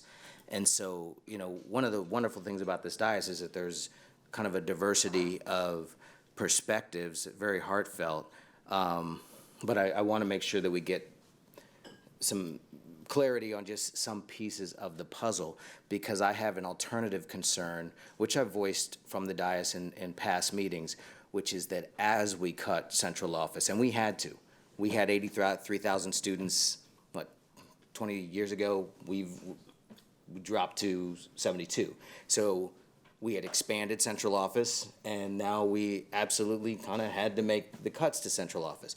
But the cuts were substantial. And I have concerns about the capacity of central office to serve the local campuses and to have our executive directors on campuses doing the work they need to do, as we've cut positions, purposefully not filled vacancies, and then also taken on additional work because of the outside contracting not done. So I guess I'd like some clarity. That's kind of my read on the situation, but I might be slightly inaccurate or wildly inaccurate. So what have we done with central office? Has there been cuts? So, when I said $10 million, that was just this last July cut. That was the June 26th to August 1st. But you are right. There were previous reorganizations that occurred in the 25 and 24 fiscal year. I'm not sure if it's quite $20 million, but I can get the number. So that last 10 million was a concerted effort to kind of restructure and do almost kind of a blank slate built from the ground up based on the number of students who were serving at that time. Every effort prior to that was making adjustments around the edges, right? But those did add up to staff. So I don't know if it was quite $20 million, but it was certainly more than 10. I would maybe guess $16, $17 million in that range. We did bring in-house other staff. You know, there were lots of divisions that did grow, special education being one of them, where previously we didn't have staff and we had to make adjustments not only to address the issues that we had and the work around the T agreed order, but just, you know, the fact that we didn't have the staff in place to meet our student needs. So there's been a combination of those things, Trustee Foster. You know, I want you to know, like, we are very thoughtful. Anytime we approve a position, we freeze positions. You've seen me do that now twice. Every position that we release, executive director or above, comes to me for approval. We're very, very thoughtful. We do not want to waste resources. But these people here, as well as many in the building, like, they're here to support the schools, and they do support the schools. Many people are at the schools all the time. And so, yeah, it's a combination of those things, Trustee Foster. Thank you. Thank you, Trustee Hunter. I apologize for expending more time, and I've already expressed my frustration, but Mr. Superintendent, when I stay up till 1 o'clock in the morning sending questions in, I expect them to show up in the backup. And I read my backup. I did not look again until just now and saw that my questions were not in the backup. I represent the largest district in this city, 28 schools. They need to know that I am thinking about them, and not just for performance sake. They need to know that I am thinking and considering and bringing back the feedback. I had a meeting last Tuesday. Those questions were based on that meeting. So now I'm going to read them into the record and move our clock up. But they're in the backup. If the administration doesn't have an answer, my expectation is that the question is placed in there and the administration says, we don't have an answer. But the question needs to be in there. The first question is, was about the, what Dr. Kaufman asked about. And I didn't see it. If it's in there and it's just somewhere I can't find it, please let me know. I apologize. But it was 6.1, and it says, please provide the board with an estimated cost savings summary expected from school closures, direct operational savings, staffing, reduction in campus-based administrative positions, principals, APs, office staff, consolidation of instructional staff if enrollment is absorbed at other campuses, facilities, utilities, electricity, water, HVAC, custodial, maintenance and repairs, deferred maintenance avoidance, transportation, potential increase or decrease depending on new student assignment, but may stabilize long-term. 2, one-time cost offsets to savings, relocation of students and staff, moving expenses, furniture, technology, and classroom materials. People want to know the answer to that. And we need to have an answer for them. The second was about, it says, our community has asked for clarity on what every student at every campus can expect academically, the non-negotiable basics that will be in place across all schools while still allowing campuses flexibility to meet the unique needs of their students. Please provide an update on these plans. Thank you. Thank you. Trustee Rudier.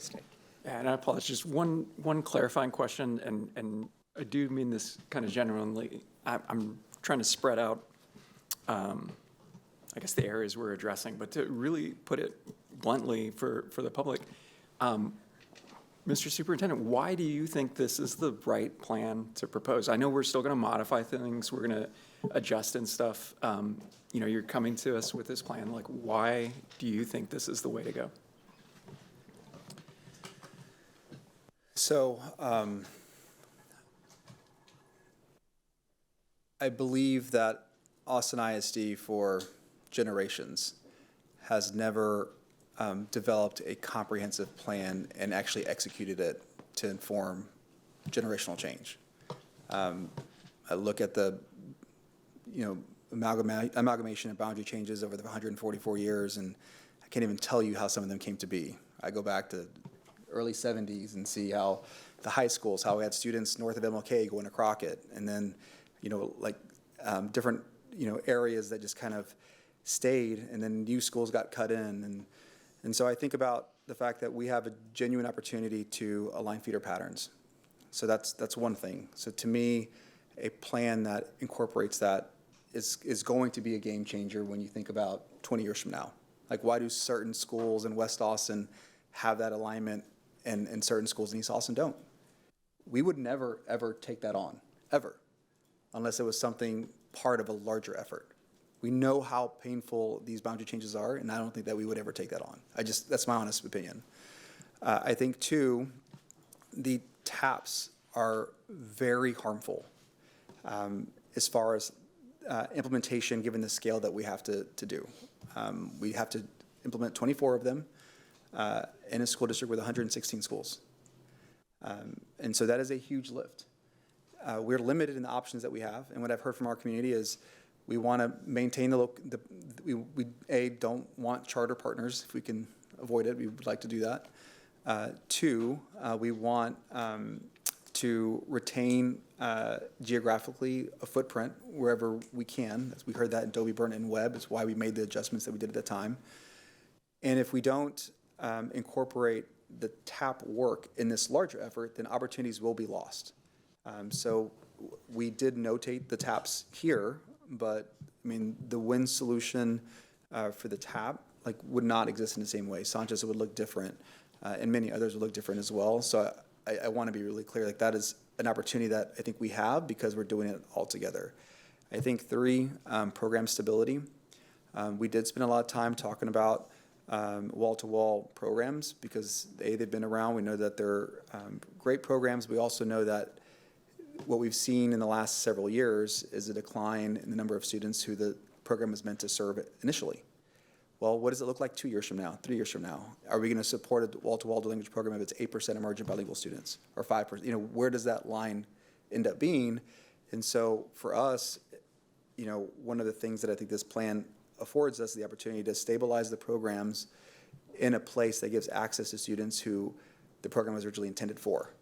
Now, we have to work through the details and make sure that access is protected, but that's one of the things that that if we did it in isolation, we wouldn't have a home program to go to, because we're doing it all together. That now can be considered. I think the other thing I would say is when you think about overall reductions in cost, consolidations, just to be blunt about what we're talking about.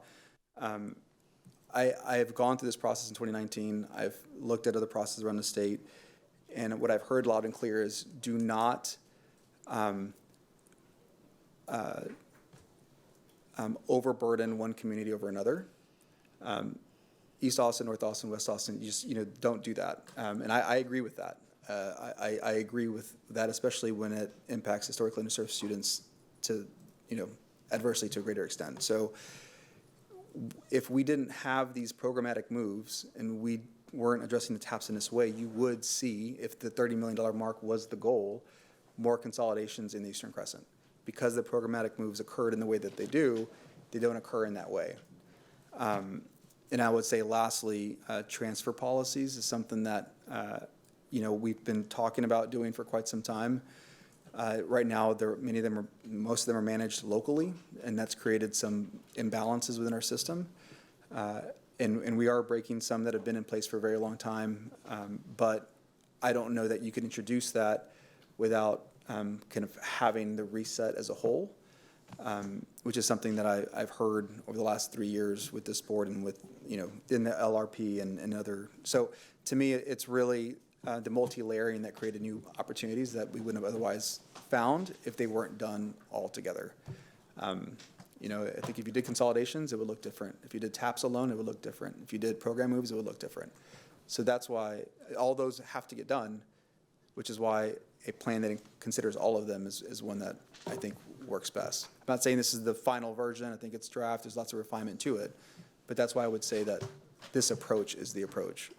I also want to, regarding timeline, I have been here when changes are made to campuses in the spring semester. When 6th grade got ripped out of Mendez and Martin, that occurred in April. We did not recover as a school system. We were scrambling to move instruments. We were scrambling to move staff. The schools barely recovered by winter of the next year. And I would argue some of them never recovered. That happened in the spring semester. Our families didn't have time to plan we did not have time to actually support our staff.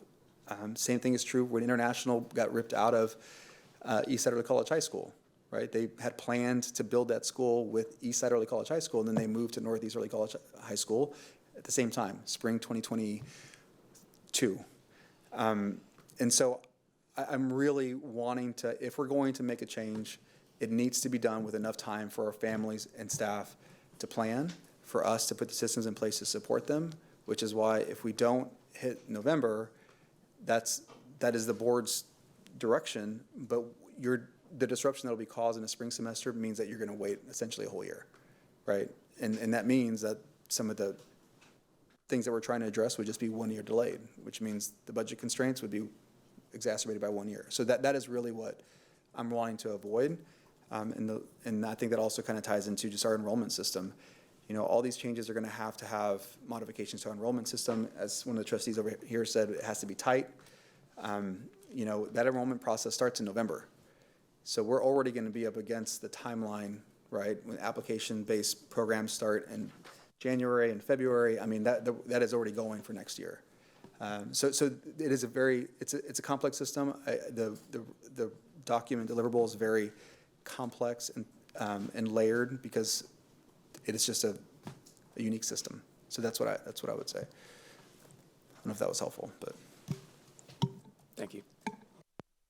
Thank you. Okay, I have a few questions, and I'll try to make them quick, and I don't need answers to all of them here, but I want to share them, and I will also send some in writing. I would love for each of our campuses that has had any kind of academically unacceptable rating in its proposed form, I would love for our data department to look at statewide data.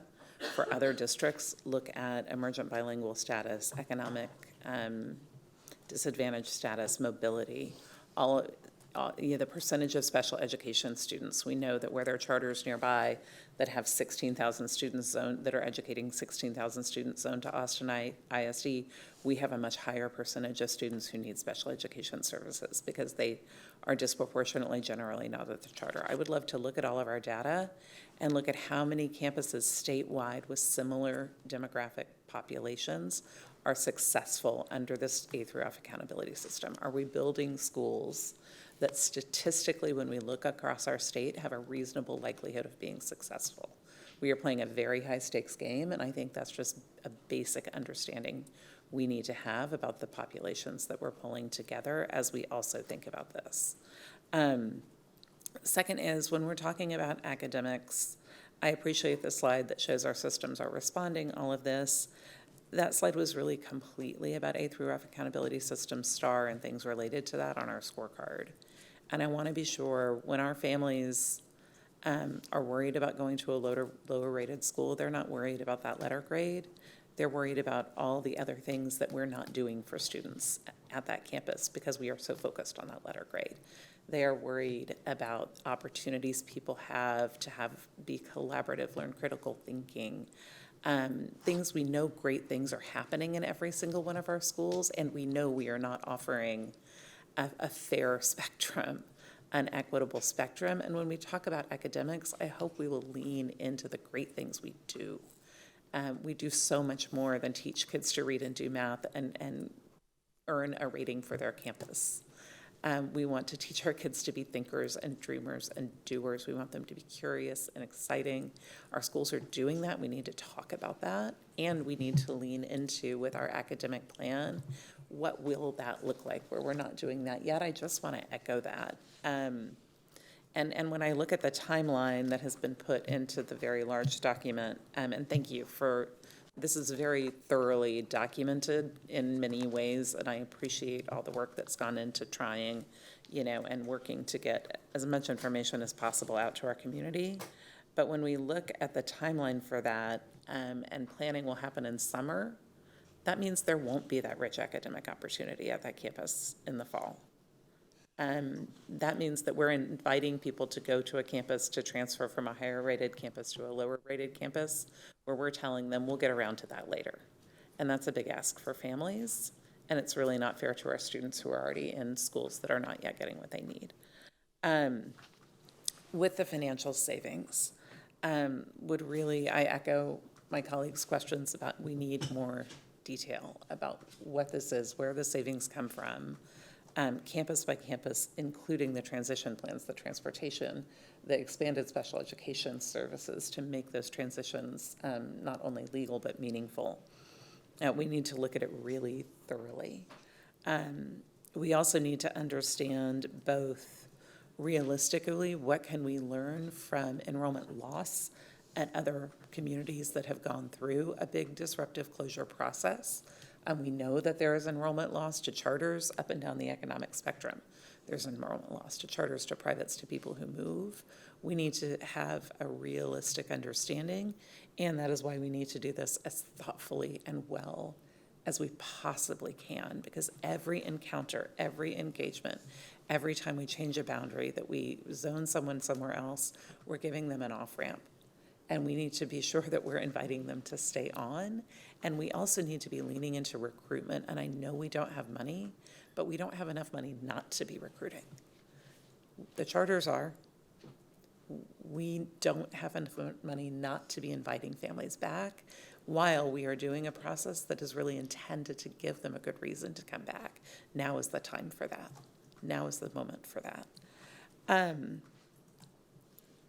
I also want to just speak to the importance, as we're working to build equity into our system and to better serve students we aren't, to continue serving the students we are. We are a rare thing that we are an urban district that continues to serve our full economic spectrum. That is not just about students, that's about our whole city. And being a city where people choose public schools shapes us deeply and is well worth fighting for. And I don't think that means, bending to privilege or any of the worries, but just making sure that we're taking care of what's working while we fix what's not, taking care of who it's working for while we fix what's not, and making sure that we're learning from what's working and adapting it to every community in our city.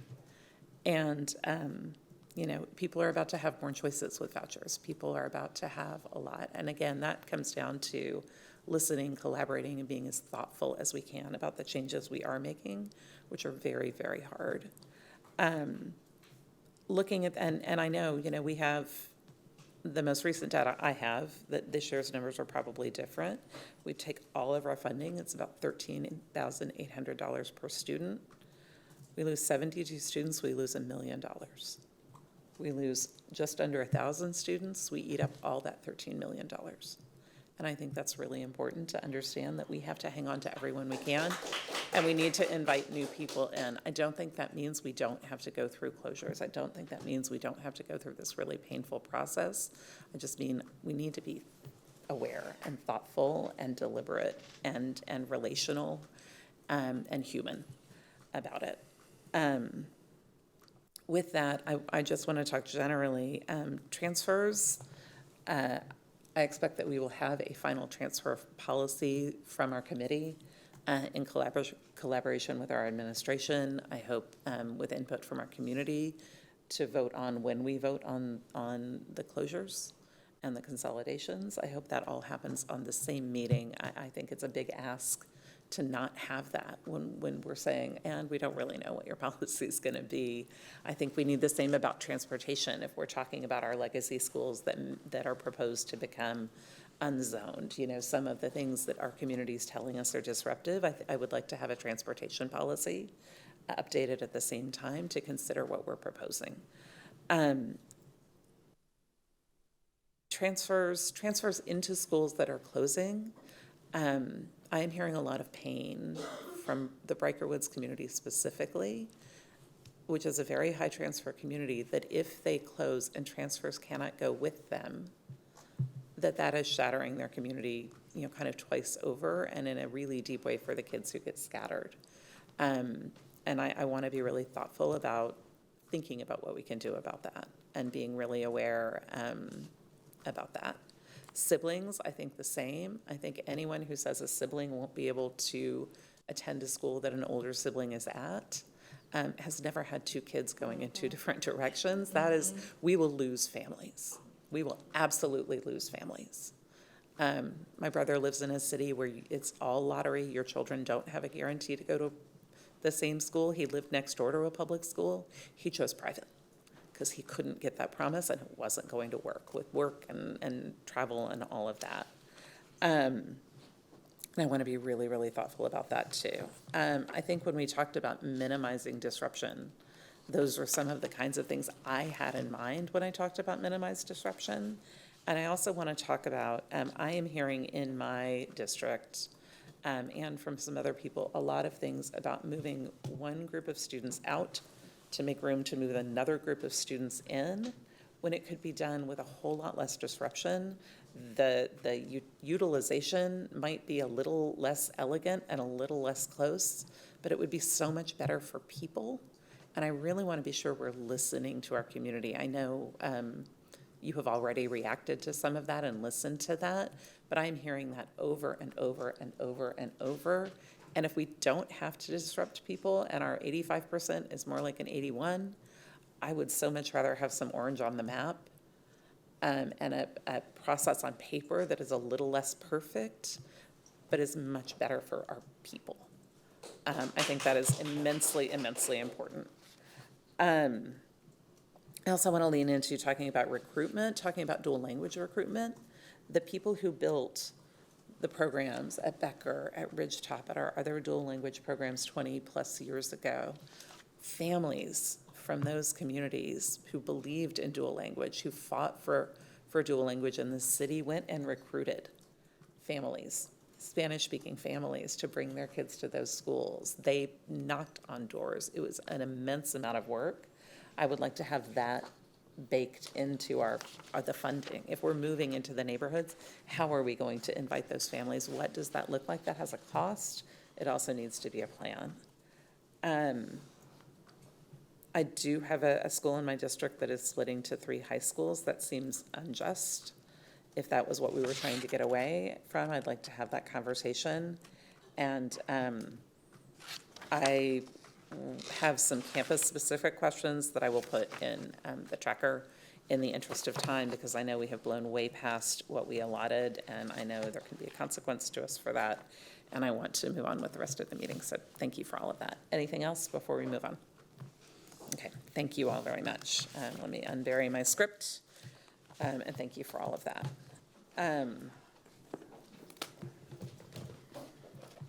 Okay, we will now move on to 6.1, student achievement, our scorecard goal 2, third grade numeracy. Thank you. Oh, and before we begin our presentation, we need to confirm that our monitoring report is complete. The following questions help us determine if the monitoring report is effective or not. Does it clearly show the specific goal being monitored? Does it and the interim goal? Does it show data for the 3 previous reporting periods, preferably on a line graph? Does the monitoring report clearly show the current reporting period? Does the report clearly show the target reporting periods, annual and deadline targets? Does it clearly show the superintendent's current view of system performance relative to the goal? Does the monitoring report clearly show supporting documentation for the superintendent's understanding of performance? And if the system is not at meeting the target and the superintendent's understanding indicates implementation is not on track, does the report clearly describe systemic root causes, strategic responses, and any needed next steps? Does anyone have evidence that the elements of an effective report are not present before we move on? All right, thank you very much. And thank you all for being with us. Thank you, President Boswell. Thank you, Dr. Maxwell, for being back. The team and I will present on the board monitoring report. I have joining me Jennifer Pace, Assistant Superintendent of Elementary Schools, Dr. Marianne Maxwell, Assistant Superintendent of Academics, and Jennifer Jones, Director of Elementary STEM. So this is Goal 2, third grade numeracy. The goal states the percent of third grade students earning meets grade level or above on the STAR mathematics assessment in English or Spanish will increase from 39% in June 2024 to 55% by June of 2029. The goal progress measure that was selected by the trustees states the percent of second grade students scoring in the recommended for intervention level on the NWEA MAP mathematics achievement score proficiency indicator, which is below 30th percentile in English and Spanish, will decrease from 37% in June 2024 to 29% by June 2029. This does align with our district initiative, Foundation First, and the evaluation of progress determined by me states that there's evidence that the district is on track to meet the third grade numeracy goal. 42% of third grade students earn meets grade level or above on the STAR mathematics assessment, an increase from 39% in 2023-24. Data meets the current year targets and suggests the district inputs and work around improving numeracy is positively impacting student outcomes. Next steps include continuing to focus on high-quality materials and instruction, increasing professional learning for staff, and expanding coaching opportunities around observation and feedback. We do expect to see continued growth in math outcomes. And one of the things I think is worth pointing out is this summative data does correlate to the goal progress measure that we use throughout the year. It's one of the things that we're always checking for. Did the goal progress measure that was selected actually indicate that we were going to be on track or exceed? And in this case, they were correlated. So with that, I'll hand it over to Dr. Maxwell to take us through the remainder of the report. Thank you, Superintendent Segura. I'm excited to bring this tonight with my colleagues and talk about some of the math work that has been done and some of the early outcomes that we're seeing. And let's talk about math for a while. We're going to let Ms. Jones loose so she can talk all she wants about math and add some minutes. And we'll give some examples from campuses and talk through some things that we've seen. So we're excited here that the district really has improved the number of students scoring at the meets grade level or above on the STAR math assessment, and in fact exceeding our target for 24-25. We really do feel that this is early evidence, as we've seen really in a few different areas that some of the strategies that we're using are starting to work, that really leaning into our numeracy framework and starting to build the systems around that would create that kind of success for our kids. We're beginning to see the fruits of that labor really district-wide. And so as Mr. Segura mentioned, these are some of the next steps of the targeted professional learning for teachers and instructional leaders on math. You know how much we did this for literacy last year. We're very excited that we've already started this with math this year with teachers and with instructional leaders, and really maintain that focus on district-wide implementation of high-quality instructional math materials. I know we talk about instructional materials a lot, and it kind of sounds like, well, let's just hand everybody the materials and math will happen magically. And there's so much more that goes into it than that. Professional learning is really a key piece of that, and being in classrooms and seeing what's happening and knowing how we can pivot so that we can support our campuses with the implementation. But the instructional materials themselves matter very much. We've talked a little bit before about math not being as quite the same at the same comfort level for many of us, including all of our teaching and instructional leadership staff. And the materials are a huge help with that when you know they're high quality materials. I'm going to give some really specific examples of this. You all and we all learned math kind of usually likely a very different way than the way most of our students are learning math right now. We learned a lot of procedural math. So we put numbers together and we had steps for those numbers, and there were steps that you followed and there was a right answer at the end of it. And that's how we learned math, and we memorized that process, those procedures for math. And we kind of think of it a lot that way. And when we're talking about rigor in the math classroom now, we're talking about, yes, procedural matters, and really fluent procedural math is important. But we're also asking our students to learn conceptual math, which is much more difficult. It's not, and it's higher level thinking. It is that critical thinking in math. It is flexible thinking in math. And it's learning how to make representations of numbers in different ways, not just the written number itself. And so you learn how to actually complete math and do math and understand all of the concepts behind it. And then we're also asking for application of the math as well. That's where you see a lot of the real world examples where kids can make connections to not just completing the algorithm, but applying that in a real world situation that actually means something. And it makes sense to them, and they can begin to see how math really applies to the real world. The reason I'm talking about these things together with instructional materials is that there are a lot more math materials out there that do not have these three things that would make it rigorous math instruction. More so, in my opinion, and probably your opinion as well, Ms. Jones, more so in math than in literacy, because there's just been more literacy out there. There's been more research. There's been more discussion around how to teach literacy and best practices.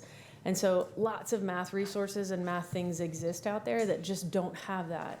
When we know our teachers are just starting with high quality instructional materials, we can guarantee those three things exist in those materials. So it's the perfect starting place. Now, teachers make that come alive. Teachers know their kids. Teachers make adjustments to these materials. Teachers make the magic happen in the classroom to engage students and make sure that math is actually being learned and not just being taught, right? Those are two different things. And so that's why the other things are really focused on this expanded coaching model of our instructional leaders and expanded coaching model of our teachers, so that we can really be in the classrooms and be in implementation with them and support that actual delivery. Kind of an example, I would say, using instructional materials, and I'll pull these from recent walks in classroom. We all know if you write the number 5 and you add the number 3 to it, it equals 8. And we're probably all picturing that algorithm in our mind right now. The written number 5, the written number 3, the equals plus sign, the equal sign, the addition sign, the equal sign, and then the number 8.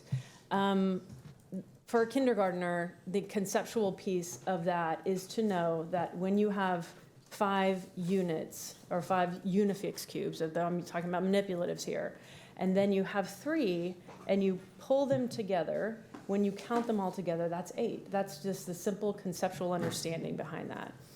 And so pairing that with the actual teaching of the numbers is really important as early as our kids start coming to us. What we would see in a 5th grade classroom, when you are multiplying decimals, this is an example I'm pulling from a 5th grade classroom from earlier this week, actually. You're multiplying decimals, actually have 100 cubes in front of them because they're multiplying 2 tenths by 3 tenths. And you can see the tiny piece of the cube actually equals 6 hundredths. And how that represents the 6 hundredths that's how you come up with that answer. That's what it actually looks like within 100. And so they begin to see that that is just 6 small pieces out of 100. And so that's the conceptual understanding of what it looks like for when you start getting into multiplying fractions, which is a very difficult thing to teach in 5th grade. Or multiplying decimals, once you get into decimals, it gets pretty tough. Today I was in Dobie and saw incredible lessons happening at Dobie. It was a wonderful opportunity to walk through some classrooms. In an 8th grade classroom, the students were just doing the math. They had been instruction, they were in groups, they were working through math problems together. Because they were using STEMscopes materials, they worked through a conceptual problem first. It didn't have numbers, it just had representations of numbers, and they had to solve the problem that way. They had a few more problems that were actually real world scenarios, so they had to solve the problems that way as well and apply it to real world. And so when we have that kind of vertical alignment using high quality instructional materials, we can start to ensure that our students are actually really learning math and they have this unleashed potential for math and to be mathematicians that many of us didn't get to experience because so many of us feel like we're stronger in reading than we are in math. And this is changing that experience for them. So I just wanted to say that as far as instructional materials, it just sounds like we're handing books to people or we're saying, here, follow these steps or do these things, but it's much more in depth than that. There's a real purpose behind high quality instructional materials and why we have adopted the materials in the district that we have and why it's important that we're spending so much time on that. Okay, so getting to the data itself for third grade numeracy, our goal is third grade STAR math assessment. It definitely aligns with our early learning initiative because we've spent so much time on K2. Obviously, all this past year was on K2. These are third grade results from last year. We did not focus on third through fifth grade at the elementary level. That was intentional. So that we could build that strong foundation. But we already did begin to see, because school systems work together, we already did begin to see some improvement in those math scores. So previously, as you can see on the left-hand side, that has been the variable results that we have seen in math over the past several years. This is the percentage of students that are scoring at meets grade level or above. And we've seen that too as we've talked about our goal progress measures. Superintendent Segura mentioned a correlation between them. When you're looking at the goal progress measure and we're talking about second grade MAP achievement percentiles, we see the same thing. There are years where it goes up, there are years where it goes down. There are some populations where it works better than others, and then some populations where we're seeing some decreases and increases. So it's a lot of variability. So we see that also with our STAR assessment as well. But we have overall seen that correlation this year, that as we've seen a decrease in the number of students, a percentage of students who are qualifying for interventions based on our math screener, we have seen an increase here in the percentage of students who are scoring at meets grade level or above. So again, here we've started to see that correlation, and so it gives us a little more confidence that we are using a goal progress measure that is correlated to the actual goal itself. Of course, what we want in future years, when you look at that yearly target, is not the up and down anymore, but we just want steady improvement in percentage over time. We were at 39% of students last year. Our goal was 40% this year.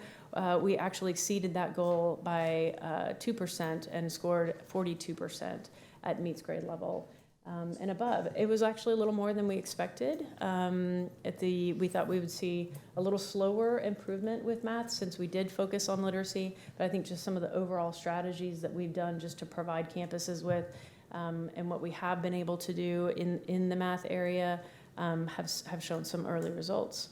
And then I'll hand it over to our elementary STEM director, Ms. Jennifer Jones, to talk about a little more analysis of the data and some root causes. Thank you so much. I usually don't get to talk about this part, so it's actually really exciting. Usually Dr. Maxwell is all of our numbers. So if you are able to see the data table that's up here, I'm sure it's in front of you because I know it looks really small otherwise. This is actually showing historical meets grade level or above on third grade math STAR, and then that orange column in the middle is going to be our current, so that's what we were at for this year. And then on the right-hand side, you're going to see the yearly targets that we've set as our goal across our scorecard, and what we're hoping to see across all of our student groups that are represented down below that. So some of the big kind of takeaways, just high-level takeaways. So Dr. Maxwell already mentioned it, but we did actually exceed the goal for the 24-25 school year. Not by a ton, but at least by more than we even thought we were going to get to, which is actually really great to see. We all know that we haven't poured as much into math across our district like we would want to be doing this year. We have already started doing and then hope to continue that path forward. But there are practices that are a part of both literacy and math and any good instruction, whether that be science, social studies, any content area, that are transferable. And so it really already has started to have a small impact, and we hope that that will continue to grow over time. Some of the trends that are here that you see, so if you look at all students, which is that top row, you'll see that we had 42% of students scoring at the meets grade level or above, which is great. And if you look below that, you'll see that actually across our student groups, we had growth, and the only place that we fell short of meeting our actual goal was on our white student group. They fell short of our goal that we had set for them by 1%, but they did stay consistent with the previous year, so we didn't decline in our amount of meets for our white student group, which is another thing to take note of. So when you look at the orange column, If you look at the left-hand side of that column, you can make a comparison between last year, and, well, 2 years ago and last year. And then if you go to the right, then you can actually see how far above the goals we set are. So just two different ways of looking at that data.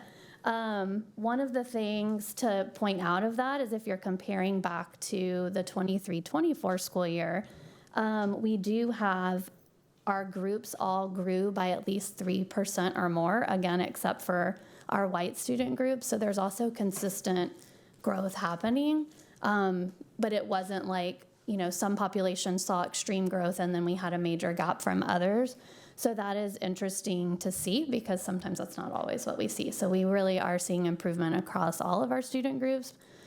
We just have a lot further to go to close gaps for many of our student groups. Another thing to keep in mind is that the greatest gains that we saw were with our Asian population. We had an increase of 5%. And then in our African American and Hispanic populations, each were 4%, and our special education students was 4%. And that was actually higher than the other groups, which saw 3%, again, except for our white student group. It's nice when we see our marginalized groups have more growth than our other students, but again, not to be fooled because we also have a lot further to go to close the gaps for those students. Basically, all of this to say that math is still a major need in our district. It is right here on paper, right? Another thing for you to know is there's a gap between our literacy performance for third graders, which we'll hear about next month, and our math. And so we have a duty to our students to not only close that gap between subject areas, but also to actually make sure that we're pouring into our student groups and start to really disproportionately, in a good way, impact that growth so that we can start to close the achievement gaps for our students.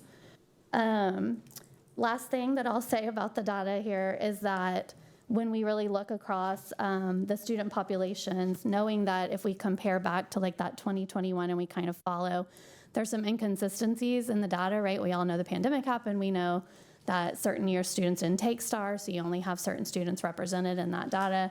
And then you also had a change of the assessment and the types of items. So you've really only had a couple of years of comparable data when you take all of that into account. But one thing to note is that there's definitely a clear area with our students of the gap being there between like our white students, which would be a large group of our students, and our Hispanic and African American students. And You've probably seen us talk about this. We talk about it in literacy, we talk about it in math, we talk about the goals, we talk about the GPMs, and we see similar data that we have major gaps for some of our most marginalized students. So in comparison of those with our Asian, our white, and our 2 or more race groups actually having over 60% scoring at MEETS grade level, which is over half of that student population. Again, MEETS means at grade level according to the state, right? They're at grade level or above. You know, our African American students, for example, we only have 17% of our African American students that are scoring at grade level or above, if that's how we think about MEETS. And that's not okay. So it's our duty, again, with things that we're trying to do, that we have to show that we're closing the gaps for our students. We owe it to them, and they deserve to have a future where they can apply mathematics, they can see themselves as mathematicians, they can go into STEM fields, anything is, you know, possible there, so that is our duty to do. The next part of that, and I kind of talked about a couple of these out of order, but the root cause analysis of this data and what we're seeing, we do see slow improvement, like we said, based on some strategies that we've put into place, but we really haven't poured as heavily into math until this school year. So it'll be interesting to see if we see a bigger jump this school year, knowing that there's been a lot of focus poured into our instructional leaders with math professional learning. We're getting in a lot more math classrooms and really seeing what's happening, and also partnering really closely with our highest need schools to try to pour into them and their teachers and their leaders to really try to see what we can do to impact what's happening in math there. And so the shifts have been positive, but we can't necessarily say that everything that we've done has determined that shift, right? Because we haven't put as many resources into math in the past. The other thing to keep in mind is that those gaps are there. You know, I would talk about this all day long if I could. So we really have to focus resources and support. And that example I gave of us really trying to partner with our top campuses and our school improvement campuses to do things a little bit differently and offer more support and show that we're doing that is really intentional, so that we can show that at the district level we have a duty to serve all of our campuses, but also to show that we're really trying to impact where our most marginalized students are sitting in the classrooms and are part of that instruction. I'm just going to remind everybody that mathematics performance is actually a predictor of future success, actually more so than literacy. So I'm just going to remind us that when we talk about this goal and also the GPM that's associated with it, when we look at that data, this is why this is so meaningful. Because every single child that is sitting in our buildings, that is potentially on their way to our buildings, that haven't even been born yet,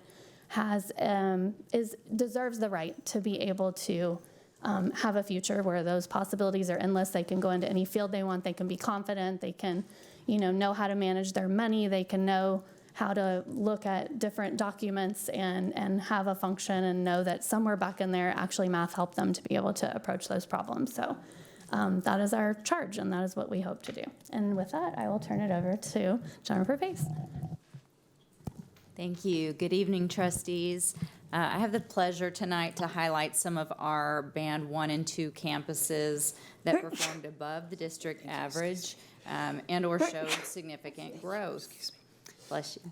Thank you. The success isn't accidental. The campuses have put structures in place to address the challenges, and this includes consistent use of district-adopted materials, making data-driven decisions, for instruction and intervention, and PLCs focused on instruction and outcomes.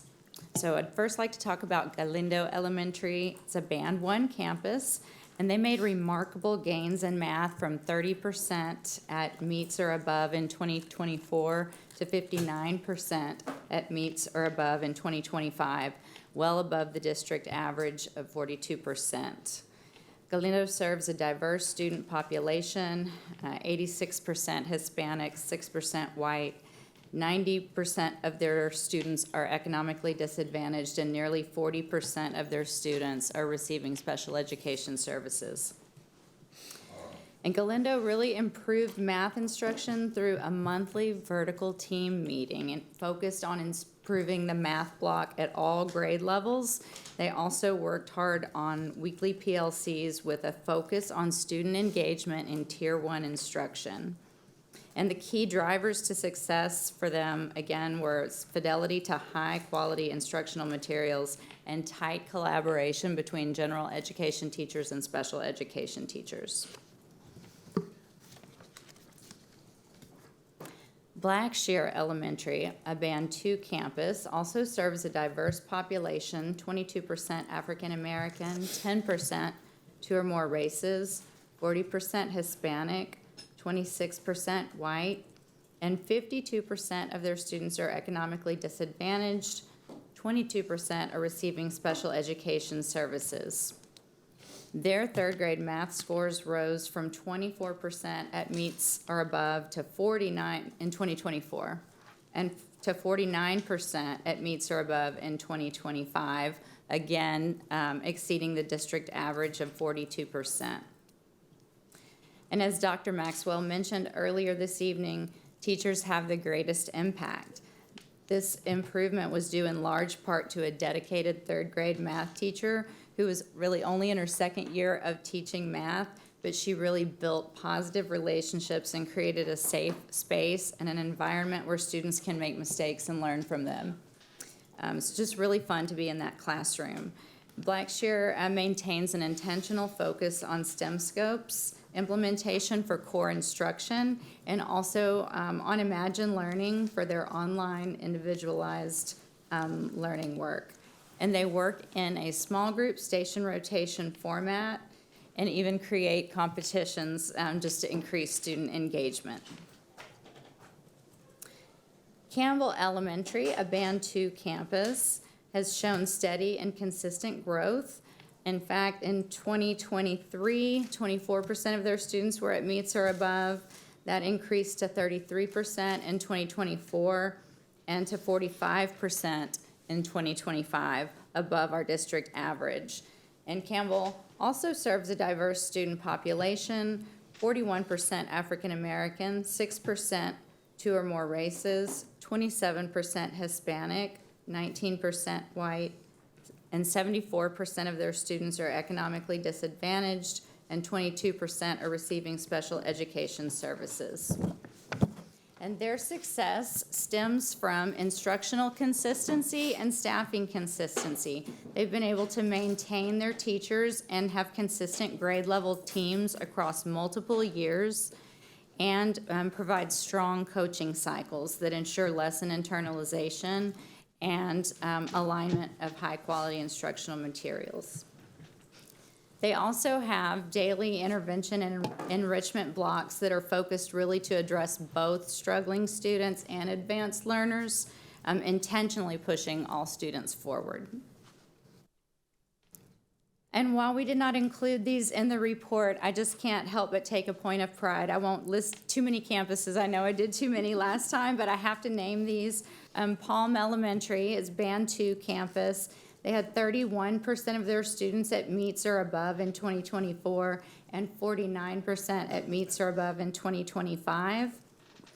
Zavala Elementary, also a Band 2 campus, had 20% of their students at meets or above in 2024. That increased to 44% at meets or above in 2025. Both campuses focused on consistent use of the district curriculum, just increasing observation and feedback cycles, and improving lesson preparation and data analysis in PLCs. So this is the type of growth and excellence that we want to replicate across Austin ISD. We want to learn from our positive outlier campuses and seek to extend their practices. When we build strong instructional systems and support our teachers and believe in every child's potential, then outcomes change. And just want to pause and see if there's any additional thoughts from my team up here before we move on to next steps. So proud because I know we've seen those campuses. So to see those leaders and the growth that they've really made at their campus with real intentionality is so exciting. I think so. I had an opportunity to visit Blackshare earlier this week as well, and just the conversations that they were having after our classroom walkthroughs and the things that they're doing, and the focus on their own level of professional development for their teachers that they're providing, and some systems they're putting in place for that has really been great. They got some great lighthouse stuff last year as well, and they've really taken that to heart and had a very good understanding of what was happening in their classrooms and some really wonderful responses. And I know Campbell too, it really is the model for student engagement and, a culture walking in, and small group instruction, very, very intentional small group instruction, so that they know where every student is and they have a very intentional plan to support them where they need it. That's great. And I would be remiss to not brag a little bit on a campus that I visited this morning. It was Wooten Elementary. They're in a swing space, so it's kind of a portable city out there, but visited a 4th grade math class. I wished you were with us because, an E-Star intervention group was happening. Students were working collaboratively on STEM scopes, activities, and games.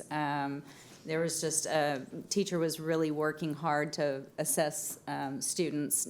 When one student would finish, she was like, okay, start the next. It just worked like a well-oiled machine, so it's exciting. All right, we can move on to the next steps. What are we gonna do now? And really kind of revolves around 5 items, just clear expectations, professional learning, investing in campus leadership, leadership coaching, and prioritizing high-needs campuses. So we must provide clear expectations for all campuses. And this includes ensuring clarity around our instructional components and the resources used for each of those components, and ensuring that every classroom provides rigorous grade level math instruction using our district adopted materials, and not just using them haphazardly, but using them as intended and using them in rigorous ways. And we must provide scaffolds and supports so all students can access grade level content, which could look like small group station rotation and access to those hands-on materials to make some of the abstract concepts more concrete. Additionally, we must provide meaningful, focused professional learning for teachers and instructional leaders. One way we'll do this is through consistent observation and feedback cycles for teachers, adjusting the frequency to support teacher need. Teachers will also strengthen content knowledge and pedagogy through planning PLCs focused on really internalizing the curriculum, kind of moving into that, using the curriculum as intended and in rigorous ways.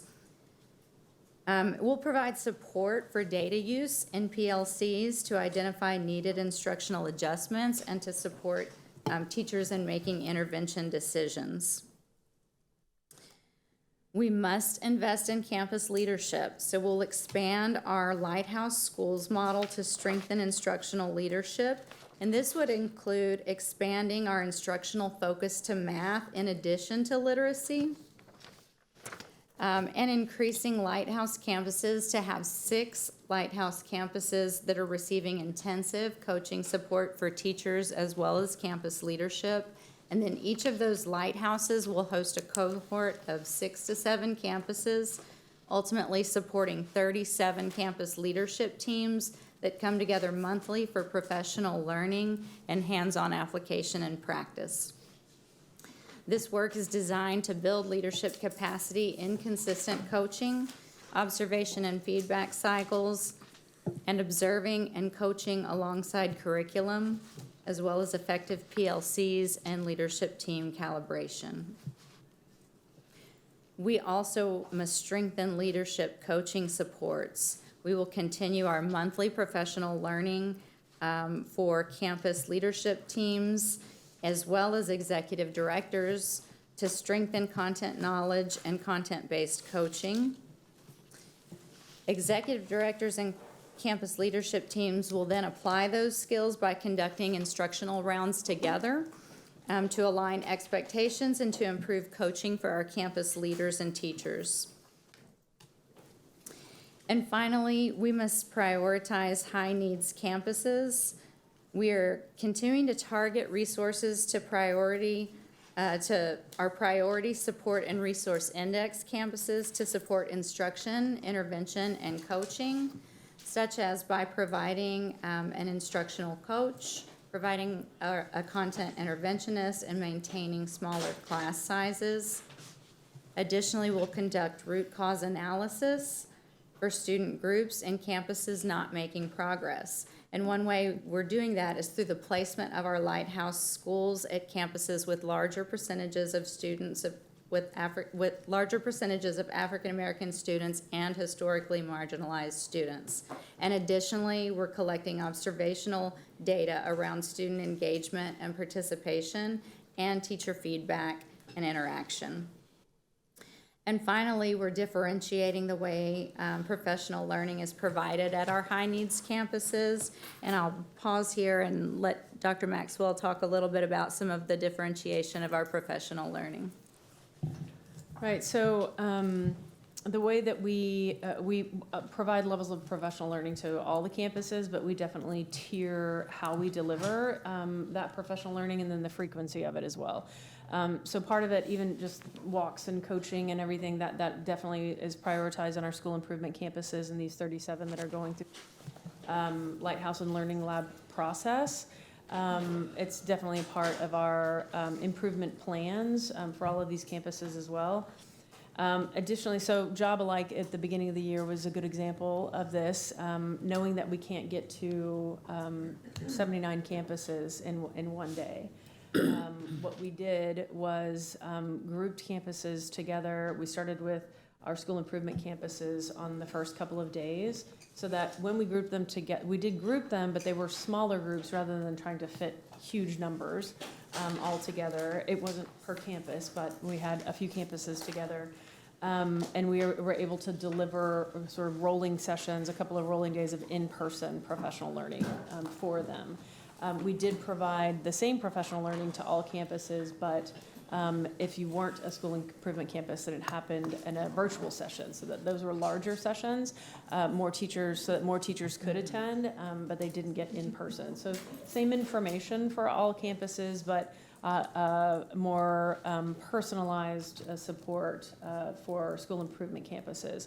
So that's according to our support and resource index, of course, and the Band 1 and Band 2 campuses.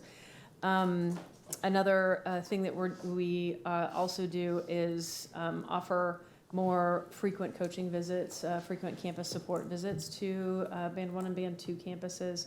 And then throughout the rest of this year, we're designing some sessions where, again, we'll provide information and learning for the entire district, but in-person sessions that are more targeted to the campus needs that we've seen as we visit campuses will be in-person delivery, or not necessarily just pulling everyone together in a room, but that may happen at some after-school sessions. That could happen in PLCs during the day. We're working with campus leaders right now to get some ideas on the best way to implement that. There's never one best way to do it because, teachers' time is precious and valuable, and, the best way to use that time across campuses always looks a little bit different. And so we're just sort of differentiating our support with that. Additionally, we have just recently talked about, and we're starting to plan for, we are working with our partner right now for Lighthouse Schools and Learning Labs. And so Lighthouse Schools get an increased level of very targeted coaching and support with everything that we're doing. And they get it very regularly. Learning Lab campuses visit Lighthouse Schools, and so they do that work regularly with them, but they're visiting the other school while they do it. They learn some things, and they go back to their campus. What our academics team are partnering with school leadership, and what our academics team has talked about starting to do, so that we can replicate that work and sustain it within district for long term, because that's always the goal, right? What are we doing in district? How can we sustain the work long term with just us? Is replicating that coaching for our other 31 campuses that are not Lighthouse Schools. So them getting the benefit of academics team, someone like Ms. Jones walking through a math class with them and saying, what are you seeing? What do we want to see? Is the math aligned to the rigor and the instruction that we're looking for? How can we support this teacher? What are the amazing things we did see that we can give glows on? All of that. And that really is the professional learning for the campus leader. Teachers benefit from that, but the ultimate goal there, of course, that teachers benefit and students benefit, but that's actually through the instructional leader, so that when we're not there, and as a regular practice on their parts, they feel more and more and more confident every time they walk into a classroom and they're observing math instruction, or they walk into a classroom and they're observing any kind of instruction. Really, it's a process that we're replicating that we'll be providing to campuses with highest needs. Yeah. I think that wrapped up our next steps, but open to questions. Okay, questions? My questions are in the truck, in the thing. The attachment, yeah. Yeah, they're there. You answered them. Thank you. Do we have additional questions? Trustee Kaufman? No, I have no further questions. Very thorough and addressed all the issues. I will note, just as I walked away, I was always listening in the other room, so I heard the entire thing. Thank you. Thank you. It was a long session before this, so everyone probably needed a break. Yeah. Questions?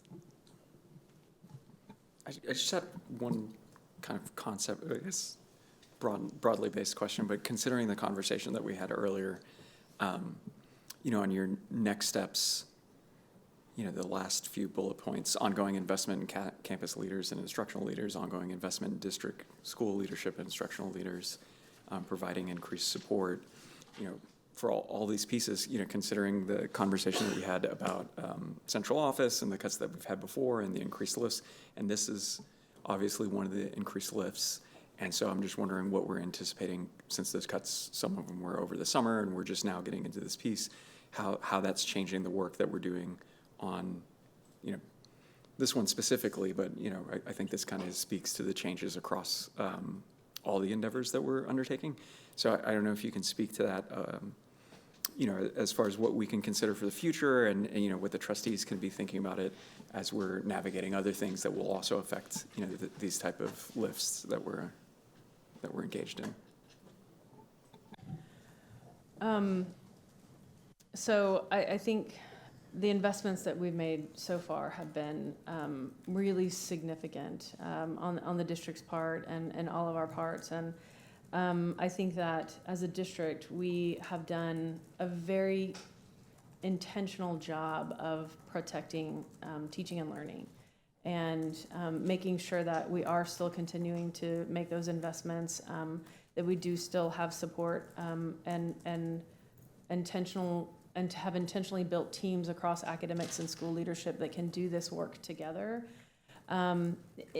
Any reduction in any of this work, I definitely would have an impact on student outcomes, ultimately, which is always, there are lots of adults involved with that, but ultimately, student outcomes over time would suffer. And I think the variability that's happened in the system previous to the last couple of years have shown that in student outcomes. We've seen ups, we've seen downs, we've seen hirings, we've seen lots of firings, and kind of big reductions in staff previous to, I think, some much more intentional, thoughtful reductions. Any reduction would definitely affect the ability to support campuses. With consolidations and kind of the moves we've been making in the background to make sure every campus is equipped for this work with the materials that they have, with the support that we give them, with the support that they're having themselves as they're learning to do some things differently together. That's kind of the background of the steadiness that we've been trying to create, so that when a student moves from one campus to another, it is not a vastly different experience. As a matter of fact, it should be a very similar experience, and that speaks from campus to campus, but it also speaks vertically. When you leave 4th grade and go into 5th grade, you should have a similar experience. When you leave 5th grade and go into 6th grade, you should have a similar experience, because that matters to kids and to families, and it matters to their success. Some of the work to, I think, strengthen the academic programming here, yes, is so that we can continue to make those investments. And we always will still continue to look for ways where we can get things done in-house. Not that we don't benefit from great learning from partners and from people that we have partnered with, but the ultimate intention is to be able to do that ourselves. As you are bringing campuses together, thinking through all of the programs and things that we've built, and bringing them together, I think that consistency across the campuses makes a big difference for that. Well, I was just going to say, to be really clear, like one really good example that Dr. Maxwell, I think maybe could offer is, we took in professional development in 2024. It was something that we used lots of partners to do, to execute, and it was costly. And so under Dr. Maxwell's leadership, we've been able to kind of restructure ourselves. It did include, kind of moving folks around, kind of reassigning roles and responsibilities, and in some cases an investment in staff. But now we have that hyper-responsiveness, right? There was an example where a couple of weeks ago we identified a misalignment in the system. Dr. Maxwell and our team were very, very quickly able to bring the group that needed the support together, provide that support within a week and a half notice. That type of responsiveness did not exist. And so that there's an expense to that, but we have kind of transferred it from an external expense that was higher to an internal expense, but it's still an expense. And if you compare that, kind of department versus where it was 4 years ago, you would see, okay, well, it increased, but there's a reason that it did. I just want to kind of reinforce that these sorts of things have been very intentional. And as we move forward, if we do see reductions by way of consolidations or otherwise, we have to kind of recognize that there's going to be an impact in the opposite direction too, in some cases, like performance-wise. So then I think my last part of that, still kind of within that same question, is that, within the larger strategy that we're applying for improving these outcomes, I guess my understanding of like how we're using lighthouse schools and kind of expanding this, how much of this are we expecting it that the lift, I'm trying to think how to phrase this, that we're pulling up as opposed to pushing, like how much does this ability trickle down, into the campuses for those professional learning communities? Like, I think that's my understanding of how this approach starts to spread. But if we could clarify that just a little bit, I would appreciate that. How this spreads Yeah, I think out Dr. Maxwell, the way to kind of respond to that is just the fact that Lighthouse model it's not in perpetuity, right? It's meant to kind of educate our system and how to serve our students and staff.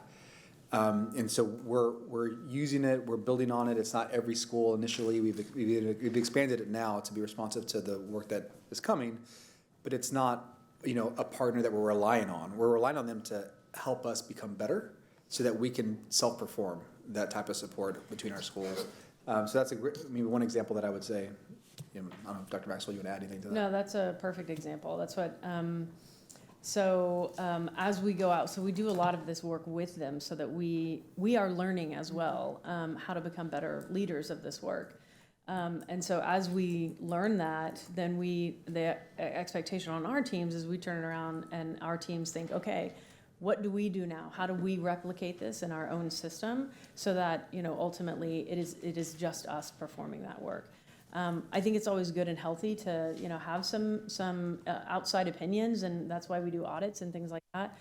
So you always learn from those things, like we're learning from this partnership as well. But ultimately the goal, just like an audit, is that we learn from the things and then we in-house can replicate that work and make it sustainable within the district.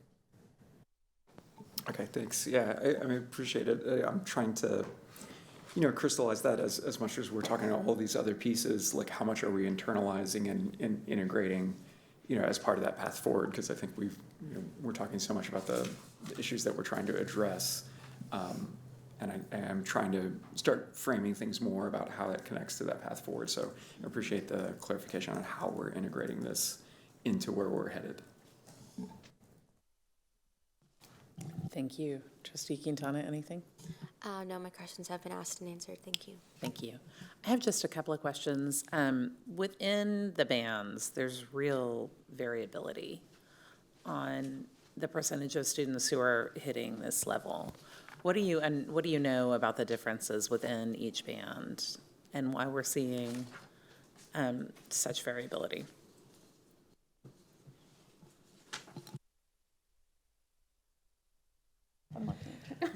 Yeah, I can start that, and then these two would, I'm sure, happy to join in. I think when you look at the bands of schools, even though they're all in one band together, they all, as they should, have a different level of operations within it. Right? They have different communities, they have different resources, not the ones we provide, but the ones that they have grown in-house and that they support and that their community supports. So I think execution always looks just a little bit different on all of these campuses, even though they're in the same band. So it's hard to narrow that down. One or two things that would, I think, describe that answer. I will say, in general, when we're looking at improvement over time, which is actually one of the things that we looked at this time, historically, where were the students and where was that campus, and take some examples of ones that aren't just, scoring above the district average now, but where were they last year? Where were they 2 years ago? The ones that we're seeing trends and improvement, even if the numbers aren't quite where we all want them to be, are the ones that are putting these systems into place on campuses. You mentioned PLCs. That's how that's where that lives ultimately in a campus with their own teachers and with their own leaders. And what's happening in the context of that campus. And so like that's a system that many times we have said, and the campuses have told us as we reach out to them and as we see those practices in place, those systems are getting stronger and stronger and stronger, so that everything that they have at their fingertips now, they're finding the better and better ways to execute them. Ultimately, I think there's a large amount of control that we have as a district over student outcomes. There are some things we don't have control over for student outcomes. And so we do, I think, the best job we can focusing on those things that are within our control, and making sure that they are absolutely the highest quality that we can get them. And I do know that there will always be, though, some variability with campuses and with outcomes and student populations that are not always within our control. I don't know if y'all want to add anything. Yes, and I would just go back to there's variances in size, and just I talked about Campbell, for example, or Blackshear rather. There are 2 teachers on 3rd grade team, and they're departmentalized. So literally it's one teacher having that significant impact. And then just teacher certification and vacancies I've been watching and tracking and just looking at impact, and there's so many factors. Testing language, if they've changed testing language for the first time. And JJ, you could probably add. I think even too, just reminding everybody that with the curriculum itself, while, our outliers note the use of that, last year was like their big push to really use the curriculum and get comfortable and start leaning into STEM scopes, which is the district approved. And so this year, we probably could put like a rough number on how much we see it in the classrooms that we're visiting, and it's pretty much every classroom. There's a few that aren't, but for the most part, it's upward of over 90% of the classrooms that we're seeing, and so that's huge. So now that we know campuses who did that early push into it and used it with fidelity saw some growth, we hope that others who this would be kind of their big year one of true implementation of it would maybe see some of those same increases in gains. Thank you. And then I just have one other question, which is, can you just share a little bit more about the Lighthouse model and how it works with math? I've had the chance to visit one for literacy, but I would just love for our community to know, and I would love to know a little bit more about kind of what it looks like to be that school and what it looks like to be supported, to have the opportunity to learn from that school. So the actual 6 Lighthouse schools get teacher coaching on a 2-week cycle. They'll come in and coach, observe, and provide feedback, and then they give them a week to implement. And then the leadership team additionally gets coaching and feedback. Additionally, they are bringing in 6 to 7 campuses once a month to those 6 Lighthouse schools and working on a variety of things, including using the curriculum to be prepared to go in and observe instruction and calibrate on what did we see, what is our highest leverage action step that we could give that teacher that teacher could turn around and implement. So learning together and actually going and doing the walks together and coming out and sharing feedback.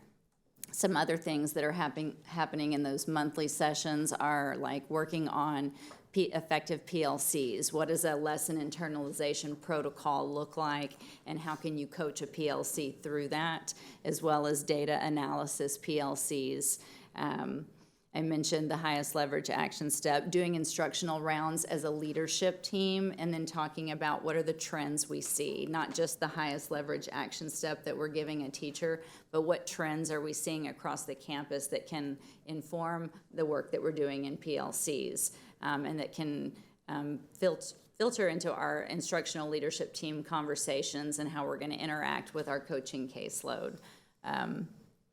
What else am I leaving out? I think I just, walking through Lighthouse Classrooms also with you last year, and some of the things that we saw, there's a real difference when teachers and leaders receive that personalized coaching based on what they're doing right there in the moment, versus some of the more general professional learning sessions that we give that is good information for all teachers. But going back and executing that, implementing it in the classroom, there could be disconnects in between there. When that coaching happens right there on the campus with the teacher, with the instructional leader, it's just very personalized feedback for what you're doing in that moment, and then you instantly can learn and grow from that. That's that piece that we're replicating as an academics team on campuses that aren't Lighthouse campuses, so that we are right there in that moment saying, okay, what are you seeing? It's hard to describe, I think, the load on campus leaders sometimes, because being able to know and be responsible for what every classroom is doing at any given moment in your campus is a wonderful weight, and it is also a weight. Like it's a large responsibility. And so the amount that you have to learn and be good at is pretty incredible. And so having someone with you that is a partner that coaches you in that moment is incredibly helpful, rather than trying to get all of that done on your own. I think Trustee Foster mentioned reading reports it laid into the hours.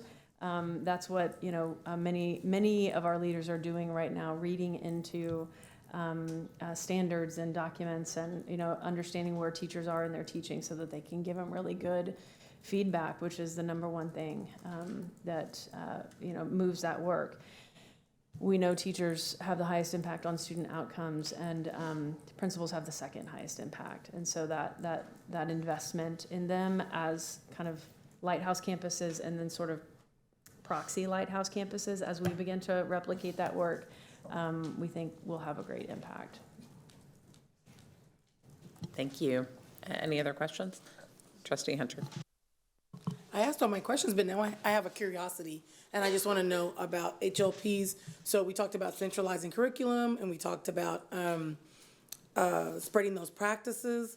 When you're saying high leverage action steps, are these, because you got teaching works, you got get better faster. What is the district? Because I would really love to know, like the district has said, these are the 7, 8, 12 high leverage practices that we know will move outcomes.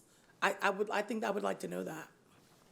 I love that question. That is actually some of the work that we started last year, and that we're continuing to do this year, to build what would be part of that overall picture of the academic framework and instructional model. Lots of times, and I know our PPFT system works this way as well, you'll get evaluation systems and sort of walkthrough forms and some instructional models that are just content agnostic, and they'll go, just be general instructional strategies. We see that a lot happening actually when we go through classrooms and we're debriefing outside. People are very comfortable with instructional strategies, and not nearly as comfortable with a very content specific what's happening in the classroom and how to give teachers feedback on that. That is exactly what we're working towards right now, so that they are content specific. We only have a few that are content specific right now. We're excited about building some more, actually.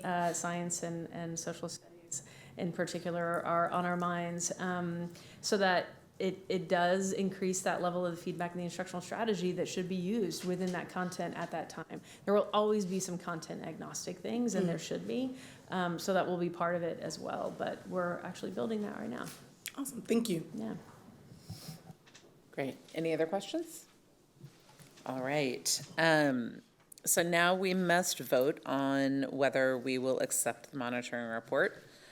We are voting to accept this report as a formal acknowledgement that we had a satisfactory conversation with the superintendent and have a deeper understanding about how the current reality for students lines up with the vision.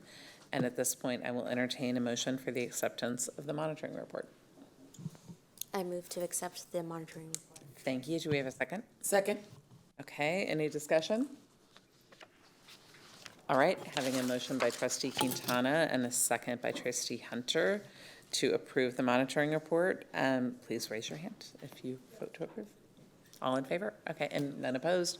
Motion passes by all on the dais. Thank you all very much. Really appreciate it. Thank you. And JJ, it's really fun to see how excited you get about math teaching. Thank you. Thank you all. All right, so this ends our section on the information reports from the administration, and now we will move into a preview of agenda items that will be considered for a vote at the next regular board meeting on October 30th, and staff are available to answer questions on tonight's preview. We're going to start with agenda item number 8, preview for upcoming academics and curricular items. Any questions about this? All right. Oh, yep. Okay, Trustee Kaufman's getting organized. I can use this moment to get organized. I have a lot of paper with me tonight.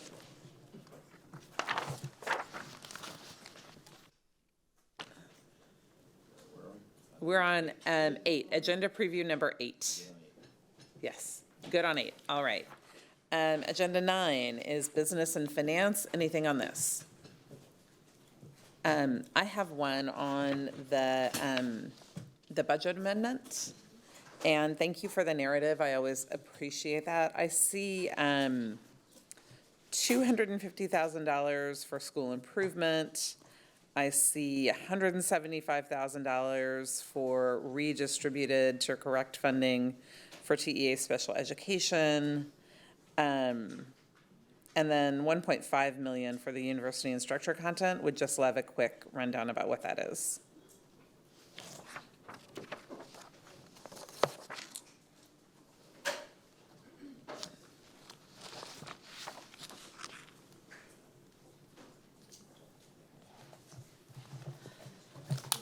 And I don't need much, just, yeah, thank you. Good evening. Good evening, everyone. I'll start with the 1.5 on university instructors. This is our teacher pipeline. Okay. So these are our teacher resident programs. So this is wraparound supports for them. They have built-in instructional coaching, et cetera. So thank you. Yay. Yep. Okay. And the school improvement and TEA compliance? It's those two that I'm curious about, the 175 for TEA compliance for special education and $100,000 for, and the 250 for that school improvement work. Hello. Sorry, hello. Okay.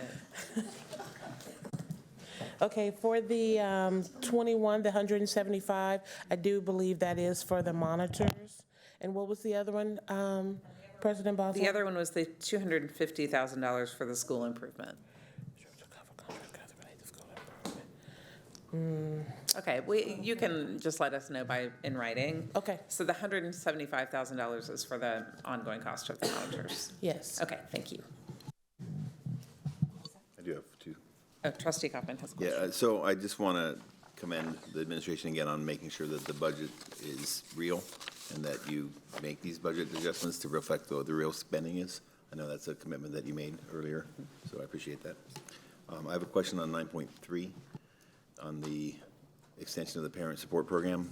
I just want to ensure that I'm understanding correctly that this is renewing, it's extending and renewing a commitment from the city of Austin to provide funding to support our parent engagement program. Is that correct? We're accepting Good money evening. through this.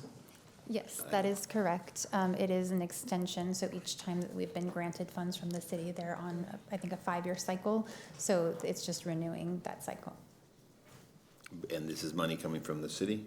It's money coming from the city, correct? Yeah, so I know that's something people bring up a lot is, can the city of Austin contribute to the work that we're doing? And this is one, $1 million plus way that they are contributing, and I appreciate that. 5.4.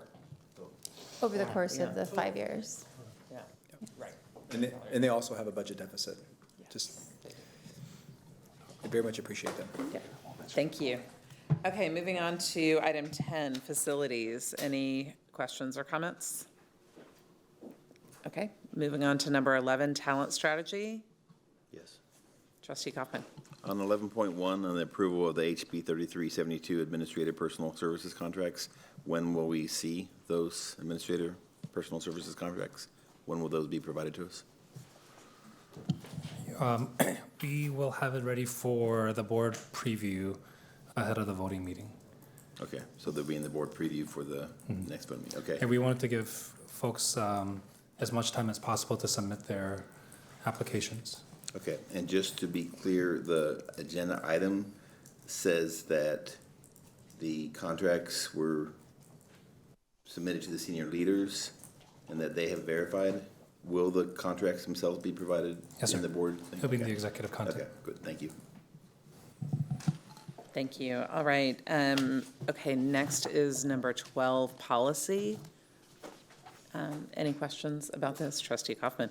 On 12.2, which is the determination requiring a period of prayer and reading of the Bible, there are several whereases talking about how students and faculty and everyone is free to, there's no restrictions on people praying in school now, but there's no kind of whereas stating that students and faculty have no restrictions on reading the Bible in school right now, right? So the resolution covers prayer and Bible, but all the kind of whereases reiterate the right that students already have to prayer. I'm curious whether it would be important to include in there clarification that students have the right to bring a Bible and read it during school if they want to. Yes, thank you for the question, Trustee Kaufman, and good evening. I think what we tried to capture here is that though the board was not electing to create a policy consistent with the recent state law, is to recognize that there still is rights for students under Texas law and under the U.S. Constitution under the Free Exercise Clause. And so I think you're correct. We want to spell out prayer, but we didn't recognize a Bible. But under free exercise, if a student did choose to read the Bible during their personal time, during non-instructional time, consistent with what they are legally permitted to do as a right that they have, they can certainly do that. So though it may not be reflected here, that right still exists. Okay, and it's not important to put it in there? I don't think it will have any bearing on a student's right whether or not to do it, but we can amend the resolution to add that language if that was the desire of the board. I'm only asking because I think that what the law requires us to do is to either say we are or are not going to have a policy explicitly stating that. I don't think the law says that we have to put all these kind of whereases explaining why.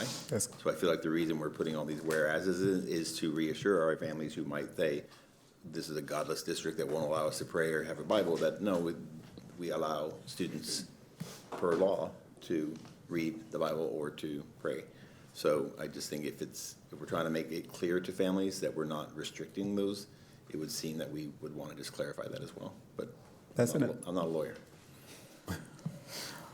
That's an adjustment that we can make. We can add the language. Okay, I'm happy to. Yes. I'm happy to talk offline if you want to explain why that's not necessary, but I just wanted to clarify. And then I guess more importantly, just publicly make sure people understand that what we're doing here. Thank you. All right. Thank you. And I would add, Mr. Walker, can you clarify, this isn't something we just decided we needed on our agenda. This is a legal requirement. Yes, the resolution itself is a legal requirement, but I think as we've indicated here with the whereas clauses, we wanted to make it clear that's not language that we had to incorporate, but the goal was to make it clear that there still is a right under the free exercise clause exists. Again, that's a right under the First Amendment of the Constitution. So we tried to indicate language there to indicate what the right is, despite what we've indicated at the upper portion of this resolution regarding the legal requirement on whether the board was going to adopt a policy. Thank you. I really appreciate the clarity in making the law clear to our families too, and that right clear. I appreciate that. And I also just want to thank everyone involved in gathering the new District Innovation Committee and doing that work. Thank you. Next up is agenda preview other. That would be our Lone Star Governance quarterly and yearly evaluation. Any comments? All right. Next up is number 14, Travis Central Appraisal District Board of Directors nominations. We good on that one? All right. And then we will have a transfer appeal at the end. All right. Oh, no, we need to vote. I'm sorry. The item for action is the TCAD nominations. Yes.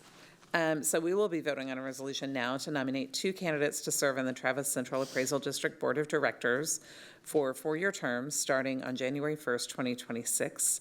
The nomination by resolution is due to TCAD by October 14th, 2025.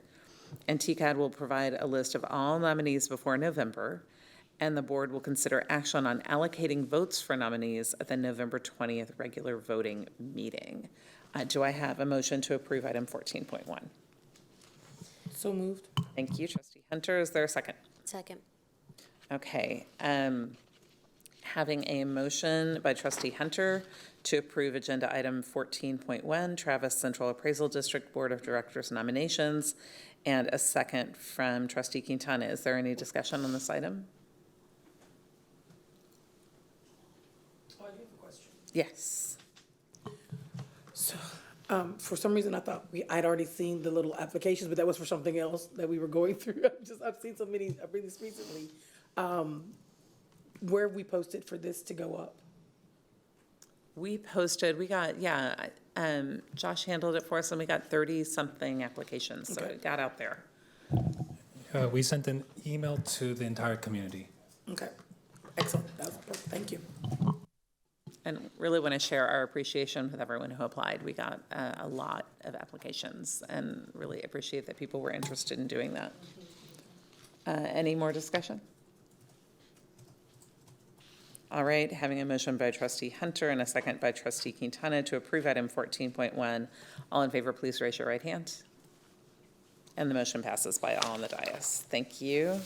And we will now recess the open meeting at 11:34 p.m. and move to executive session pursuant to Texas Government Code Sections 551.074, 551.072, 551.073, 551.087, 551.076, 551.0821, and 551.071. When we finish with the executive session, we will return briefly to open session to take action on the transfer appeal and to formally adjourn the meeting. The vote and adjournment will be recorded and included in all replays of tonight's meeting. Thank you so much for joining us, and have a good evening.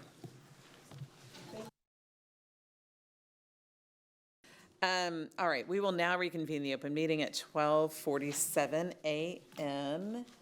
And I have here we go. The board will now at this time consider, hold on, pardon me, finding my place in my script. Here we go.